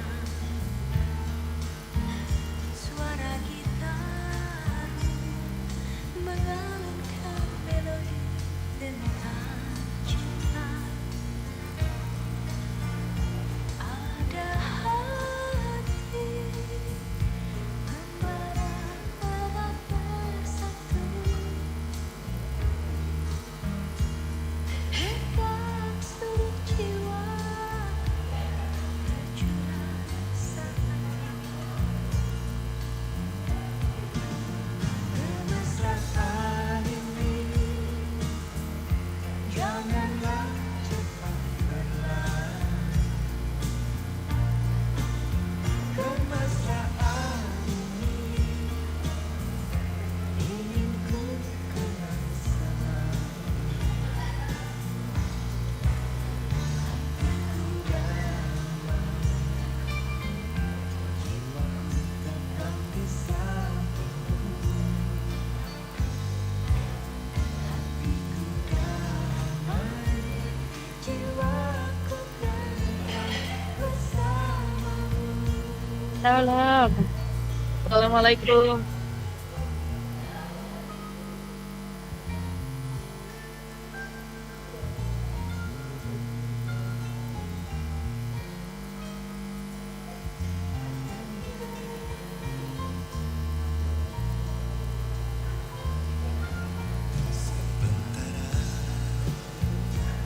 Sinar surya mulai tenggelam, Suara gitar menangkan melodi tentang cinta. ada hati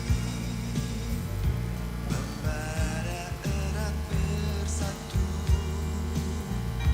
Getar seluruh jiwa tercurah saat kemesraan ini janganlah cepat berlalu. Kemesraan ini ingin ku kenang selalu. Hatiku damai, jiwaku tentram di sampingmu. Hatiku damai, jiwaku tentram bersamamu. Kemesraan ini janganlah cepat berlalu. Kemesraan ini ingin ku kenang selalu. Hatiku damai, jiwaku tentram di sampingmu. Hatiku damai, jiwaku tentram bersamamu.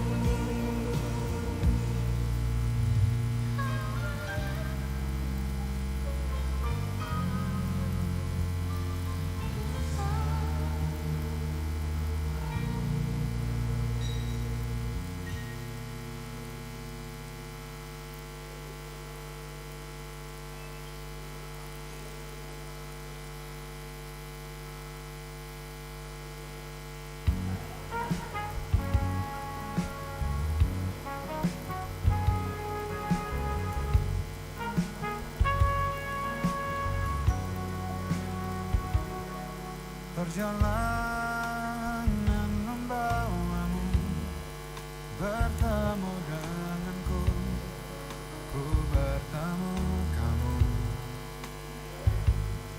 Sepertimu yang ku cari, konon aku juga seperti yang kau cari.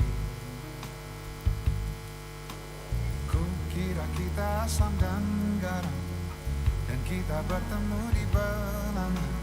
Kisah yang ternyata tak seindah itu.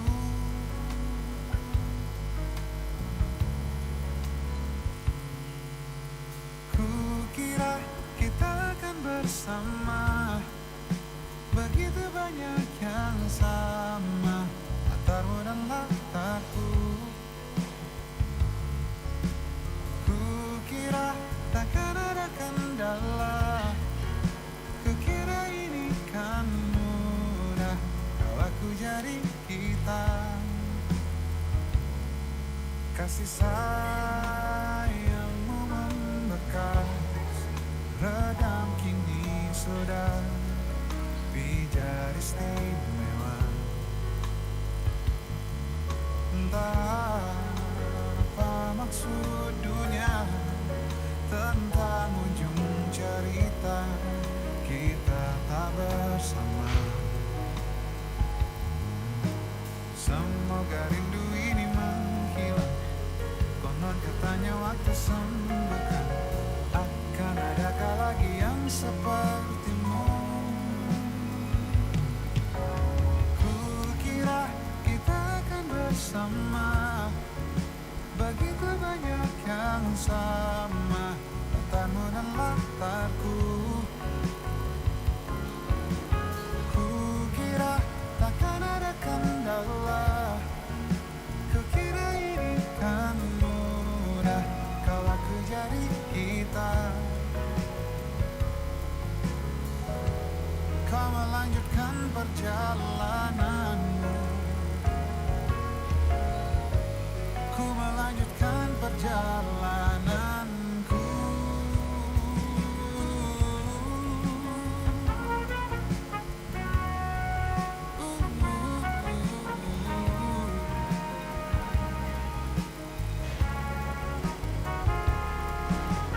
Kukira kita akan bersama, begitu banyak yang sama, latarmu dan latarku. Kukira takkan ada kendala, kukira ini kan mudah, kau aku jadi kita. Kukira kita akan bersama.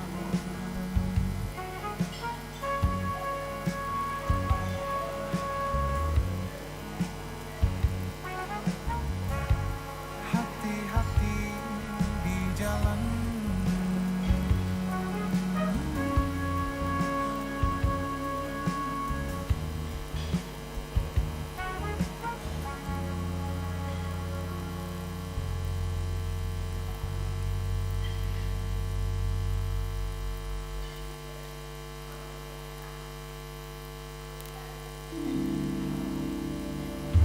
Sudah sewindu ku di dekatmu, ada di setiap pagi, di sepanjang harimu. Tak mungkin bila engkau tak tahu, bila ku menyimpan rasa yang ku pendam sejak lama. Setiap pagi ku menunggu di depan pintu, siapkan senyum terbaikku agar cerah harimu. Cukup bagiku melihatmu tersenyum manis di setiap pagimu, siangmu, malammu. Sesaat dia datang, pesona bagai pangeran, dan beri kau harapan, bualan cinta di masa depan. Engkau lupakan aku, semua usahaku, semua pagi kita, semua malam kita. Oh, tak akan lagi ku menunggumu di depan pintu, dan tak ada lagi tutur manis ku merayumu.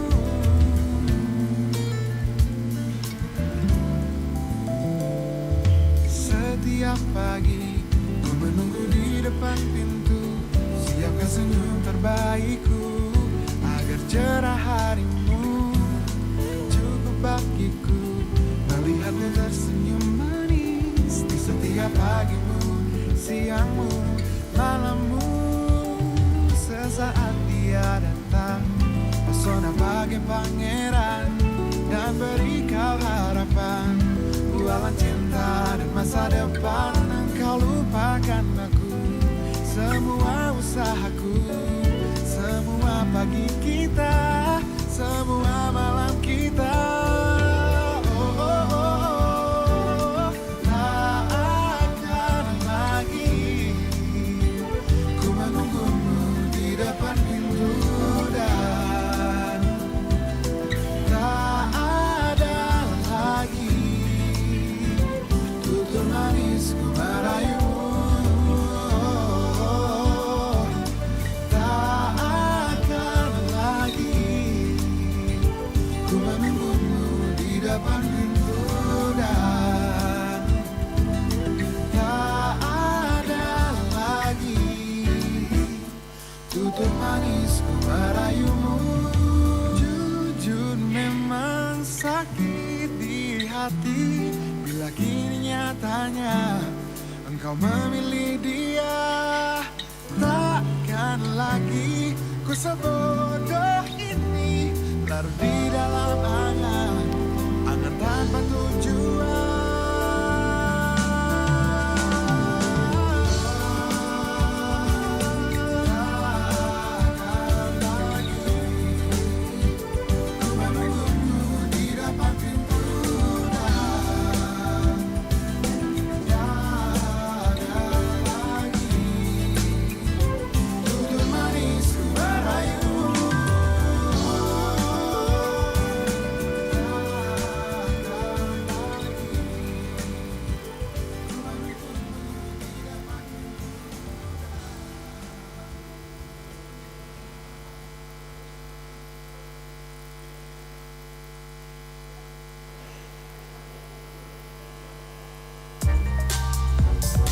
Terus nikmati momennya dengan kontrol penuh akan lagu berikutnya.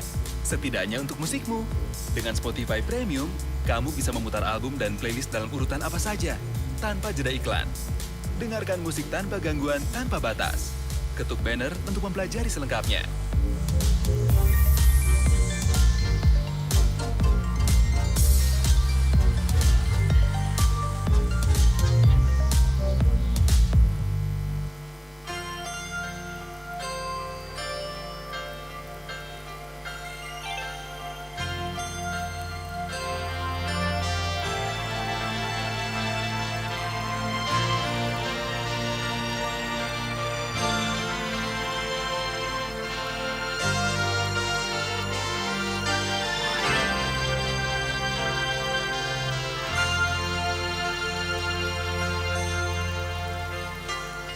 Di sini, di batas kota ini,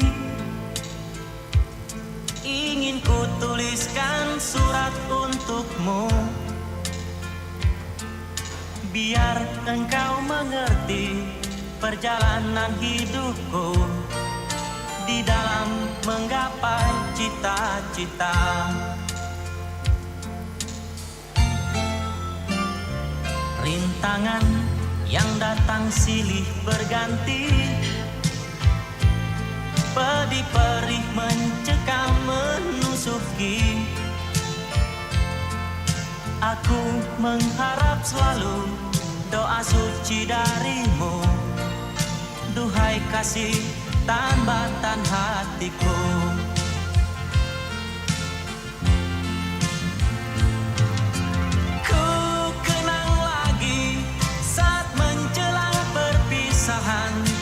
Kau menangis di pangkuanku, begitu tulus akan cinta kasihku. Semakin pilu aku mengenangmu.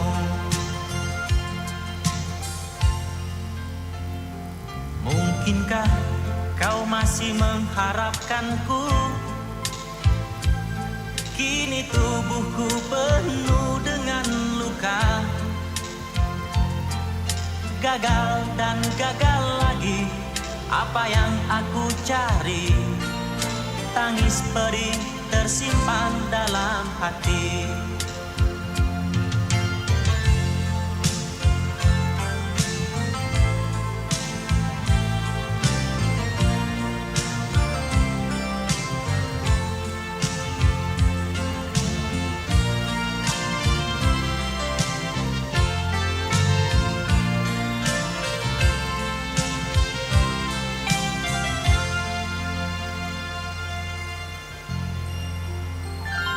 Mungkinkah kau masih mengharapkanku?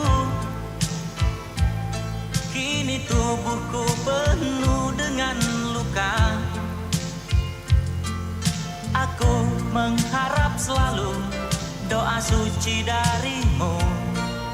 Duhai kasih tambatan hatiku.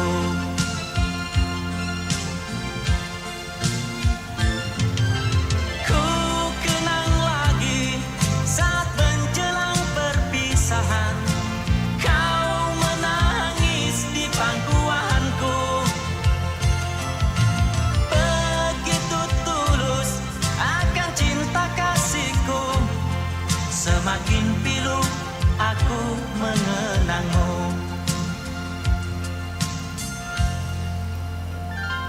Mungkinkah kau masih mengharapkanku?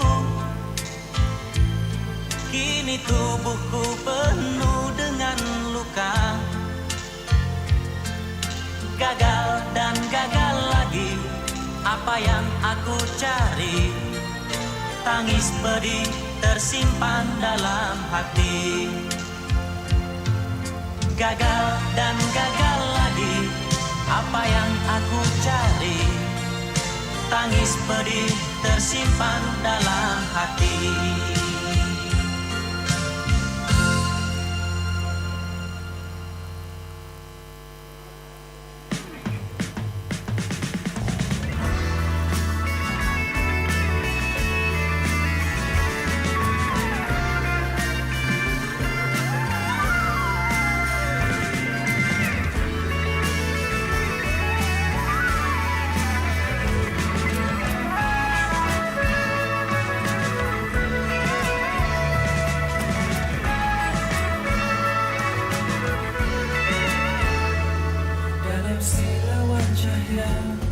Membatas pandangan mata, namun jelas kulihat kamu.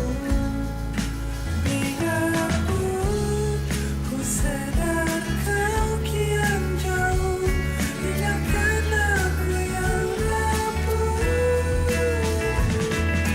Angin kencang membawa kau jauh di sana, kau hilang terus tanpa kabar. Malam ku mimpi ingat kamu. Ku rindu kamu. Apa yang ku fikirkan, inilah penyiksaan. Biarpun beribu tahun dan namun kau sentiasa di hatiku, menuai senyumanmu.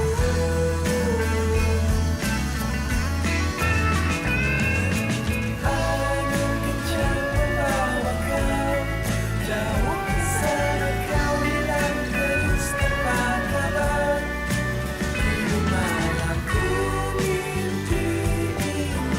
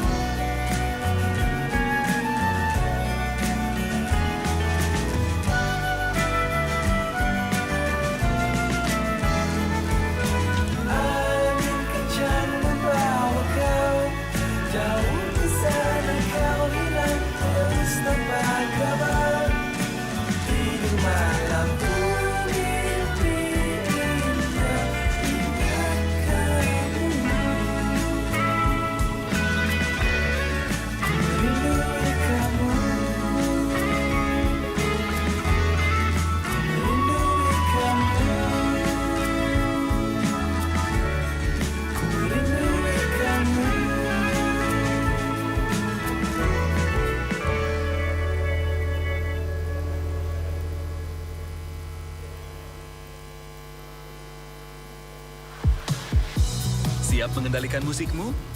Nikmati playlist dan album favorit, di mana setiap lagu langsung beralih ke lagu berikutnya berkat pemutaran musik tanpa gangguan. Ada banyak cara untuk mendengarkan lagu dengan Spotify Premium. Ketuk banner untuk mempelajari selengkapnya.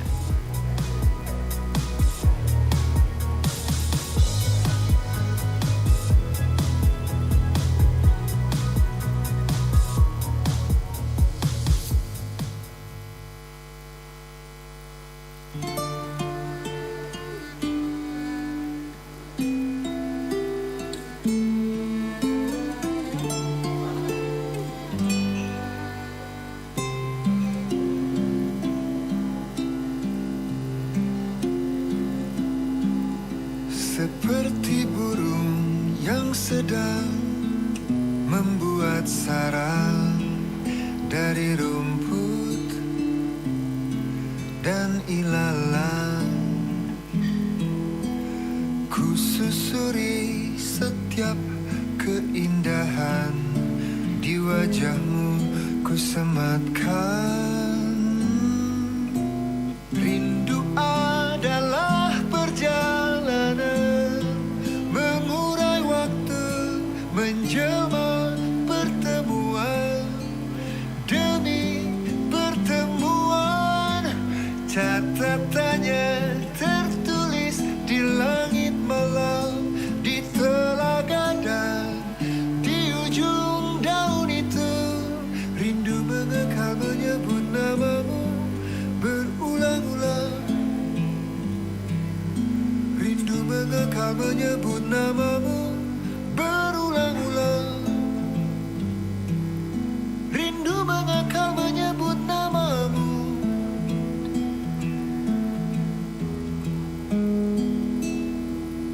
Seperti burung yang sedang membuat sarang dari rumput dan ilalang, ku susuri setiap keindahan di wajahmu, ku sematkan.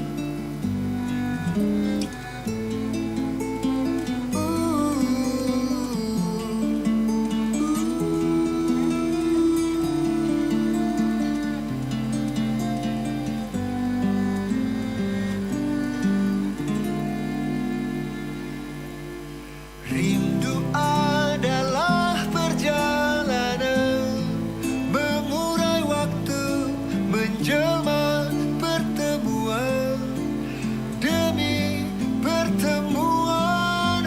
Catatannya tertulis di langit malam, di telaga dan di ujung daun itu. Rindu adalah perjalanan mengurai waktu, menjelma pertemuan demi pertemuan.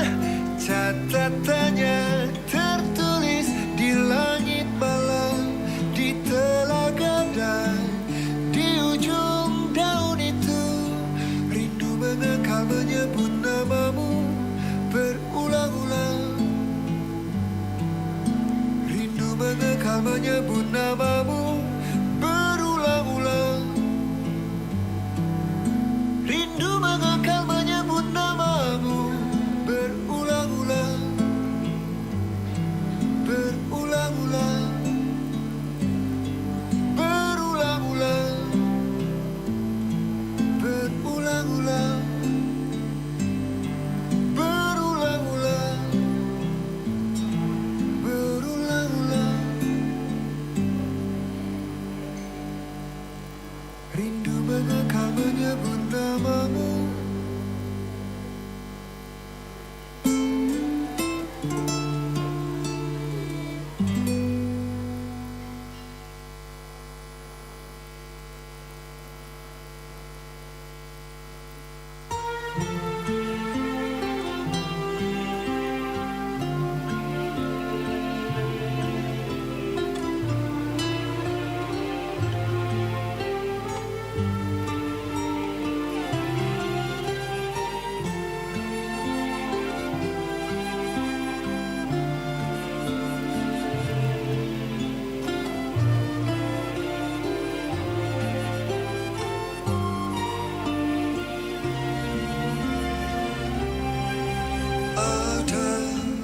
yang sedang seperti menyendiri, tapi nyatanya dia tidak sendiri.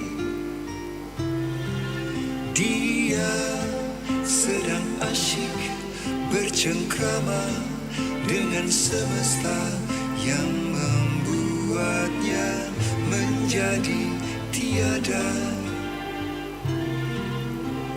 Duduknya menghamba,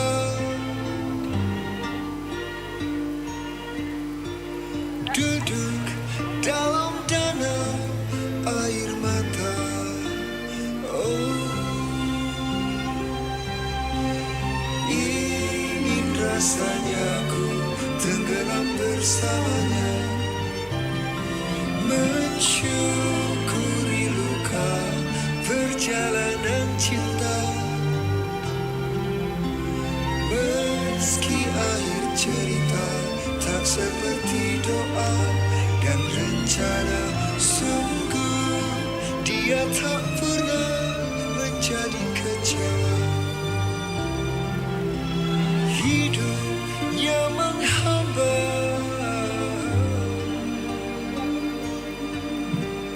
menghamba hanya pada Allah saja. Ingin rasanya ku tenggelam bersamanya, mensyukuri luka perjalanan cinta. Meski akhir cerita tak seperti doa dan rencana, sungguh dia tak pernah menjadi kecewa. Hidupnya menghamba,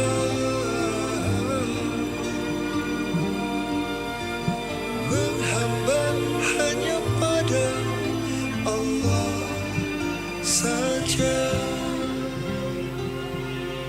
Ada yang sedang seperti menyendiri, tapi nyatanya dia tidak sendiri. Dia sedang asyik bercengkrama dengan semesta yang membuatnya menjadi tiada.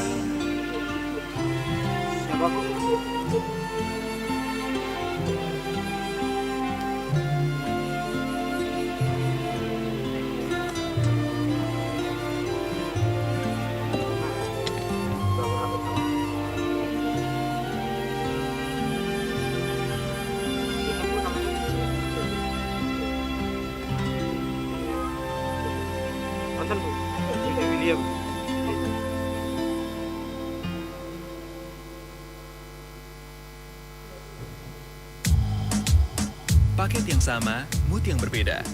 Beri dirimu dan orang terdekatmu kebebasan mendengarkan musik dengan Spotify Premium Duo. Dengarkan bersama atau terpisah sambil menikmati waktu sendiri-sendiri dengan playlist, album, dan podcastmu sendiri. Ketuk banner untuk mempelajari selengkapnya.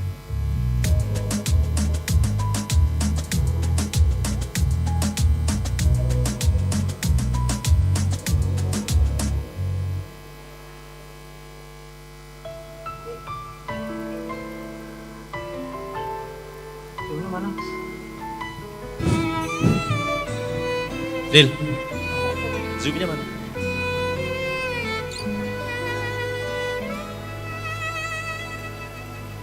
Jiwaku sekuntum bunga kemboja dihempas angin. Hello, ladies and gentlemen. For 30 minutes, we want to start our discussion in the second playlist session. Please, you can move in front of here. For the audience that's sitting on the behind our room, bisa pindah ke depan mengisi yang baris depan mungkin ya, yang bagian belakang. Mas, zoomnya.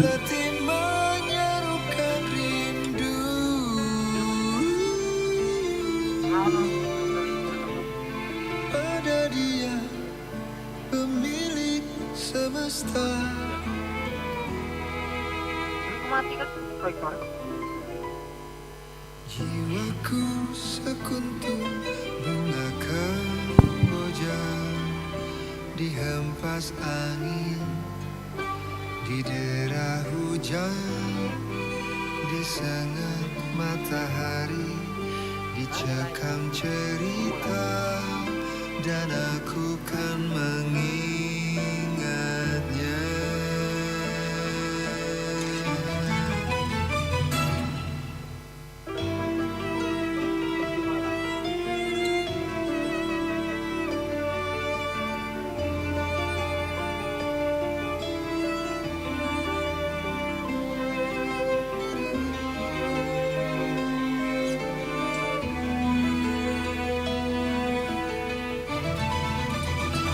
Sebagai cinta yang memahami musik mati.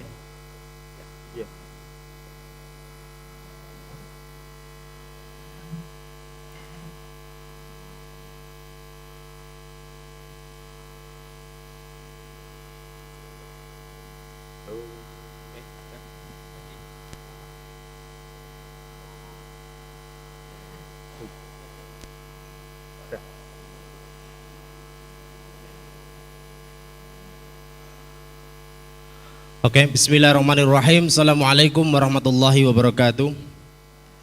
Alhamdulillah wassalatu wassalamu ala rasulillah wala hawla wala quwata illa billah.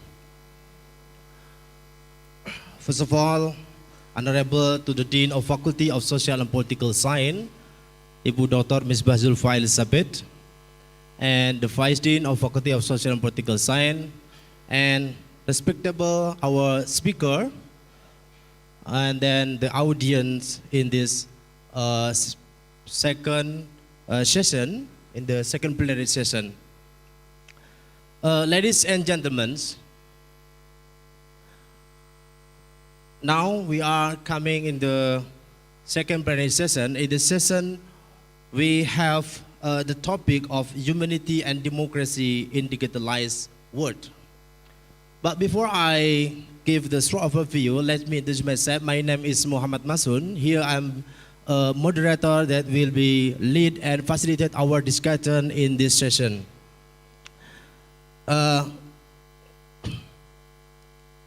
When we are talking about humanity and democracy in digitalized world, actually this topic created to respond the digital transformation in the world.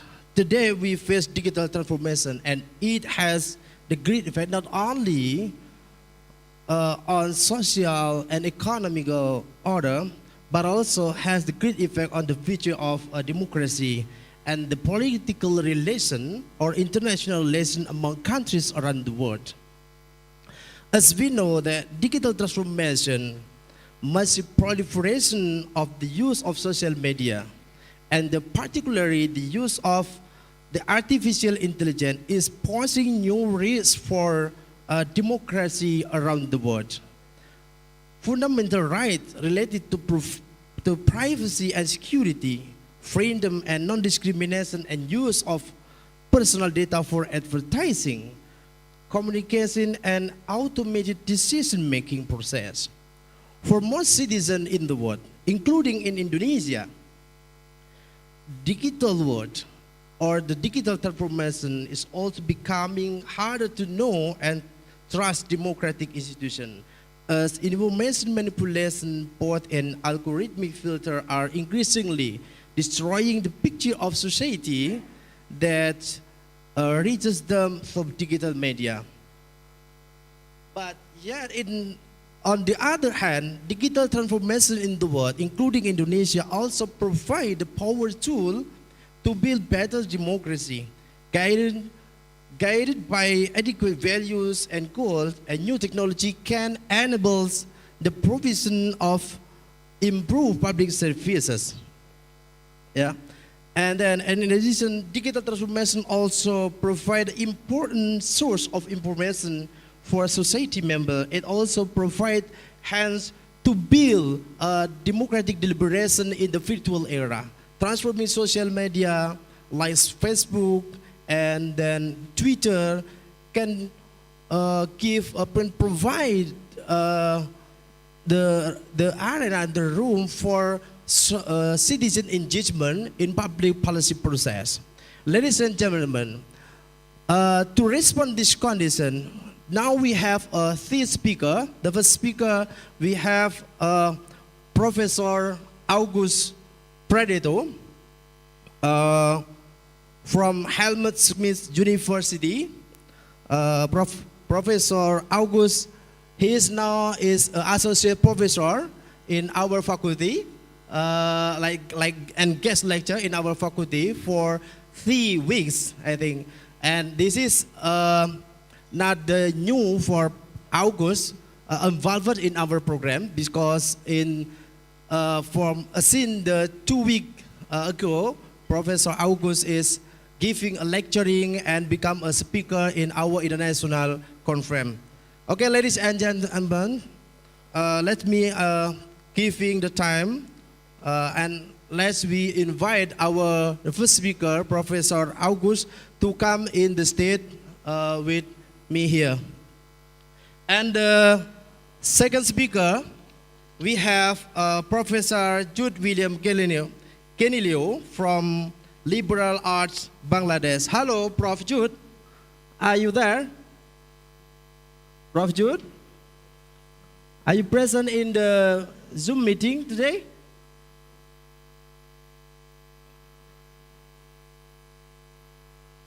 Yeah. Maybe he leave a moment.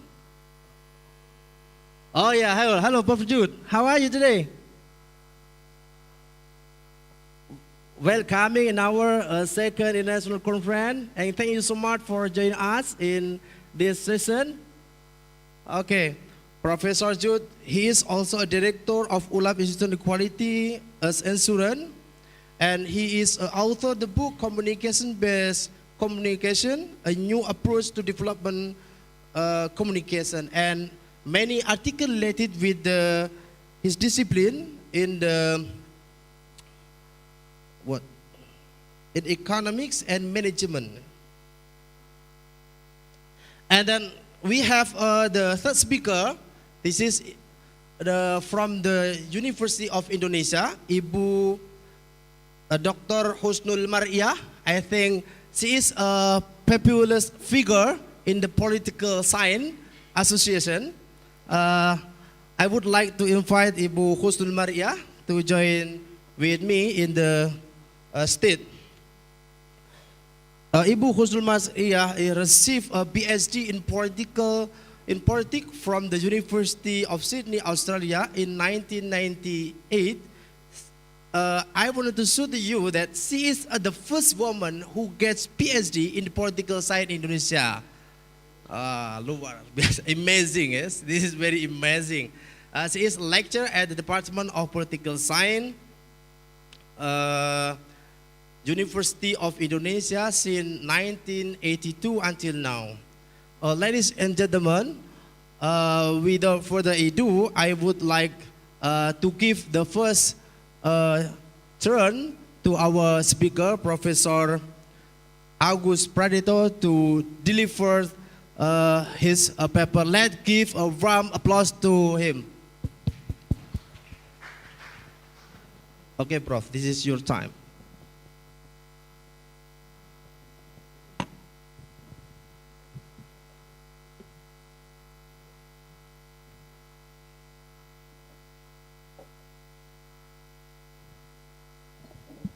For a question, is it allowed to speak from there? Would you speak here or there? I would like, excuse me?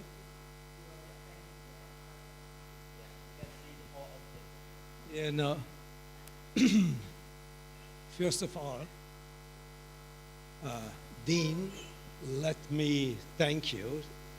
Let me give a lot of thanks to the university, the UIN, and all this hospitality I experience here in this place, and all this good input I get since I'm here. this is really a wonderful time I'm having in Indonesia, and I'm very happy being with you here. And I'm also happy that I can share a few thoughts with you, and I ask your response to this, because science is about exchange. That's completely clear. And the exchange is critical questions. That's what big part of science is of. Not only politics as well. Second remark, this is a critical time. I mean now, in this place, it is a critical time. We are after lunch. We are all completely tired. A lot of people want to sleep instead of sitting here and discussing, or at least sleep first. The problem is not the people who remained in their rooms and are sleeping now. They don't disturb. The problem is the people who will sleep here when we are talking. And I hope it will be, and I'm quite sure, with this kind of audience on the one hand and the speakers on the other hand, it will be an exciting adventure, and there will be no reason for falling asleep. So could we switch over to the first slide, to the presentation? Actually, I do have only one slide in my presentation.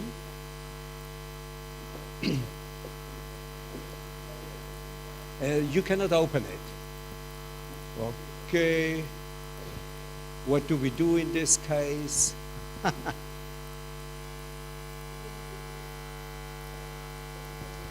We can do it like, well, okay. Well, in fact, it's not a huge loss. It's not a huge loss to do that.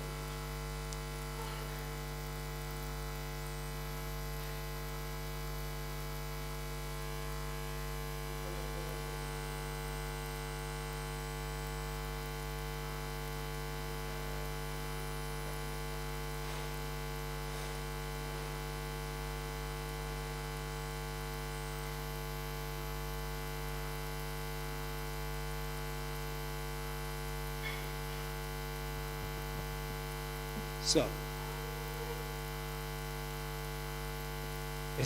no, it is not possible to see this from this far. No. What I will be speaking about is digital transformation and democracy in international relations.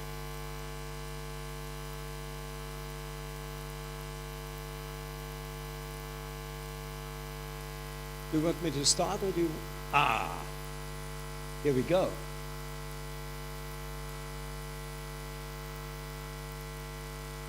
Good. So, it's about, no, first slide. So the title of what I would like to speak about is digital transformation and democracy in international relations. And the reason for that is very simple. First, I am international relation guy, scientifically, come from international relation. Digital transformation and democracy, for me, is interlinked if it should be productive. And all this is not a national issue anymore, as the world is globalized and interconnected. It's a question of interlinking national efforts for a useful use of, for instance, artificial intelligence, and international community and international and global environment that has to be influenced to make something productive. So that's the background for the title. Now we flip to the next. You can, as with all our topics, speak probably 2 semesters on titles and on topics like this. So what I put out of I take out of the topic is, I want to speak about the winners, the losers, and the distribution of power when it comes to digitization in our globalized world. And I would start with the winners, or the seemingly winners in the first place, but let me say something about the developing, or what we call the developing world. By the way, I like very much the term third world instead of developing world, because third world is something, is a positioning from the 50s, from the 60s of the last century, when we had a strong Cold War, and there were a group of countries, especially countries from the South, that didn't want to be squeezed between the Western powers and between the Soviet Union. And so it is a self-determination and a self-naming of this group of country, which later, beginning in Bandung, was the movement of non-aligned country, and a little bit later got the group of 77 in the United Nations. This 77 countries called themselves Third World because they didn't want to belong to one world, to the United States on the one hand, and Soviet Union on the other. And what is interesting, there were some European countries joining this Third World. It was not only the South, it was neutral countries, it was countries, they wanted to be independent in Europe as well. That was, for instance, Switzerland, that was Austria, that was Yugoslavia as a socialist country, but independent. And this were especially the Yugoslav leader, ex-leader Tito. He played a major role in this group of 77 in the movement of non-aligned countries. So when we speak about the winners, the losers, and start with the developing world or with the third world, then their traditional path of increasing growth was to increase output and to increase employment in export-oriented sectors of the economy. And now the question is, if this model that follow a lot of countries in the South is undermined by digitization and by artificial intelligence. For instance, the Philippines and India built up a huge service sector for Western countries as well as for some Eastern countries with their call centers. If I call, in most cases, when I call from Germany, some service telephone number, there's somebody in India, there's somebody in Bangladesh, there's somebody in these areas working for these countries.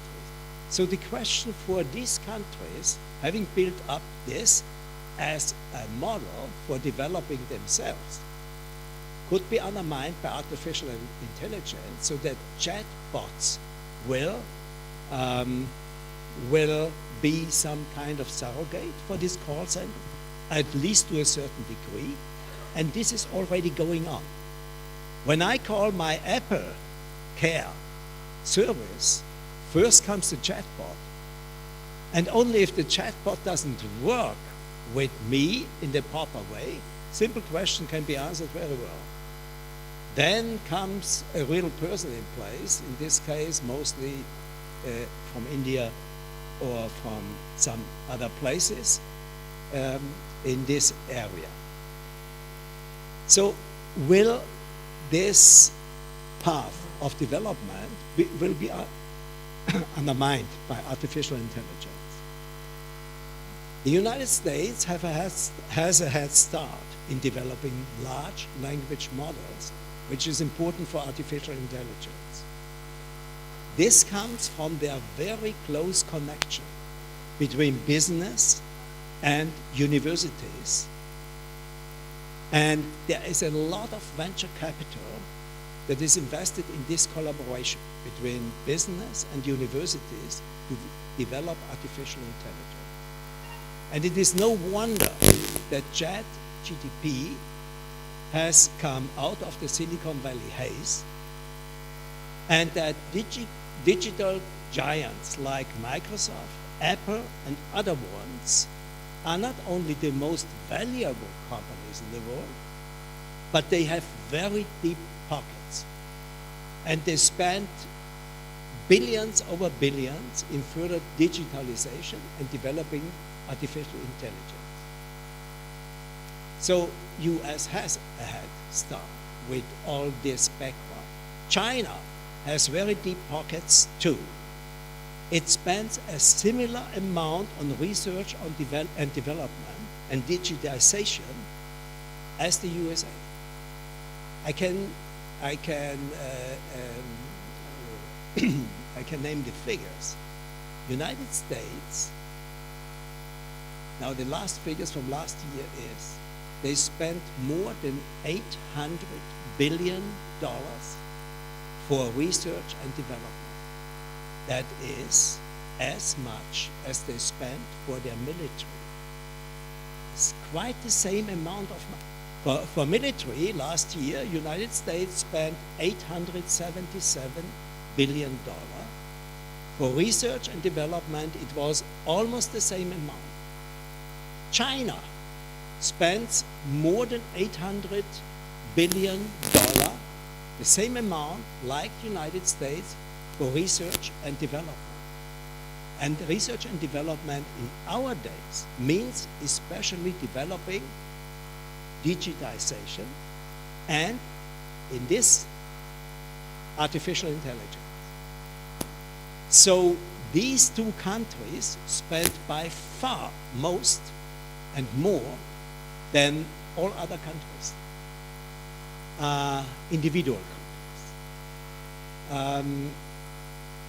Peter said yesterday, it was the day before yesterday when we had dinner, you said, we had a discussion on China, and you said something, it was a short sentence. China is smart. China is smart.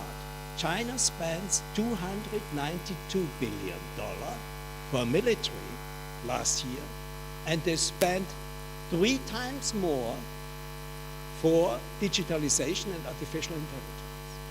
United States spends more or less the same like for military.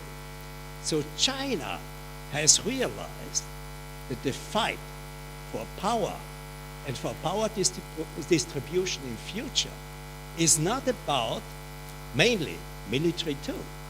It's about economic power, it's about military power, but it will be most for artificial intelligence. It will be digitization. What is the power struggle and the impact of digitalization for the distribution of power in future. And China, we know that China has not only deep pockets and is smart, but there are no restrictions due to defining political priorities. It is not like in democratic countries, it's not like in Indonesia or in our countries in Europe, where it is contested where money in which places is spent first. They just decide that artificial intelligence and what kind of artificial intelligence is developed, they decide according to what they think is good for them. In addition, there are very few restrictions due to concerns about privacy of data. And that makes an advantage on the surface, at least seemingly, for China when it comes to development of artificial intelligence. Europe is different. This spring, the European Commission, this is the Commission of the European Union, the highest level of the European Union, presented a catalogue of regulations for the use of artificial intelligence. The main focus here with this regulation is the use of private data in terms of healthcare data, education data, human resources management by companies and by public authorities. So privacy issues for the European Union in their thinking about development of artificial intelligence plays a much bigger role than in China or it does in the United States. So you could say that developing digitization and artificial intelligence in the United States is more like the Wild West, without many regulations, without big concerns. The companies can more or less do what they want. And in China is the approach much more or less privacy oriented and much less focused on individual data security. But, and that's what European thinkers about digitization in the world and artificial intelligence think, that this doesn't have to mean that it is a disadvantage for Europe to have this regulation. In terms of development, opportunities, and economic success, this could even be an advantage because European Union makes clear from the outset what can be done by companies developing artificial intelligence and what they should avoid.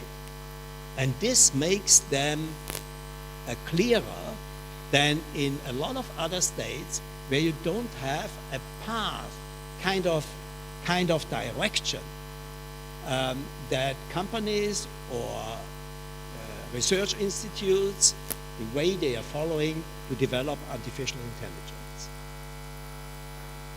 So in this set, I described the third world or the developing country or the global south is seemingly at a disadvantage because they don't have these deep pockets. By the way, the European Union countries, they spend about $400 billion a year for developing digitization and artificial intelligence. So is half of that what China does? Is half of that what the United States does? But it is more directed in a way that considers something what some of the speakers this morning were touching upon. It's more directed to that what would be understood as common good. I have it closer. Okay. I am a little bit afraid that it gets too shaky when I have it close. So developing countries seemingly are at a disadvantage. But this kind of undermining I was speaking about before is only just one side of the coin. Because, for example, companies like Apollo Agriculture, they are using agronomic learning engines and satellite imagery to provide small farmers in Kenya with information for best farming practices and procedures. And this is a big advantage, and the result is very positive for the farmers using this kind of artificial intelligence and digitization. Or it can, this artificial intelligence, of course, can also be used and is used to provide simplified payment and credit systems that make small business, especially in the global south, less dependent on banks and on financial restrictions. Now I come to the third point: economy, human capital, artificial intelligence, and the common good. economic development anyway is highly dependent on human development. Human capital is the most important capital. And that's what a lot of developers of artificial intelligence do not realize or don't want to realize, because they want to make money and they don't want to serve for a common good. But artificial intelligence at least partially compensate for disadvantages in developing countries who do not have so many resources, for instance, in education. This is because artificial intelligence can be used to develop and implement customized learning programs where there is a shortage of teachers. And you have access, and that's what we were talking about in the morning and in other places. Much more people all over the world, even in smaller or in not so rich countries, have access to information we did all not have 20 years ago. So artificial intelligence for developing countries can have a very positive impact for their economic development, as well as for healthcare, sanitation, emergency response when you think of pandemics, or when you think of tsunami warning systems. These all can be very well supported by artificial intelligence.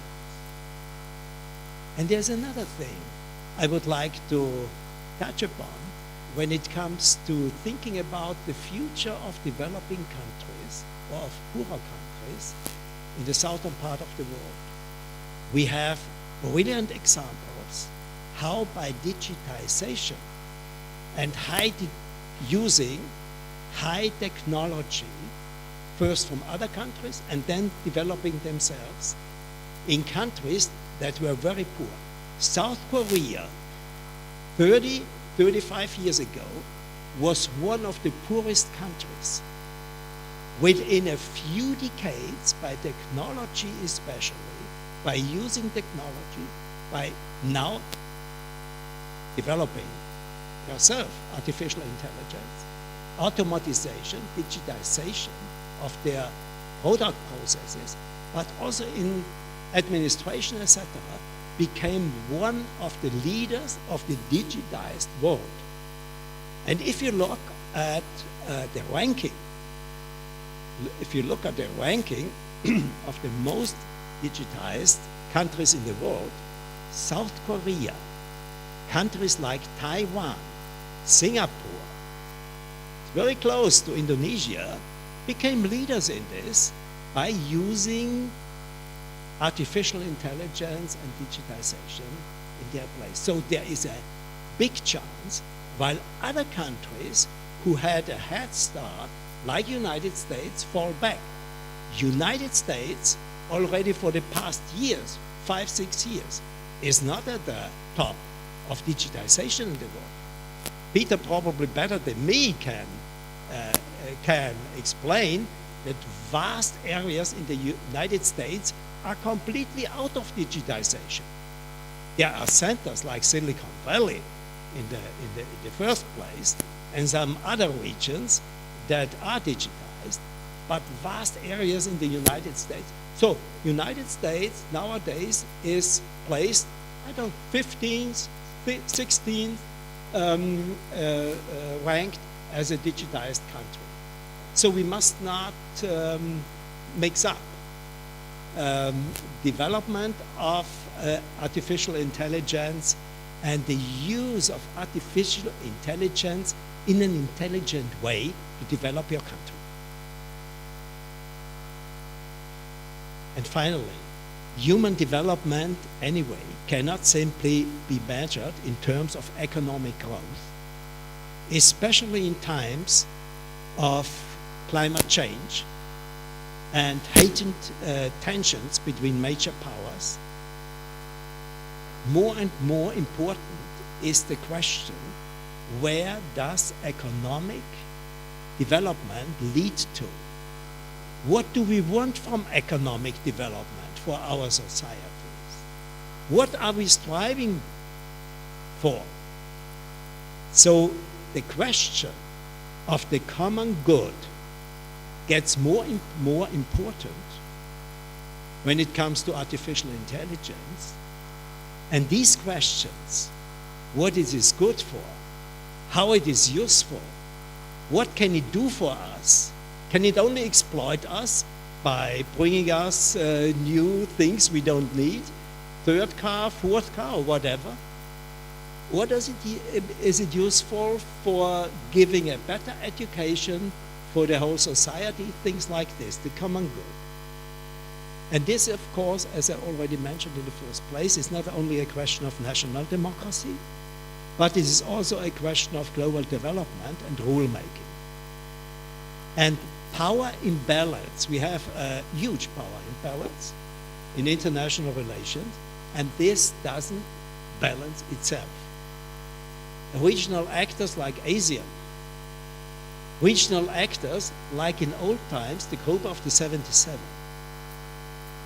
countries who have a similar structure and similar interests, they can introduce common objectives, and they have to go into international contexts and in international institutions to put their own agenda in the first place, so that they're regulating artificial intelligence, regulating how the world is dealing with artificial intelligence, is made in a democratic way on an international level.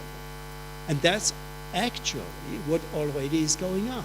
Indonesia is part of that, being in the ASEAN context, being in several organizations and sub-organizations of the United Nations that we deal with digitization, and being part of the World Trade Organizations where digitization is discussed too.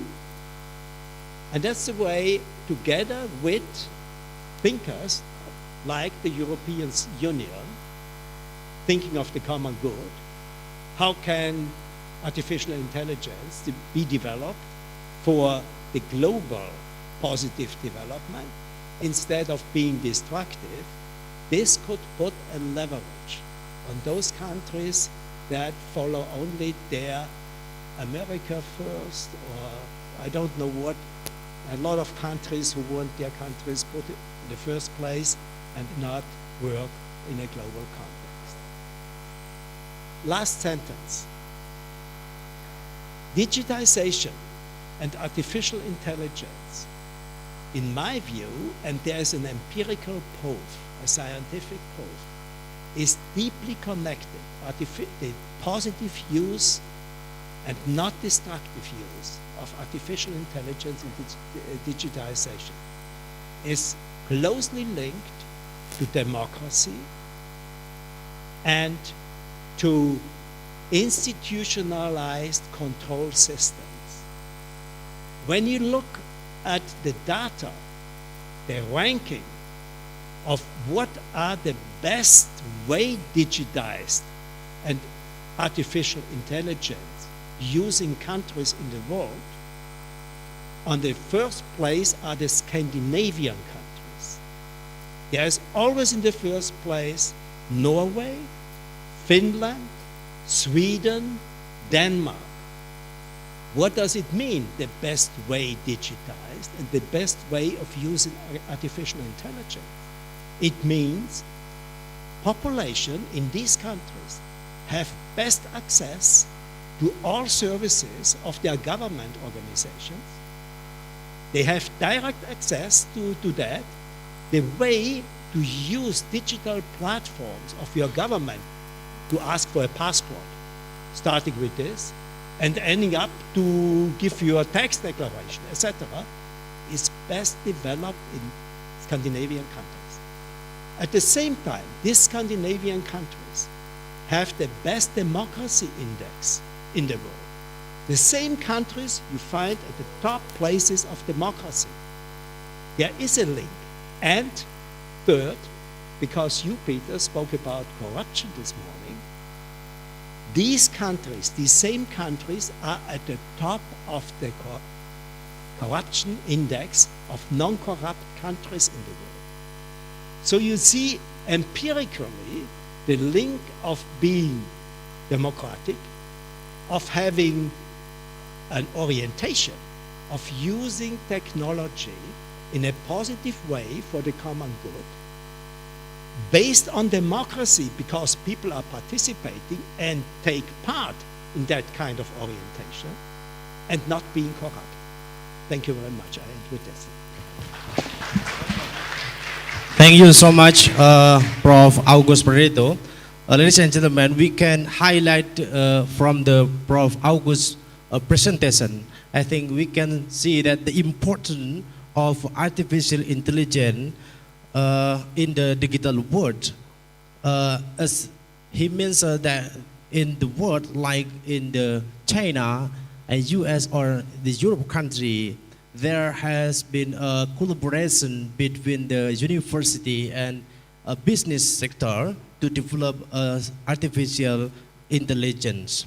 And moreover, this country is giving a lot of budget to develop artificial intelligence. It means that artificial intelligence now become something is very important instrument to develop not only in the business sector but also in the how government works. This is our challenges, Indonesian, like a country like Indonesia, to develop artificial intelligence, not only to reform our government, but to reform our public services and etc. Okay, ladies and gentlemen, let we move to the second speaker. Now, the second speaker is Professor Dr. Jude William Kenelo. He is going to talk about is participatory democracy still possible in digitalized world, communication perspective. Prof. Jude, are you ready? Hello? Still mute your... Still mute. Halo, Prof. Mas Andre, mungkin bisa dibantu, Mas. Halo? Yeah, hello. Okay. This is your time to present. I give you 15 until 20 minutes to present your paper. Time is yours, Prof. Jude. Okay, thank you very much. I would like to thank Walisongo Islamic State University for giving me this opportunity to speak to all of you today. I'm quite saddened that I could not be with you physically because I'm very familiar with Indonesian hospitality. I have lived and worked in Indonesia for 3 years in the past, and I'm very much familiar with, and I'm especially envious with the others who were able to go there physically. I would like to, okay, so my screen is being shared. Okay, so I'm the Pro-Vice Chancellor of the University of Liberal Arts, Bangladesh, and also I'm the Professor and Head of the Media Studies and Journalism Department of the same university. Originally, I'm from the Philippines, but I have lived and worked in Bangladesh for the past 14 years. Currently, I'm in Bonn, Germany. I'm doing a faculty research exchange with Deutsche Welle Academy, and that's why I'm here on German time. Okay, so what I really liked about the session that we have now is that we take a look at the keywords democracy and digitization from different perspectives. So the speaker earlier spoke about it from the perspective of international relations. Now I'm going to look at it from the perspective of communication. So let's go to the next slide, please. Okay, so the outline would be as follows. I'll talk about participatory democracy, and then agenda setting and accountability of media, and then the dominance of social media influencers, then societal polarization, algorithms, and takeaways of the session. Okay. So next slide, please. So the professor this morning was more positive about seeing AI and linking it with democracy, but I'm taking a more negative tone regarding this. So when we talk about participatory democracy, we're talking about collective decision making. It combines both direct and representative democracy. So participatory democracy really talks about deliberation, collective decision making, listening to various voices within a society to make meaningful change. Next slide, please. Okay. So when we talk about democracy, we have a representative democracy wherein we elect our leaders. So we choose who will be our president or who will be representing us in parliament. But there is also what we call the participatory democracy, wherein there should be deliberation and conscious involvement of citizens in how they are governed. So the participatory democracy is deeper than representative democracy, because at many points people just elect the leaders and just hope that they will do their best. Okay, but often that doesn't happen. Okay, let's go to the next slide. Okay, but to have participatory democracy, communication really is the key. How can we have dialogue if we do not communicate with each other? And therefore, the many means and channels of communication should be accessible to the public to enable a dialogue to happen. Next slide, please. Okay. Now, before the advent of internet, the major information source of the public was the mass media. So maybe you will remember the time of your parents, they would be mainly glued to television or the radio or reading newspapers every morning during breakfast. And this will be their main source of information. But nowadays, it's not this way, because if you take a look at your generation, it's usually the smartphone that we are talking about. People are glued to this from breakfast. Okay, next slide, please. Now, during that time, the main source of information was the media, and the media reports what is happening in society. So looking at the agenda setting function theory of Maxwell, McCombs, and Shaw, there will be a reality existing. So for example, the chancellor is speaking or the president is speaking, then there are media people there who are listening to the speech or press conference of a president or celebrity. And then they write it, they make a news item out of it, and therefore they capture that reality, and it's called now the media reality. And then it influences public perception of reality. Okay? So that is how things go in the past. Okay, next slide, please. Okay, so in a sense, media had a very enormous responsibility because if they are not trained enough, if they are not knowledgeable enough, then they cannot capture the essence of that reality very well. And they have to be ethical as well. So this is an example of how media people are trained. When they look or they report on a news event, they have to follow certain news values. They take a look whether it's timely, it's prominent, is the conflict there, is it current, does it have an impact, does it have human interest? So these are things journalists take into consideration whenever they report on an event. Okay, next slide, please. Aside from having news values or having criteria or having editorial policies when they report on the news, they also have ethical standards. Journalists should have these because free media have responsibilities and they have obligations to the public. Okay? And therefore, the news media has to be accountable to whatever they print in the news or they broadcast. So there is a high level of accountability, and there are regulatory even self-regulation among media people that holds them in check. And that's why in many points, when somebody points out a mistake in the media, they write an erratum or they write an apology about the mistake that they have done because they are accountable to it. Next slide, please. Okay, but we're not saying all journalists are saints, but if you are a journalist, you have to follow certain codes of ethics. Okay, now let's look at the advent of ICT penetration in Southeast Asia.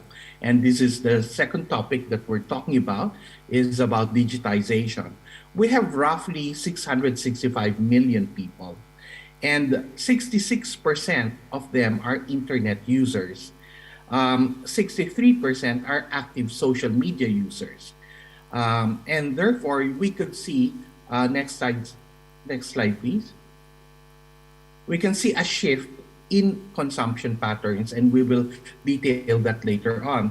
So when we look at the internet penetration in Southeast Asia, we would see that Brunei has the greatest penetration, 95%. The lowest one would be Myanmar with 40%. In Indonesia, it's 62.6%, okay, penetration.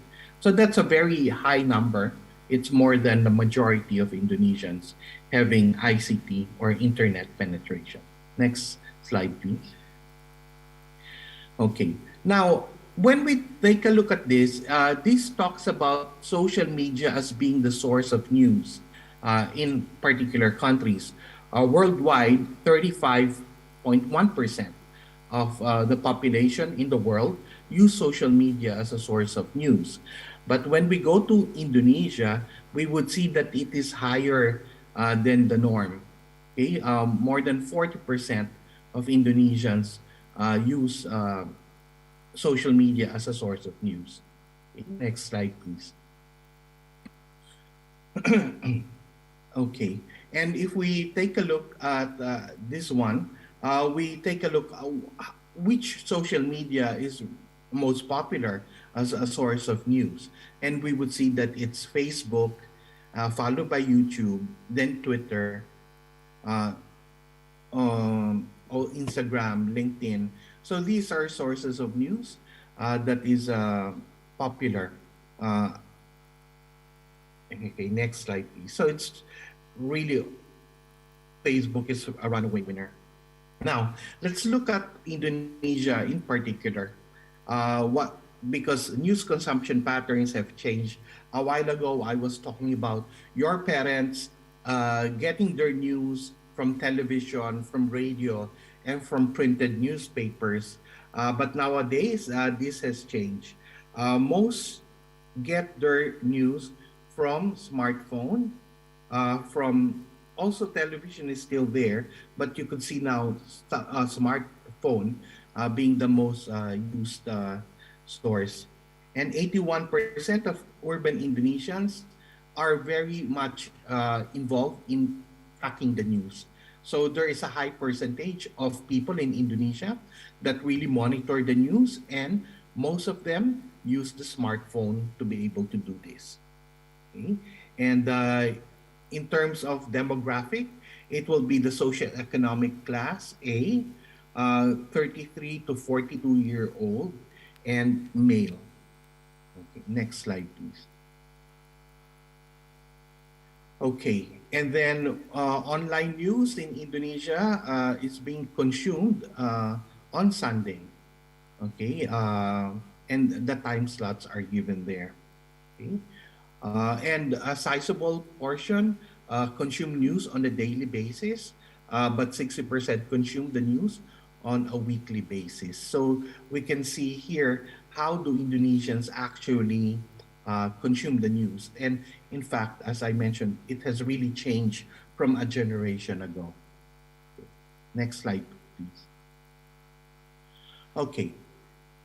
Now that we know that consumption patterns of news have changed, It means to say that a lot of the news comes from social media, which are not actually produced by media companies or media organizations.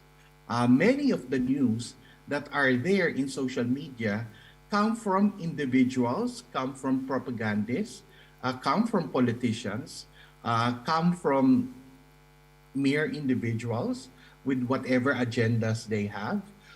They can come from public relations people. And therefore, a lot of these people, unlike the journalists, don't have a sense of a code of conduct. They were not trained to talk about the news. They don't look at editorial policy. They just put whatever suits their agenda in social media. And therefore, a lot of the people who consume the news from social media actually get fake news, and then they believe in it, and then they share it. And therefore, there is this propagation of fake news happening. Okay, next, please. Next slide, please. Okay, this is an example of what happened in the Philippines, wherein stars, influencers, they were paid to boost the former President Duterte's propaganda and fake news. So no accountability, no sense of ethics. They just want to manipulate the minds of people. So they were just paying stars, celebrities, influencers, just support whatever is being said by the president. So that's an architect of network disinformation that has happened. And that's why it's quite what a precarious situation that they have there in the Philippines. Next slide, please. Okay, so when we talk about social media influencers, they actually make society more polarized. Now, instead of talking or fighting or debating with each other, they're now using their cell phones to be able to propagate this and to polarize society. So let's delve in this in more detail. Next slide, please. Okay. So when we talk about polarization, we're saying that people take extreme positions from each other. Okay. One might be in favor of one group or one issue. The other one is extremely not in favor of that issue or that event or that personality. So a polarized society. When we have a polarized society, there is cognitive inflexibility, wherein they are unwilling to talk to each other. They are unwilling to settle their issues. They're unwilling to listen to each other.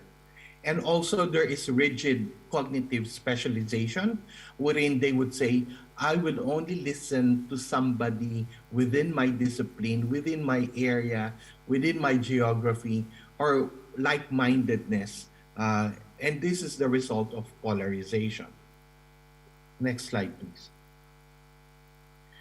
And therefore, if we have a lot of social media use with a lot of influencers who are unaccountable, no ethics, just believe in getting paid to endorse a product or endorse a celebrity or endorse a politician, then it leads to political polarization, because a lot of people could not accept the fake news or the lie, because in the end, what the society has to rely on, we have to rely on certain truths. And if these truths are no longer in solid ground, wherein truths are being modified and shaken, then what is the basis that society has to believe in? And therefore polarization happens. And if polarization happens and a lot of misinformation and misperception happens, then it really affects the quality of our democracy. Next slide, please.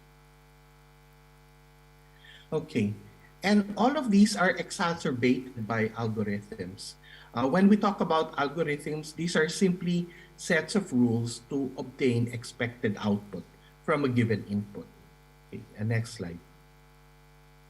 Okay, algorithms are existing everywhere in our social media. So when we use Twitter, when we use Facebook, when we use Instagram, uh, algorithms are all there. Okay, let's go to the next slide. Okay, so you would see here that different social media use different algorithms. So Google has their own, YouTube has their own, TikTok, Facebook, LinkedIn, Instagram, and it is clearly shown in this diagram. So algorithm determines to a large extent what enters the social media feed of an account. So for example, if I have an account, my algorithms would actually determine what I am seeing in my Facebook account. Okay, and that's why you would see that, for example, I did a search, I wanted to go to Germany. And then later on, you would see a lot of advertisements in your social media feed about Germany, on places to go, hotels to stay, restaurants to try, tourist spots. So the algorithms, that's why they're in your Facebook, is because of the algorithms, because you did a certain search. Okay, next slide,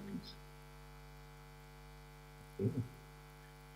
Okay, so therefore, algorithms determine to a large extent what are the interactions that you would be making in your social media. Okay, next slide, please.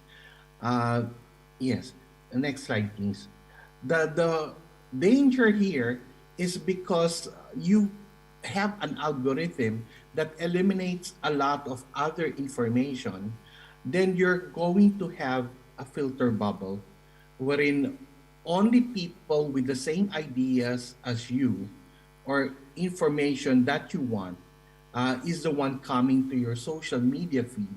And therefore, if social media is your main source of information, you will not be able to listen to other opinions or other events that happen, because you only see the same things over and over again, and you will live in your own world. This is really different from a generation ago, where your parents lived, wherein the news outlet or the media organization determines what you're going to see in the newspaper, and then you get to listen to opinions that are not of your own, or you'll be able to see events that you may or may not be so interested in. But anyway, you get informed about a lot of things. But now, if you're solely on social media, you'll just be in your bubble, and algorithms dictate what you would see, and therefore you don't see other things. And that's why, in a way, you're very uninformed about many things. So in a situation like this, can we have dialogue? Can we have participatory democracy? Can we engage in collective decision making about what it is we're going to do in our society? Because if we don't listen anymore, if we don't have a platform to communicate with each other, then democracy, especially participatory democracy, would be very uncertain. Next slide, please. Okay. So this is actually a very clear visual of what social media is doing. It's causing a divide in society, and therefore, if there's a divide, the whole society could not participate together. You would only be participating in your own bubble. So let's proceed with the next slide. Okay, so some takeaways from the session. Participatory democracy requires deliberation and dialogue among societal members in making collective decisions. It requires societal members to be well informed about various common issues. In the past, mass media provided information to societal members. The mass media were considered information gatekeepers and agenda setters who need to be professional and ethical. With the internet, social media has increasingly become an important source of information for societal members. Social media influencers are not bound by professional and ethical codes, unfortunately. Next slide, please. Instead, social media influencers answer more to their sponsors and employers. Many of them resort to disseminating fake news and misinformation, and therefore they polarize society into groups. Algorithms are sets of instructions that aim to keep social media users engaged. The feed should be interesting and attractive to users. Hence, they are given what they like, resulting in putting them in bubbles. Users get to read posts from similar-minded people. And also, when you are making people emotional, they engage more in social media. And therefore, companies like Facebook, Meta, are very hesitant to control hate speech because they would like people to be emotional, because the more people engage in social media, the more they earn. Algorithms prevent users from seeing opposing viewpoints, which contribute to further societal polarization and the decline of participatory democracy. So, is participatory democracy still possible in a digitized world? So, this is the question that I'm posting to everyone. Okay, that was last slide. This is just a thank you slide. Thank you very much. Okay, thank you so much. Let's give warm applause to Professor Jude. A very interesting presentation, Professor Jude. Present about how proliferation of internet and social media influence about the public deliberation, and then another side, in another hand, the proliferation of internet and social media have the great effect and advantage for transforming public services, but based on the Prof. Jude's presentation, I think the social media proliferation rapidly also has the bad effect, certainly for the building participatory democracy, because of algorithm determine how we choose the information, and when we open the news from the social media, for example, I think we in the next time and when we open again, we want to determine by the same the news, and then social media influencer make a societal polarization and the decline of participatory democracy. Okay, ladies and gentlemen, let me move to the final speaker. The third speaker is Ibu Husnul Maria, PhD. She is a political scientist from University of Indonesia, and she is going to talk about democracy, direct presidential election, and challenge of deep divided state party in the age of distrust. Ibu Husnul, time is yours. You have 15 minutes, 15 until 20 minutes.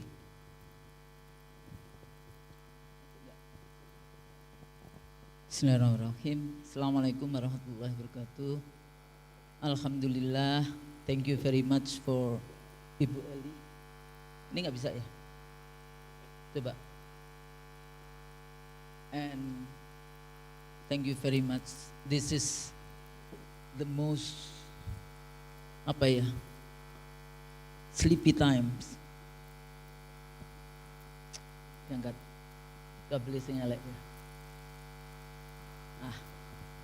I don't know. If you're talking about culture, there's the male culture.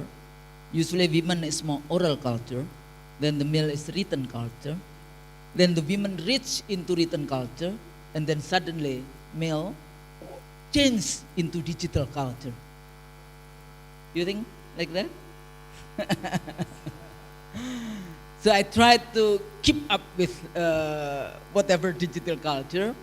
When I was a member of election commissioners, I was the chair of the IT election commissioners. So I was the chair of the biggest IT project around Indonesia at that moment.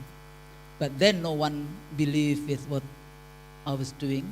So with a lot of issues that we started. But I tried to read and share my knowledge about democracy from the perspective of political science, and also at the same time in the era of the distrust for the time being.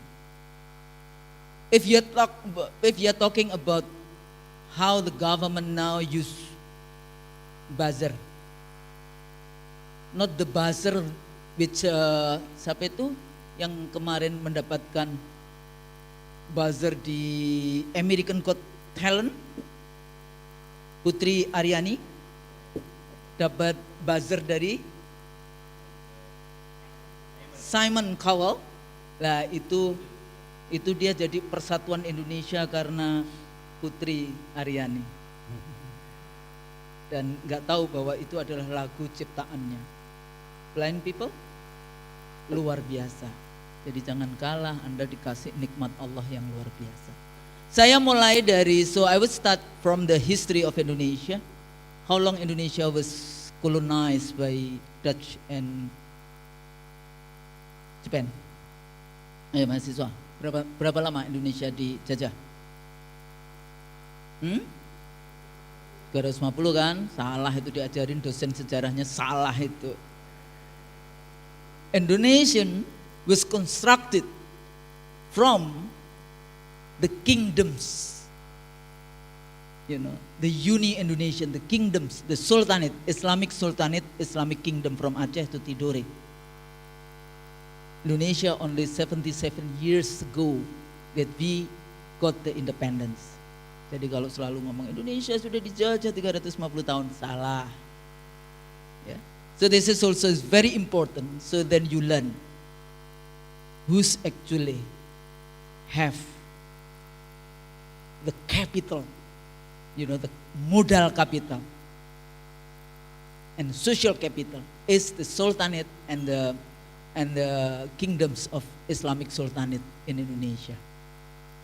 So we are talking about the establishment of the Indonesian nation culturally.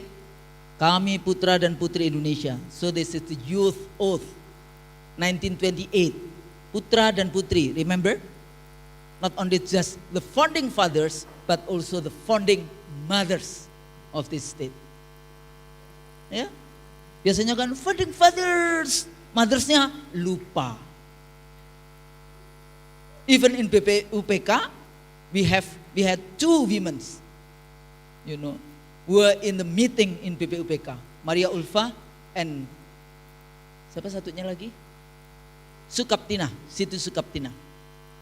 So this is the political independence, cultural sovereignty, political sovereignty, and then territorial sovereignty.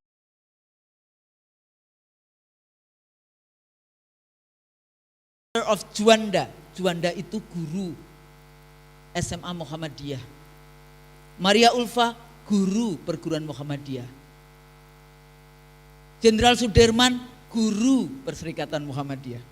So teacher is a very important position in the history of this country. And now teacher, what the story of the teacher today?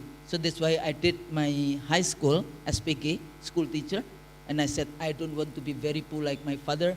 So I studied until university and still I keep as a teacher. Tapi teachernya teacher mahasiswa, not teacher SD, something like that.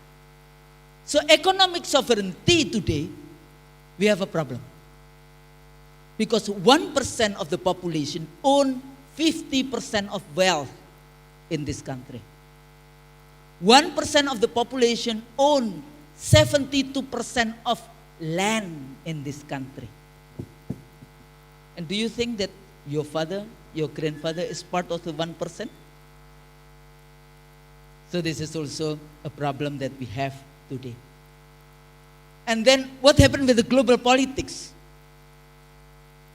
Speakers before discussing about multipolar, China, Europe, US.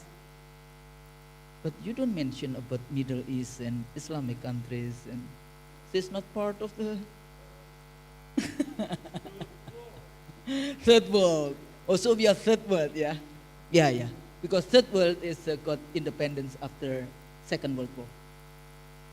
So this is also global politics, from the abolition of the Khilafah Turki Osmani, 3rd March of 1924, and then the movement of the separation between state and church, Protestantism in Europe, and the bipolar words, Cold War, communists and the West, and then New World Order. And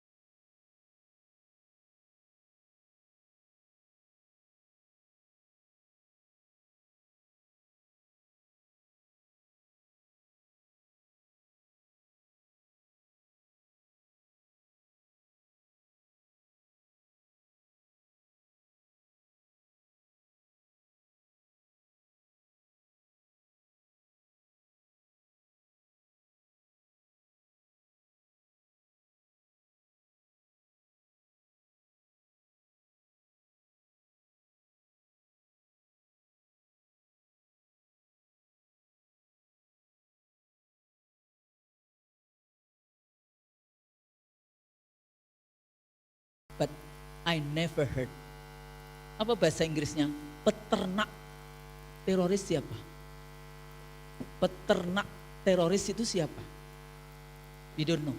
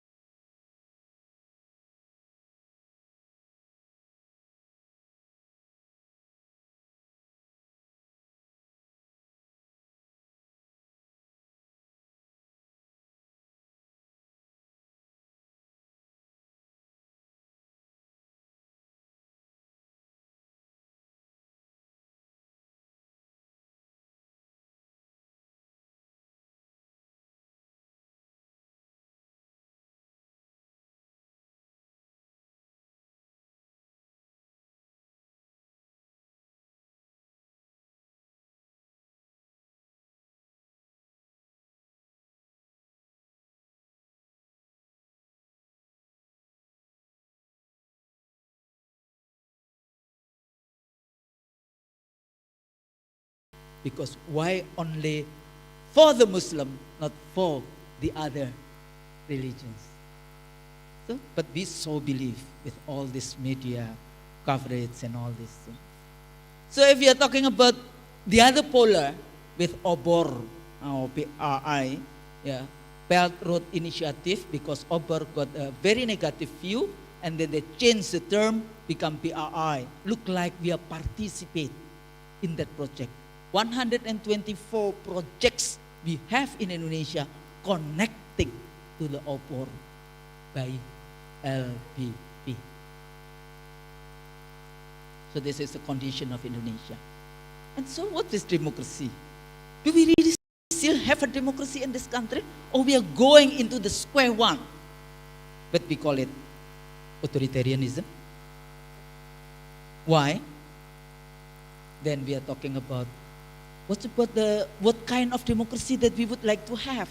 Democracy Pancasila or liberal democracy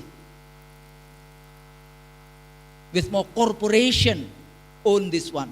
For example, what happened with the COVID-19? So we have now, I think we have to be prepared. 2024, they said that there will be more death toll of disease, because they already have a program called One Health, Global One Health. Who's actually got profit during COVID-19? Who got the project on vaccine, pharmacies around the world? It's very easy because now One Health, all the system. Siapa yang di HP-nya punya satu kesehatan, satu sehat? Ayo, semuanya yang sudah punya satu sehat. This is part of the example, One Health system in the world. Apa-apa mas, tenang aja. Aku cuma supaya saya nggak kemana-mana, tapi kayaknya tetap kemana-mana. Then actually now we are on the position of connectivity war. We are in a war, but not war in the meaning in war who are defined as military industrial complex. No, war in terms of financial issues, war in terms of migration, yeah, and also not the very heavy industrial military complex like what happened now in Russia with Ukraine. From start I said this is not mere Russia versus Ukraine war, but Russia versus Ukraine garing NATO. That's happened now. From the start I said this is NATO, and happen. Anda lihat ya, I have YouTube, IC, E for Iksanuddin, Nursi, and C for Husnul Maria. We discussed early before that all this war become bigger like now. So we have election 2019. You know, because of your distrust, we are divide society. Saya Pancasila, kamu. Saya Bhinneka, kamu. Every day we got like that, and all this Twitter, Instagram. Oh, saya Pancasila. Even the president said, saya Pancasila. It's very dangerous.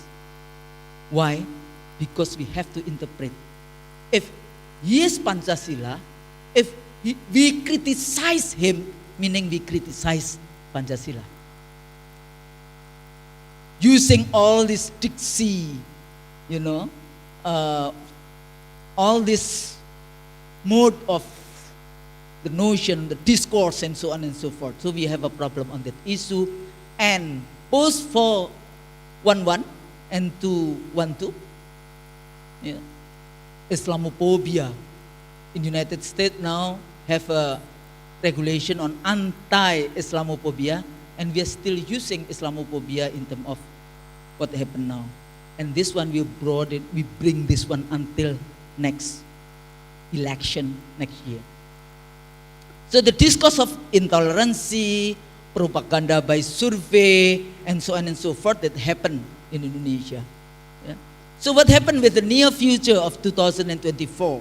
We still have triplet oligarchy.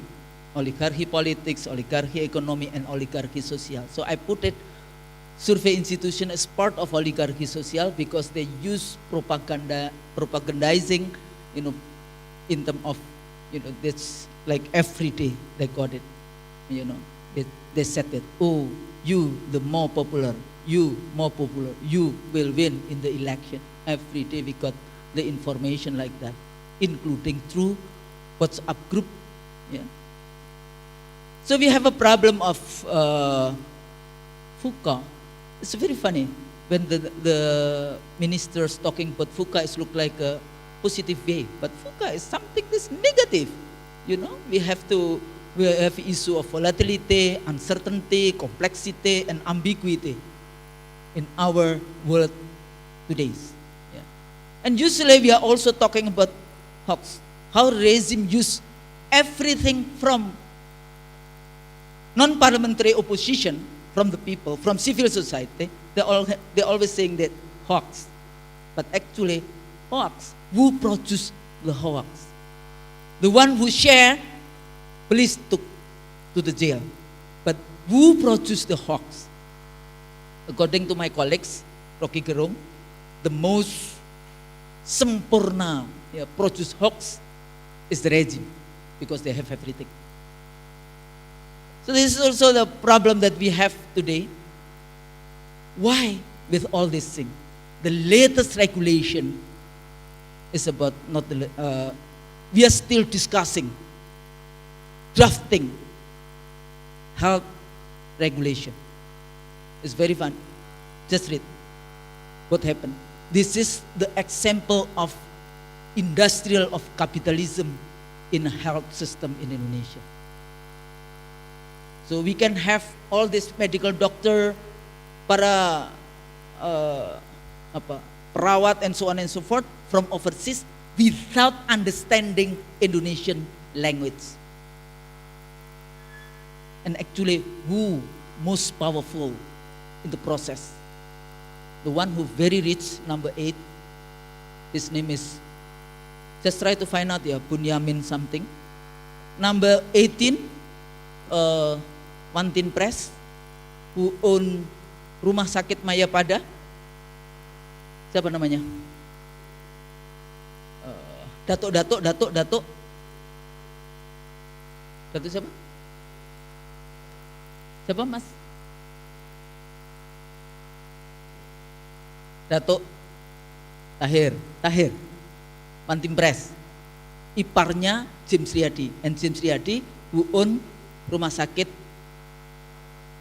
Siloam. Jadi Siloam 40 rumah sakit, Mayapada 5, Muhammadiyah actually has 119 rumah sakit around Indonesia. But who's has power and wealth in pharmacies? Bunyamin again, and then Dexa Group, and so they're the one who dominated the industry of wealth, of health, not wealth. So what? What can I do? What can we do? Do we really have a trust to the process of election, presidential election next year? The way how the government, the way how President Cawe-Cawe, yeah? So this is also, what's this democracy about? So many definitions of democracy. I like using Lynn Slipset, Larry Diamond. Competition. In a competition, excluding the use of force. So when the government use of force, meaning, we are not going into the democratic way, but more using power-based approach, authoritarian way.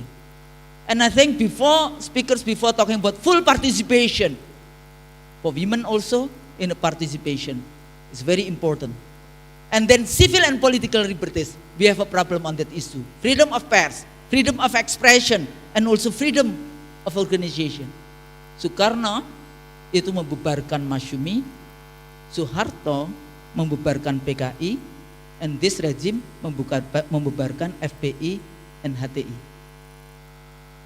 It's supposed to go to the legal system, not only just government policy to dismiss the organization.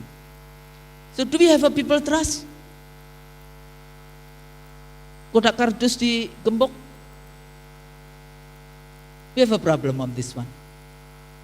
And another thing, we believe buzzer always talking about how long infrastructure, jalan tol that this regime produce. This is the data from Kata Data. Actually, SPY is much more higher than this regime, Megawati, and this one.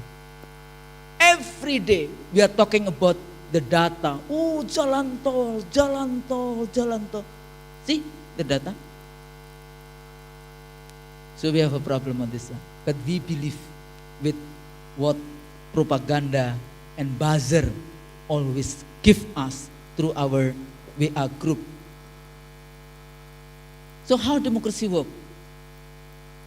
I call it the liberal democracy. The liberal Machiavellian democracy. Demokrasi, tapi penuh dengan tipu-tipu muslihat. So there's a problem, yeah. The democracy liberal, with what we are using like the model of United States or the West, or we would like to have a democracy under the principle of the divine direction. All this issue of migrant workers, illegal migrant, obor, apalagi yang tadi semuanya ya. With the modern nation state, we have a problem now also. How to separate moral from ethic, like our opinion on LGBTQ, for example. How we solve the problem.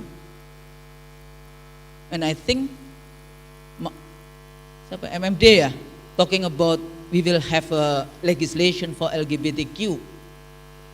What's the thesis? Remove religiosity will remove violence. This is true or not? So this is, for me, my understanding modernity is European thing, hegemonic political project, and based on consensus. Whose consensus? Do you think that we are part of the consensus? If you are talking about global corporation institution, who make decision policy in the world? Dari mulai yang International Reserve Bank, IMF, World Bank, RAND Corporation, and so on and so forth. Yeah. And then we have to mix between the East and the West, from Masriki to the Maghribi, Masriki wal Maghribi, yeah, something like that. Hobbesian, John Locke, Rousseau, that we always talking about Leviathan, Trias Politica, social contract, and so on and so forth. But please also read and learn about Sirah Nabawiyah, Al-Farabi, Al-Mawardi, Ibnu Khaldun, Ibnu Taymiyah, Al-Ghazali, and the whole of the Islamic thoughts. So we need leadership to change. Not only just because bajunya 60.000, celananya 100.000, sepatunya 60.000, and every day you read on newspaper. Then look like true. No. We have to be very careful. Not only just popularity, but number one is the morality and ethics. Number two is knowledgeable or not. To be a leader in this country with the whole many of the problem we face today. Education, health, employment, unemployment, poverty, and so on and so forth. So we have all these issues. Secularism, based on humanism, but the problem is we have full human and less human, and who is full human and less human, and based on akal, but limited, the separation between state and church, one legal system, democracy with popularity. So we would like to have more discourse on Islamic governance, for example. Why, if you're talking about religion, we never thought this is the truth? Oh, itu religion, itu agama, bukan the truth. Why? Because we are separated between moral and, if you're talking about objectivity, between fact and value, then objective. Yeah. Research Quran, Hadith, multi-legal system, and the history of Prophet, exactly the same with this morning speech. Yeah. Leadership, recruitment, morality, ethic, knowledgeable. Ya, sebentar. Tinggal dikit gambar-gambar aja. 411. And then this is the landscape of political parties in Indonesia. It's very colorful. But people really would, but the political elite would like have only just 2 or 3 political parties. They don't want to have very colorful ideas of political parties. So that's why they would like to change into district system tertutup, district system. No, because the construction of Indonesia is so many groups, PR system become very important. Yeah. And this is 2019 presidential election. So you can see which one Prabowo and which one Joko Widodo. So this is the global system, poros global that we have, Jakarta, Beijing, and Jakarta. So who will be the next Indonesian president. Next, 2002, 2004. So there is gambar, that's your governor here, my student. Says democracy on the right track, weak rule of law.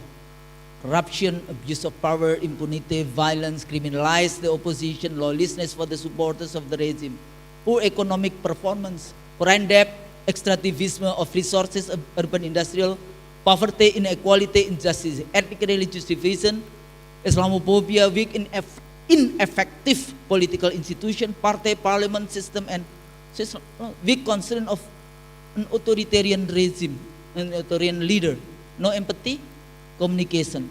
One of the example, they give the people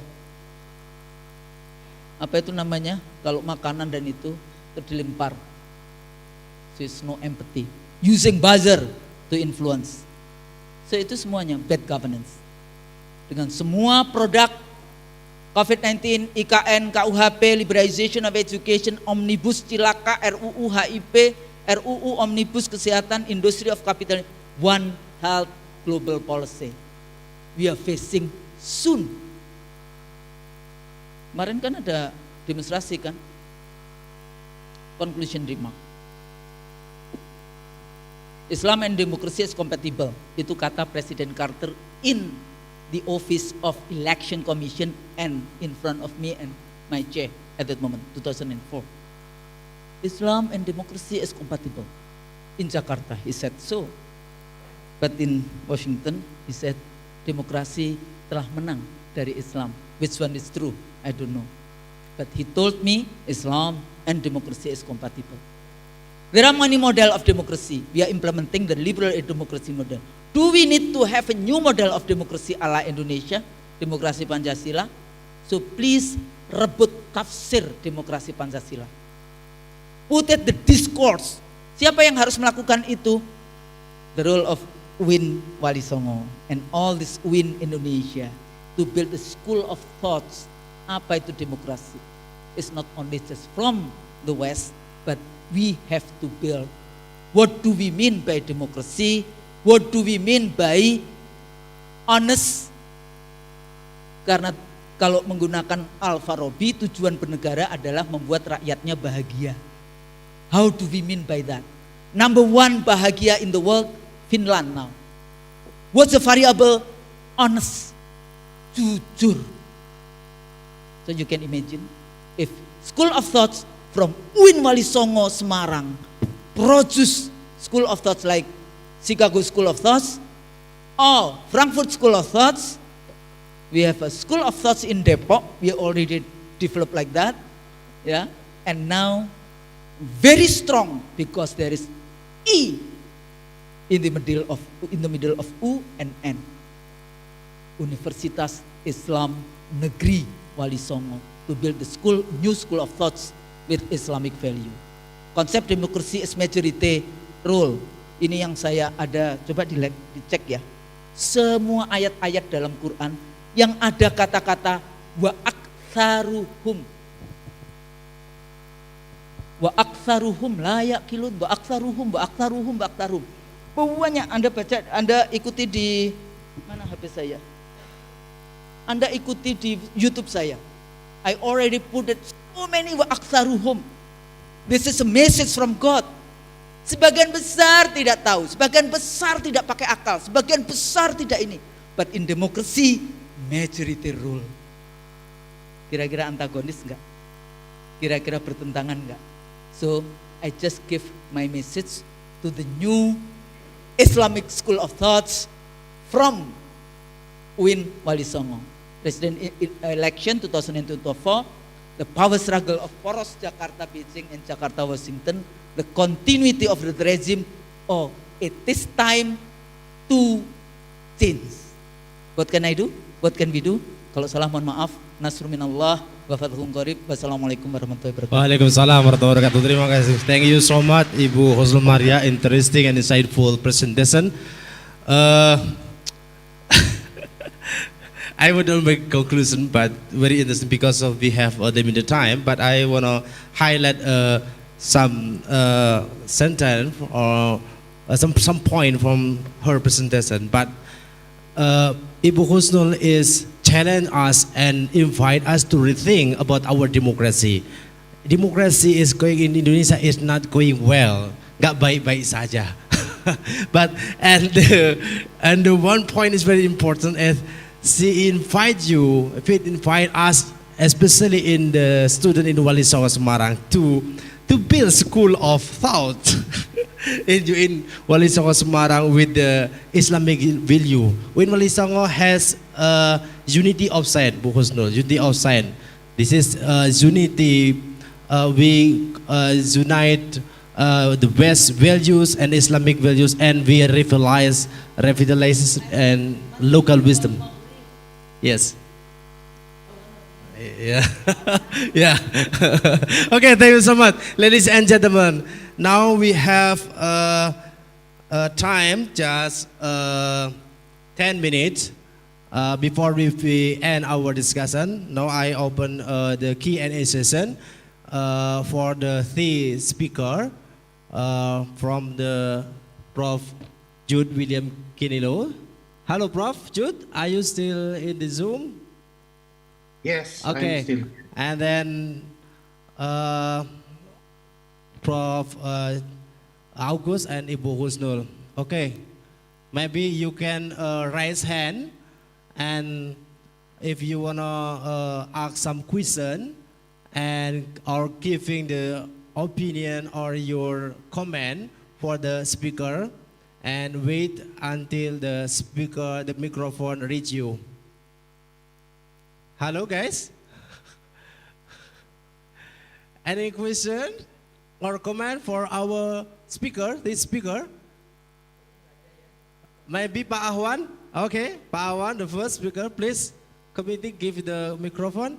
And then, yeah, and the second, and we give one again. Okay, Pak Ahwan first. Okay, please mention your name and your institution. Thank you. Ahwan from UINWALISONGO. I'm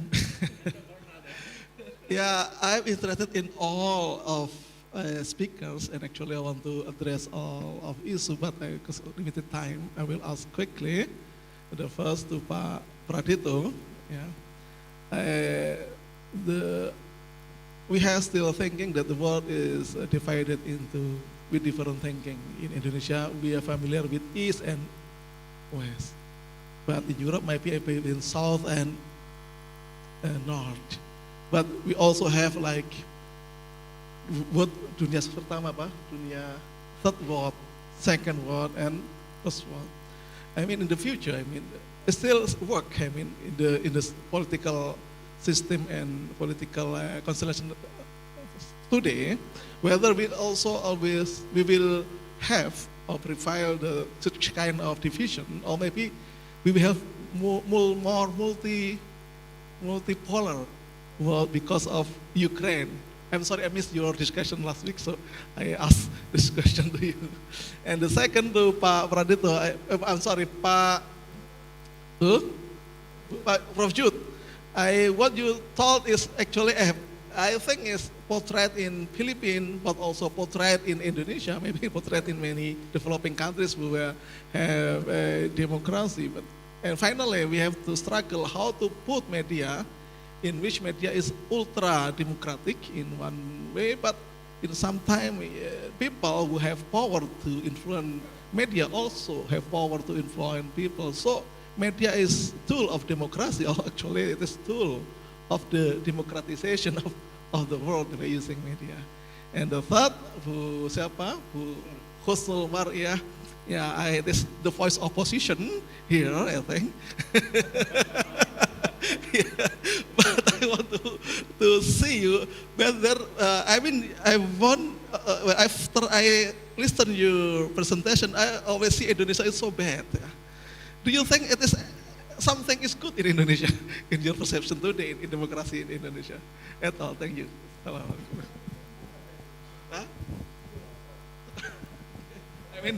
happened in Indonesia? Okay, thank you, Pak Ahwan. I think we have to collect first the all question. The second question to the Batik use. Yeah. Yeah. Check. Okay, for Prof. August Please Pradito. mention your name and institution. Okay, I'm Kenan Usaksana Udawan and I'm former student of FISIP. Okay. It's a good presentation, Prof. I just want to state my opinion about your presentation. So if we're talking about the benefit of digital transformation, AI may one of the best or maybe one of the greatest step of humanity. But if we're talking it on a grand scale, on a countries, on a international state. But there are also things that often unseen. For example, the first is in Indonesia, the readiness of people, the old people, people from anywhere across the countries may not ready for AI and its transformation. And then the replacement of abundant or a lot of line of works as the effect of digital transformation. And then, as stated by Prof. Kusnul,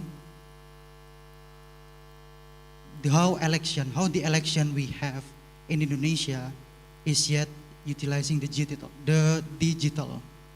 So I think in a short time or near in the future,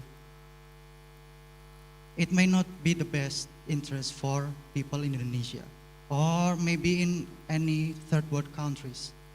But transformation of digital and democracy may become necessity in the future, far future, but not in the close time, near future. And then I got two questions I want to ask. What is the meaning of power in the context of digitalization, as you mentioned before, Professor, specifically in AI development? You mentioned about power, especially in democracy transformation. And then, Professor August, you mentioned about the squeezing of power from powerful countries like, for example, the US on the western side, and then China on the eastern, to developing or third world countries, such as including Indonesia. What is the context of power in your presentation? That's all I want to ask. Thank you very much. Thank you so much. And the third question, yeah, Mas.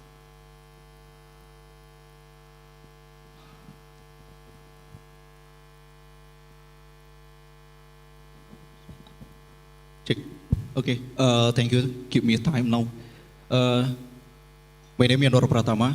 I'm from Islamic Education Management and Education and Training Faculty, Islamic State University Walisongo Semarang. And you know our problematic in Indonesia about democracy and transformation COVID-19 pasca. So I have idea and innovation from system Indonesia is very badly if you comparing to ASEAN or in the world. And I think youth is the correlation in bonus demography. And all the audience today here, bonus demography and 2000 go to 2015 in bahasa Indonesia emas di 2045. So how to concrete if you any problematic complex in Indonesia, if you think system is badly, and so that's one question. Secondly, Java, yeah, you know Java centrist information, and mostly all the youth Indonesia curious, please most curious how to transformation the better future in Indonesia. And was time 2 weeks ago in West Kalimantan and international program AUSI, Conference Islamic Education, all the participants, approximately third long the participant there. So what differently, and to be honest, totally differently, quality education, he's the up quality education in Java. And I think Walisongo Semarang, so most the run to be get the democracy and transformation will be better future. Thank you. Okay, thank you so much, Mas Pratama. Okay, we have 7 questions from the 3 person, but I want to give the first one to answer this question to Prof. August.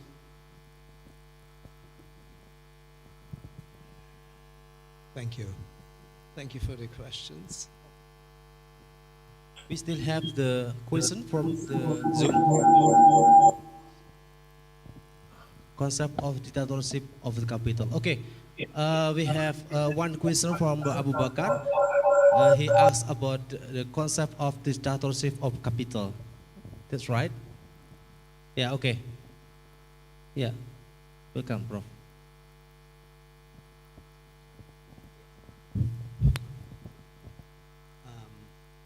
Thank you for the questions. I completely agree with the opinion that it's not anymore, the world is not divided between the East and the West, something like that. It's long over. Basically, it's over since the 80s. So for 40 years now, we have a different situation in the world. The world has become for a moment almost something like unipolar in the 90s after the breakdown of the Soviet Union. But in reality, the world has always been a multipolar world.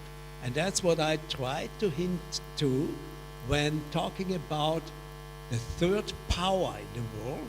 Even in Cold War times, there was a powerful movement of Southern, of Islamic, of other states, even of European states, who didn't want to submit to that kind of division and didn't accept that kind of being East or West. So already in times of Cold War, there was not only a first world and a second world, but it was a multipolar world. And today, multipolarity is much more developed than ever in the past 100 years. And there is also within the regions, there are 2 tendencies. Polarization or multipolarization within regions as well. Asia is splitting up in a way. You know, we can speak about the Islamic world, but the reality is there is no Western world in that sense that you would have any unity among them, and there is no Islamic world. What you say, apart from religious features, there would be some kind of political unity or something like that. So this is one thing. There are power conflicts in the regions. We have power conflicts within the European Union. The European Union has a unique position in the world, being the only one supranational organization. That means nation-states have delivered part of their sovereignty to the level of the European Union. But even within the European Union, we have power struggles. What I was talking on was only trying to give an imagination what with digitalizing the world is going on. And there you have that kind of ranking. You know, United States and China on the same position of investing in digital and in artificial intelligence. And then third ranking, by the way, as I said, European Union with about 400 billion. Then comes Japan. Japan is one, compared to their population of about 120 million people, they invest vast money. It is $250 billion Japan investing in digitalization and artificial intelligence. And the next one is India with 200 billion. So that's what I tried. From this perspective, if you take different perspective into account, like power distribution on the military level, on the economic level, it looks different. You know, that's what was my intention, and not to say why don't you speak about the Islamic world. It is like, and this connects to the second question, what is with Indonesia in this context of investing in digitizing the economy, administrative procedures, building up artificial intelligence. I think there are a lot of countries, if they use, that's what I wanted to express in my presentation. If you have a clever use of what other people invent on the terms of artificial intelligence, then you can make a lot of good things out of it. Sweden had one of the best digitizing companies in the world. The name was Nokia. Perhaps you remember, there were a lot of phones, of cell phones, bought all over the world from Nokia. It was a Swedish company. It was top. Now, Nokia, almost nobody knows anymore about this company. Apple and other ones are much more prominent and much more powerful. But Sweden and Norway only with, I think, 5 million people, are on the top of using artificial intelligence for the use of their own people. You know, it is not necessary that you reinvent the wheel. You can use something other people invent. You have to do it in a clever way. And that's what I think Scandinavian countries do best. They have only little capacities. They don't have the money Silicon Valley has. They don't have the deep pockets China has, but they use what they can get as a benefit for their own development out of that. And this is something what has to be considered. It's not in the first place how much can we put somewhere. The most important factor, and that's what I said in my presentation, is it's human capital. If human capital, and that means if education in India as well as in Germany, we are in the same position. If we don't educate our young generation the best way for using all the tools that are invented somewhere all over the world, if we don't do that, then we lose. The winners will not ultimately be the same who invent something. Perhaps they have for some time some profit, but the winners will be the best educated nations. And that's the most important thing. Perhaps I stop with this. Okay. Okay, thank you, Prof. August. Let's give a warm applause to Prof. August. Okay, let's turn to the second speaker to answer the question from the audience. Okay, please, Prof. Yeah, okay. Jude. So I'll just answer the question that is most relevant to me about media being a tool for democracy. Well, I believe this is true because when people make a decision on electing somebody into office of political power, they have to make an informed decision, and they have to base a decision from something that semblance of the truth. To be able to make an informed decision, media is needed. And this is one of the reasons why journalism is enshrined in the US Constitution, and it's the only profession enshrined in the US Constitution. But as we see nowadays, media or news consumption patterns have changed, and media has dwindled in its influence. And because also the advertising model has collapsed. So when we talk about the media being a tool for democracy, it is true, but this tool for democracy is very weak at the moment. They don't have enough manpower. They don't have enough money to sustain itself. And for this reason, there have been many initiatives to strengthen the media again.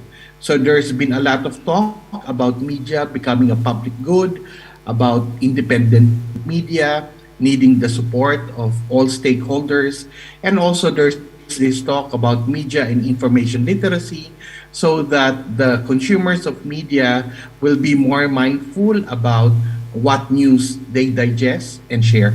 So I think I'll end my answer there. Okay, thank you, Prof. Jude. And now we like to move to the final speaker, Ibu Husnul Maria, to answer the question. Okay, Indonesia is the most populous Muslim country in the world. Very rich country, yeah. But the problem is the people are very poor because maladministration. Rakyat hidup urus dirinya sendiri, negara tidak hadir. What should I do? What we do? Education is the remedy. I always believe education is the remedy, but education is not instant remedy. We need one generation to get there, and it's depend on what kind of education that we have now. To get 2045, I don't know whether we still have Indonesia in 2045, you know. And if you are talking about sovereignty, I call it Indonesian sovereignty now, dijual dengan harga murah, tanpa rasa malu kepada asing dan asing. How to translate in English? You can translate yourself. And if you are talking about media, punya Surya Paloh apa itu? Metro TV siapa yang punya? Ya itu salah. James Riyadi yang punya. Ya. MNC actually belongs to Cendana Group, tapi kemudian diakuisisi oleh yang punya partai Perindo ya? Perindo. Tapi the problem is, in theoretical perspective, media, we just would like to have like Berlusconian and Taksinian. How the politician control the media or own the media. So we have a problem. So that's why we have a counter media. That's when it's a social media. But social media, like how the people use the media, you know, to counter what's the conservative media that we have. So we have a problem on that issue. And if you are talking about in election, you would like to have e-voters? No. I don't agree with this one. Why? Because Indonesia is not only just Semarang. You know the people in Timika, the people in Malukas, the people in different islands, small island, and so on and so forth. Do you know the statistic of education, the level of education in Indonesia? Rata-rata SMP kelas 2 semester 1. The problem with IT, with all this digital thing, who actually control behind the IT? Behind the digital. The problem if we are separated from the morality, the ethic into the fact, then we have a problem on that issue.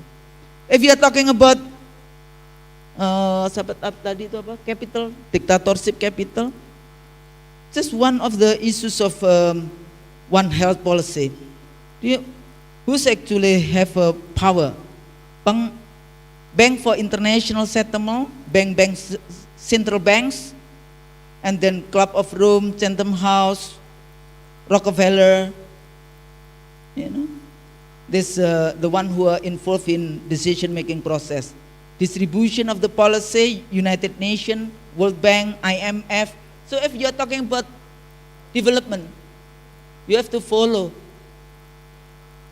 with the, we know.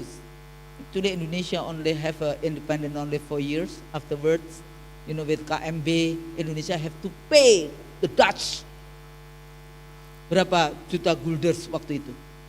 Then aggression 1, aggression 2 of this one. So we have a problem, yeah. Tapi kan saya tadi, what can I do, what can we do? Very important. State actors and non-state actors, we have amendment of International Health Regulation 2005 to make One Health. Then we have a planning of one health system, one government health system, world health system. So di situ dia mengendalikan data, mengendalikan pangan dan pertanian, mengendalikan ruang publik, mengendalikan keamanan dan kegiatan masyarakat, pengendalian kesehatan, pengendalian lingkungan hidup dan entitas terkait. So that's why we lost our sovereignty. Who got the profit? Corporation. So we have to fight. If like this, if you have a problem, you put it on the table. We have a problem like this. So what can I do? What can we do? It's depend on what's your capacity, what's your position in that issue. If you are civil society, do it the best way. If you are a lecturer, do it in it. If you're a student, the future of this country is in your hand. Whether we are still exist in 2045 or we are become divided, become many countries, look like a former USSR. Who knows? Again, because in Al-Quran it's very easy. So what we do, tingkatkan ketakwaan dan keimanan kita, amal soleh kita ikuti whatsoever God give us direction, hudan. So that's why you don't need to be, I just put it on the table. But we have to be, terakhir ini kalimatnya, we have to be very positive because we have God. Rasulullah ada God, Khulafaur Rasyidin God, hereditary system we have a God. We have a theory of Malthus antara population and pangan. Until now God still give us pangan. So why? Very optimist. What can I do? What can we do? Insyaallah. Insyaallah we can get there. Kalau salah mohon maaf. Nasru minallah wa fathun qarib. Assalamualaikum. Okay, thank you so much, Ibu Husnul. Let me give a warm applause. Dear ladies and gentlemen, finally we come in the end of our discussion today. It is very interesting. I'm sure that among our audience still have the question and some comment, but unfortunately we have limited time, so we have to end our discussion in this session. Thank you so much for our speaker, Prof. Jude William Genileo, for your time to share your knowledge, your insightful presentation. And thank you so much, Bu Husnul. Very amazing presentation and powerful. And thank you so much, Prof. August Preto.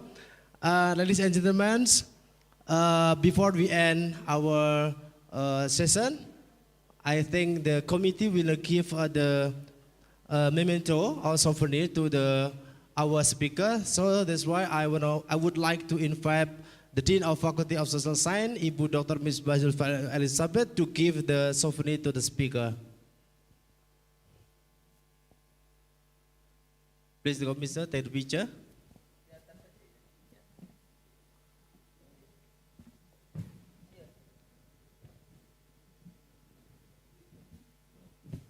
Yeah. Oh, ladies first. Okay, Ibu Husnul, welcome. Ladies first.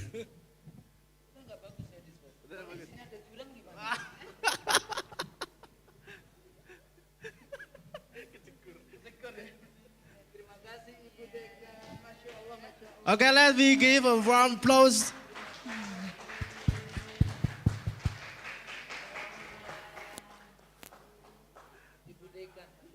Okay, the second to the Prof. August Predito.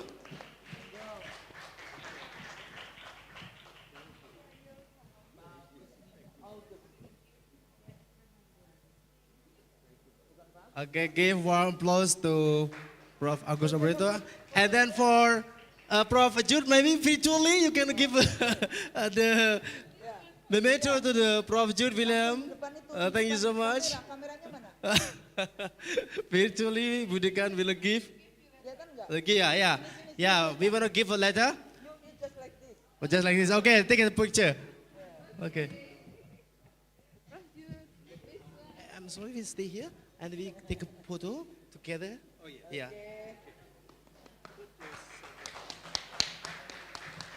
Okay, before we close our session, we take a photo together. The all speaker and the Pak Ahwan, let's come here.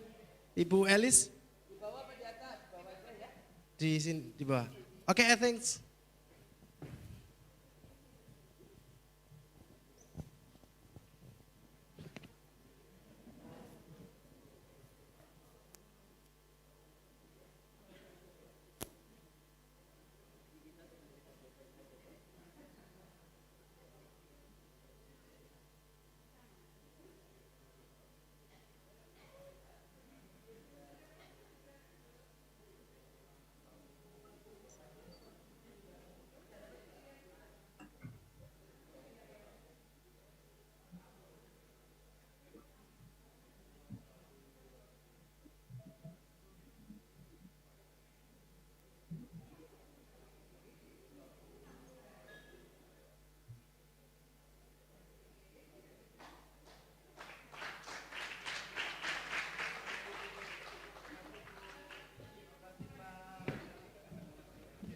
Okay, thank you so much for the all speaker, for their presentation, and for the audience for your great attention.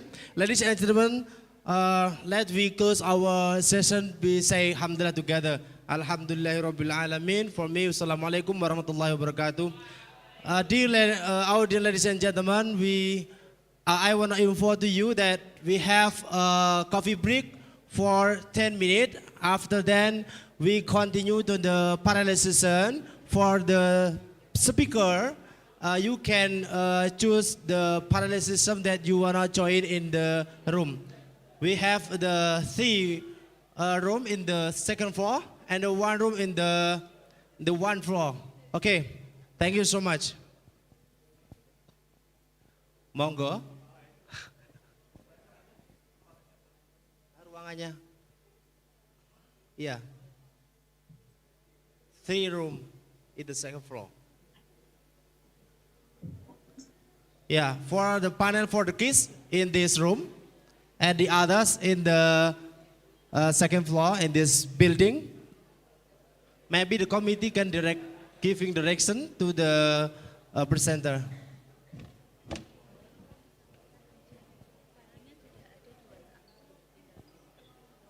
File apa?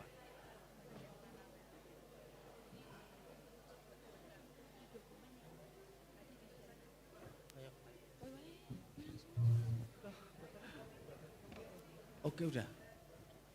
Yeah, divided. Okay, dear audience, I think the committee have shared about the sharing session and the divided of the panel in the WhatsApp group. I think you can open and you can read this information in the WhatsApp group.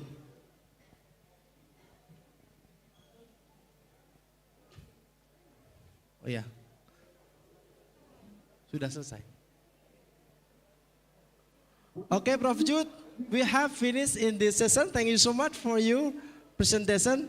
Thank you so much always having available time to joining us in our event. And we hopefully in the next year you can join again in our event like this international seminar or international conference. Thank you, Prof. Jude.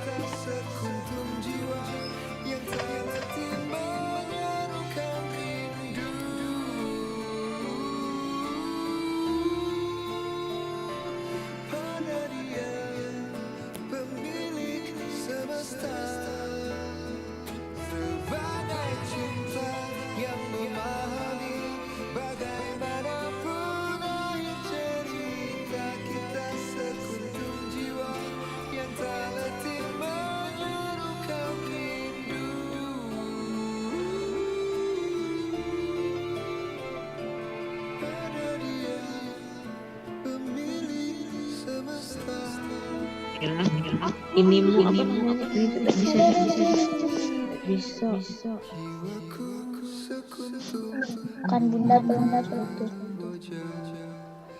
Dihempas angin, didera hujan, disenyum matahari, dicurahkan cerita, aku kan mengingatnya.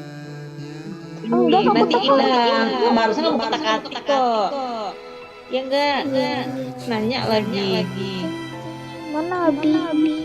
Ini nggak tahu siapa terus ini ada tahu itu presiden ngawur namanya kan abinya Abi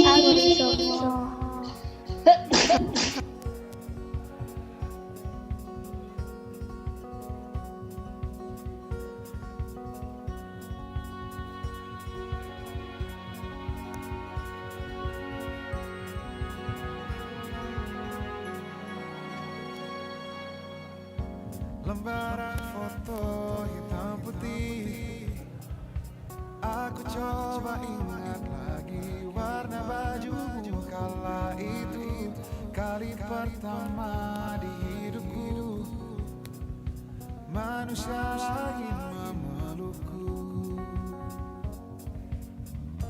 Lembaran foto hitam putih, aku coba ingat lagi wangi rumah di sore itu, kue coklat balon warna-warni, pesta hari ulang tahunku. Dimanapun kalian berada, ku kirimkan terima kasih untuk warna dalam hidupku dan banyak kenangan indah. Kau melukis aku,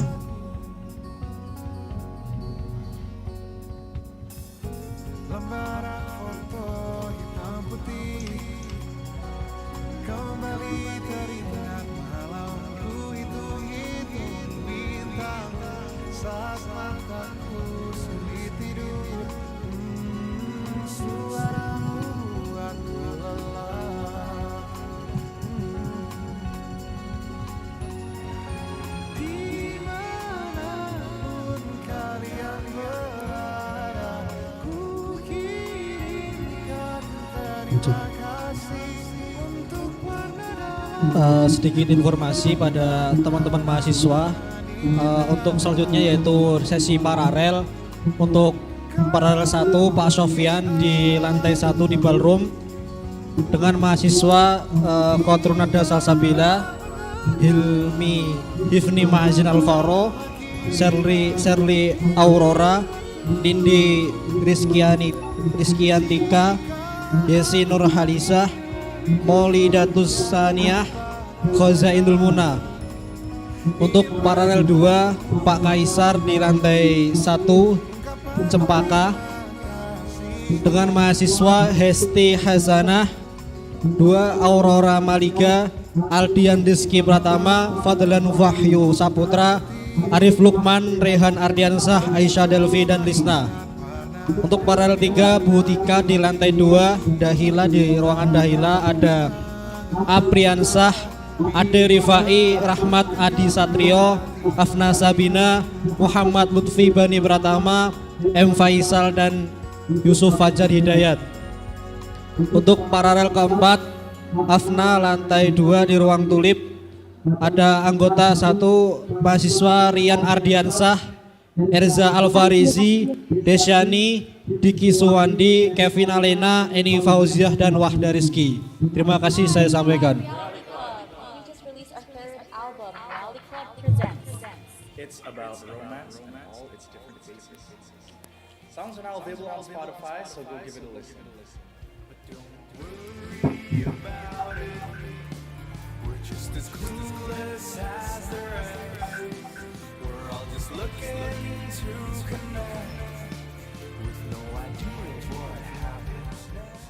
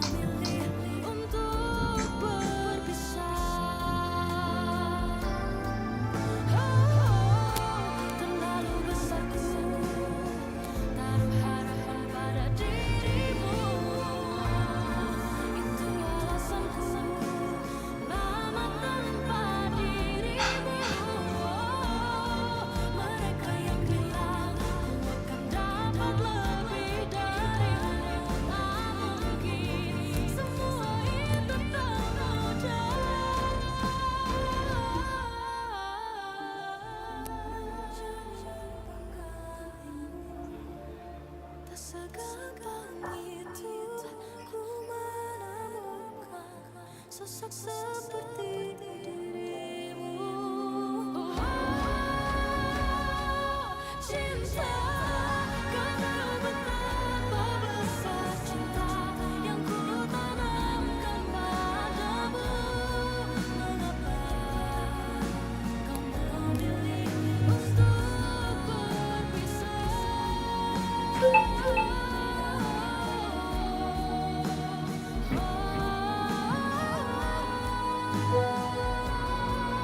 Sosok seperti dirimu, cinta, kau tahu betapa besar cinta yang ku tanamkan padamu. Mengapa kau memilih untuk berpisah? Kau memilih untuk berpisah.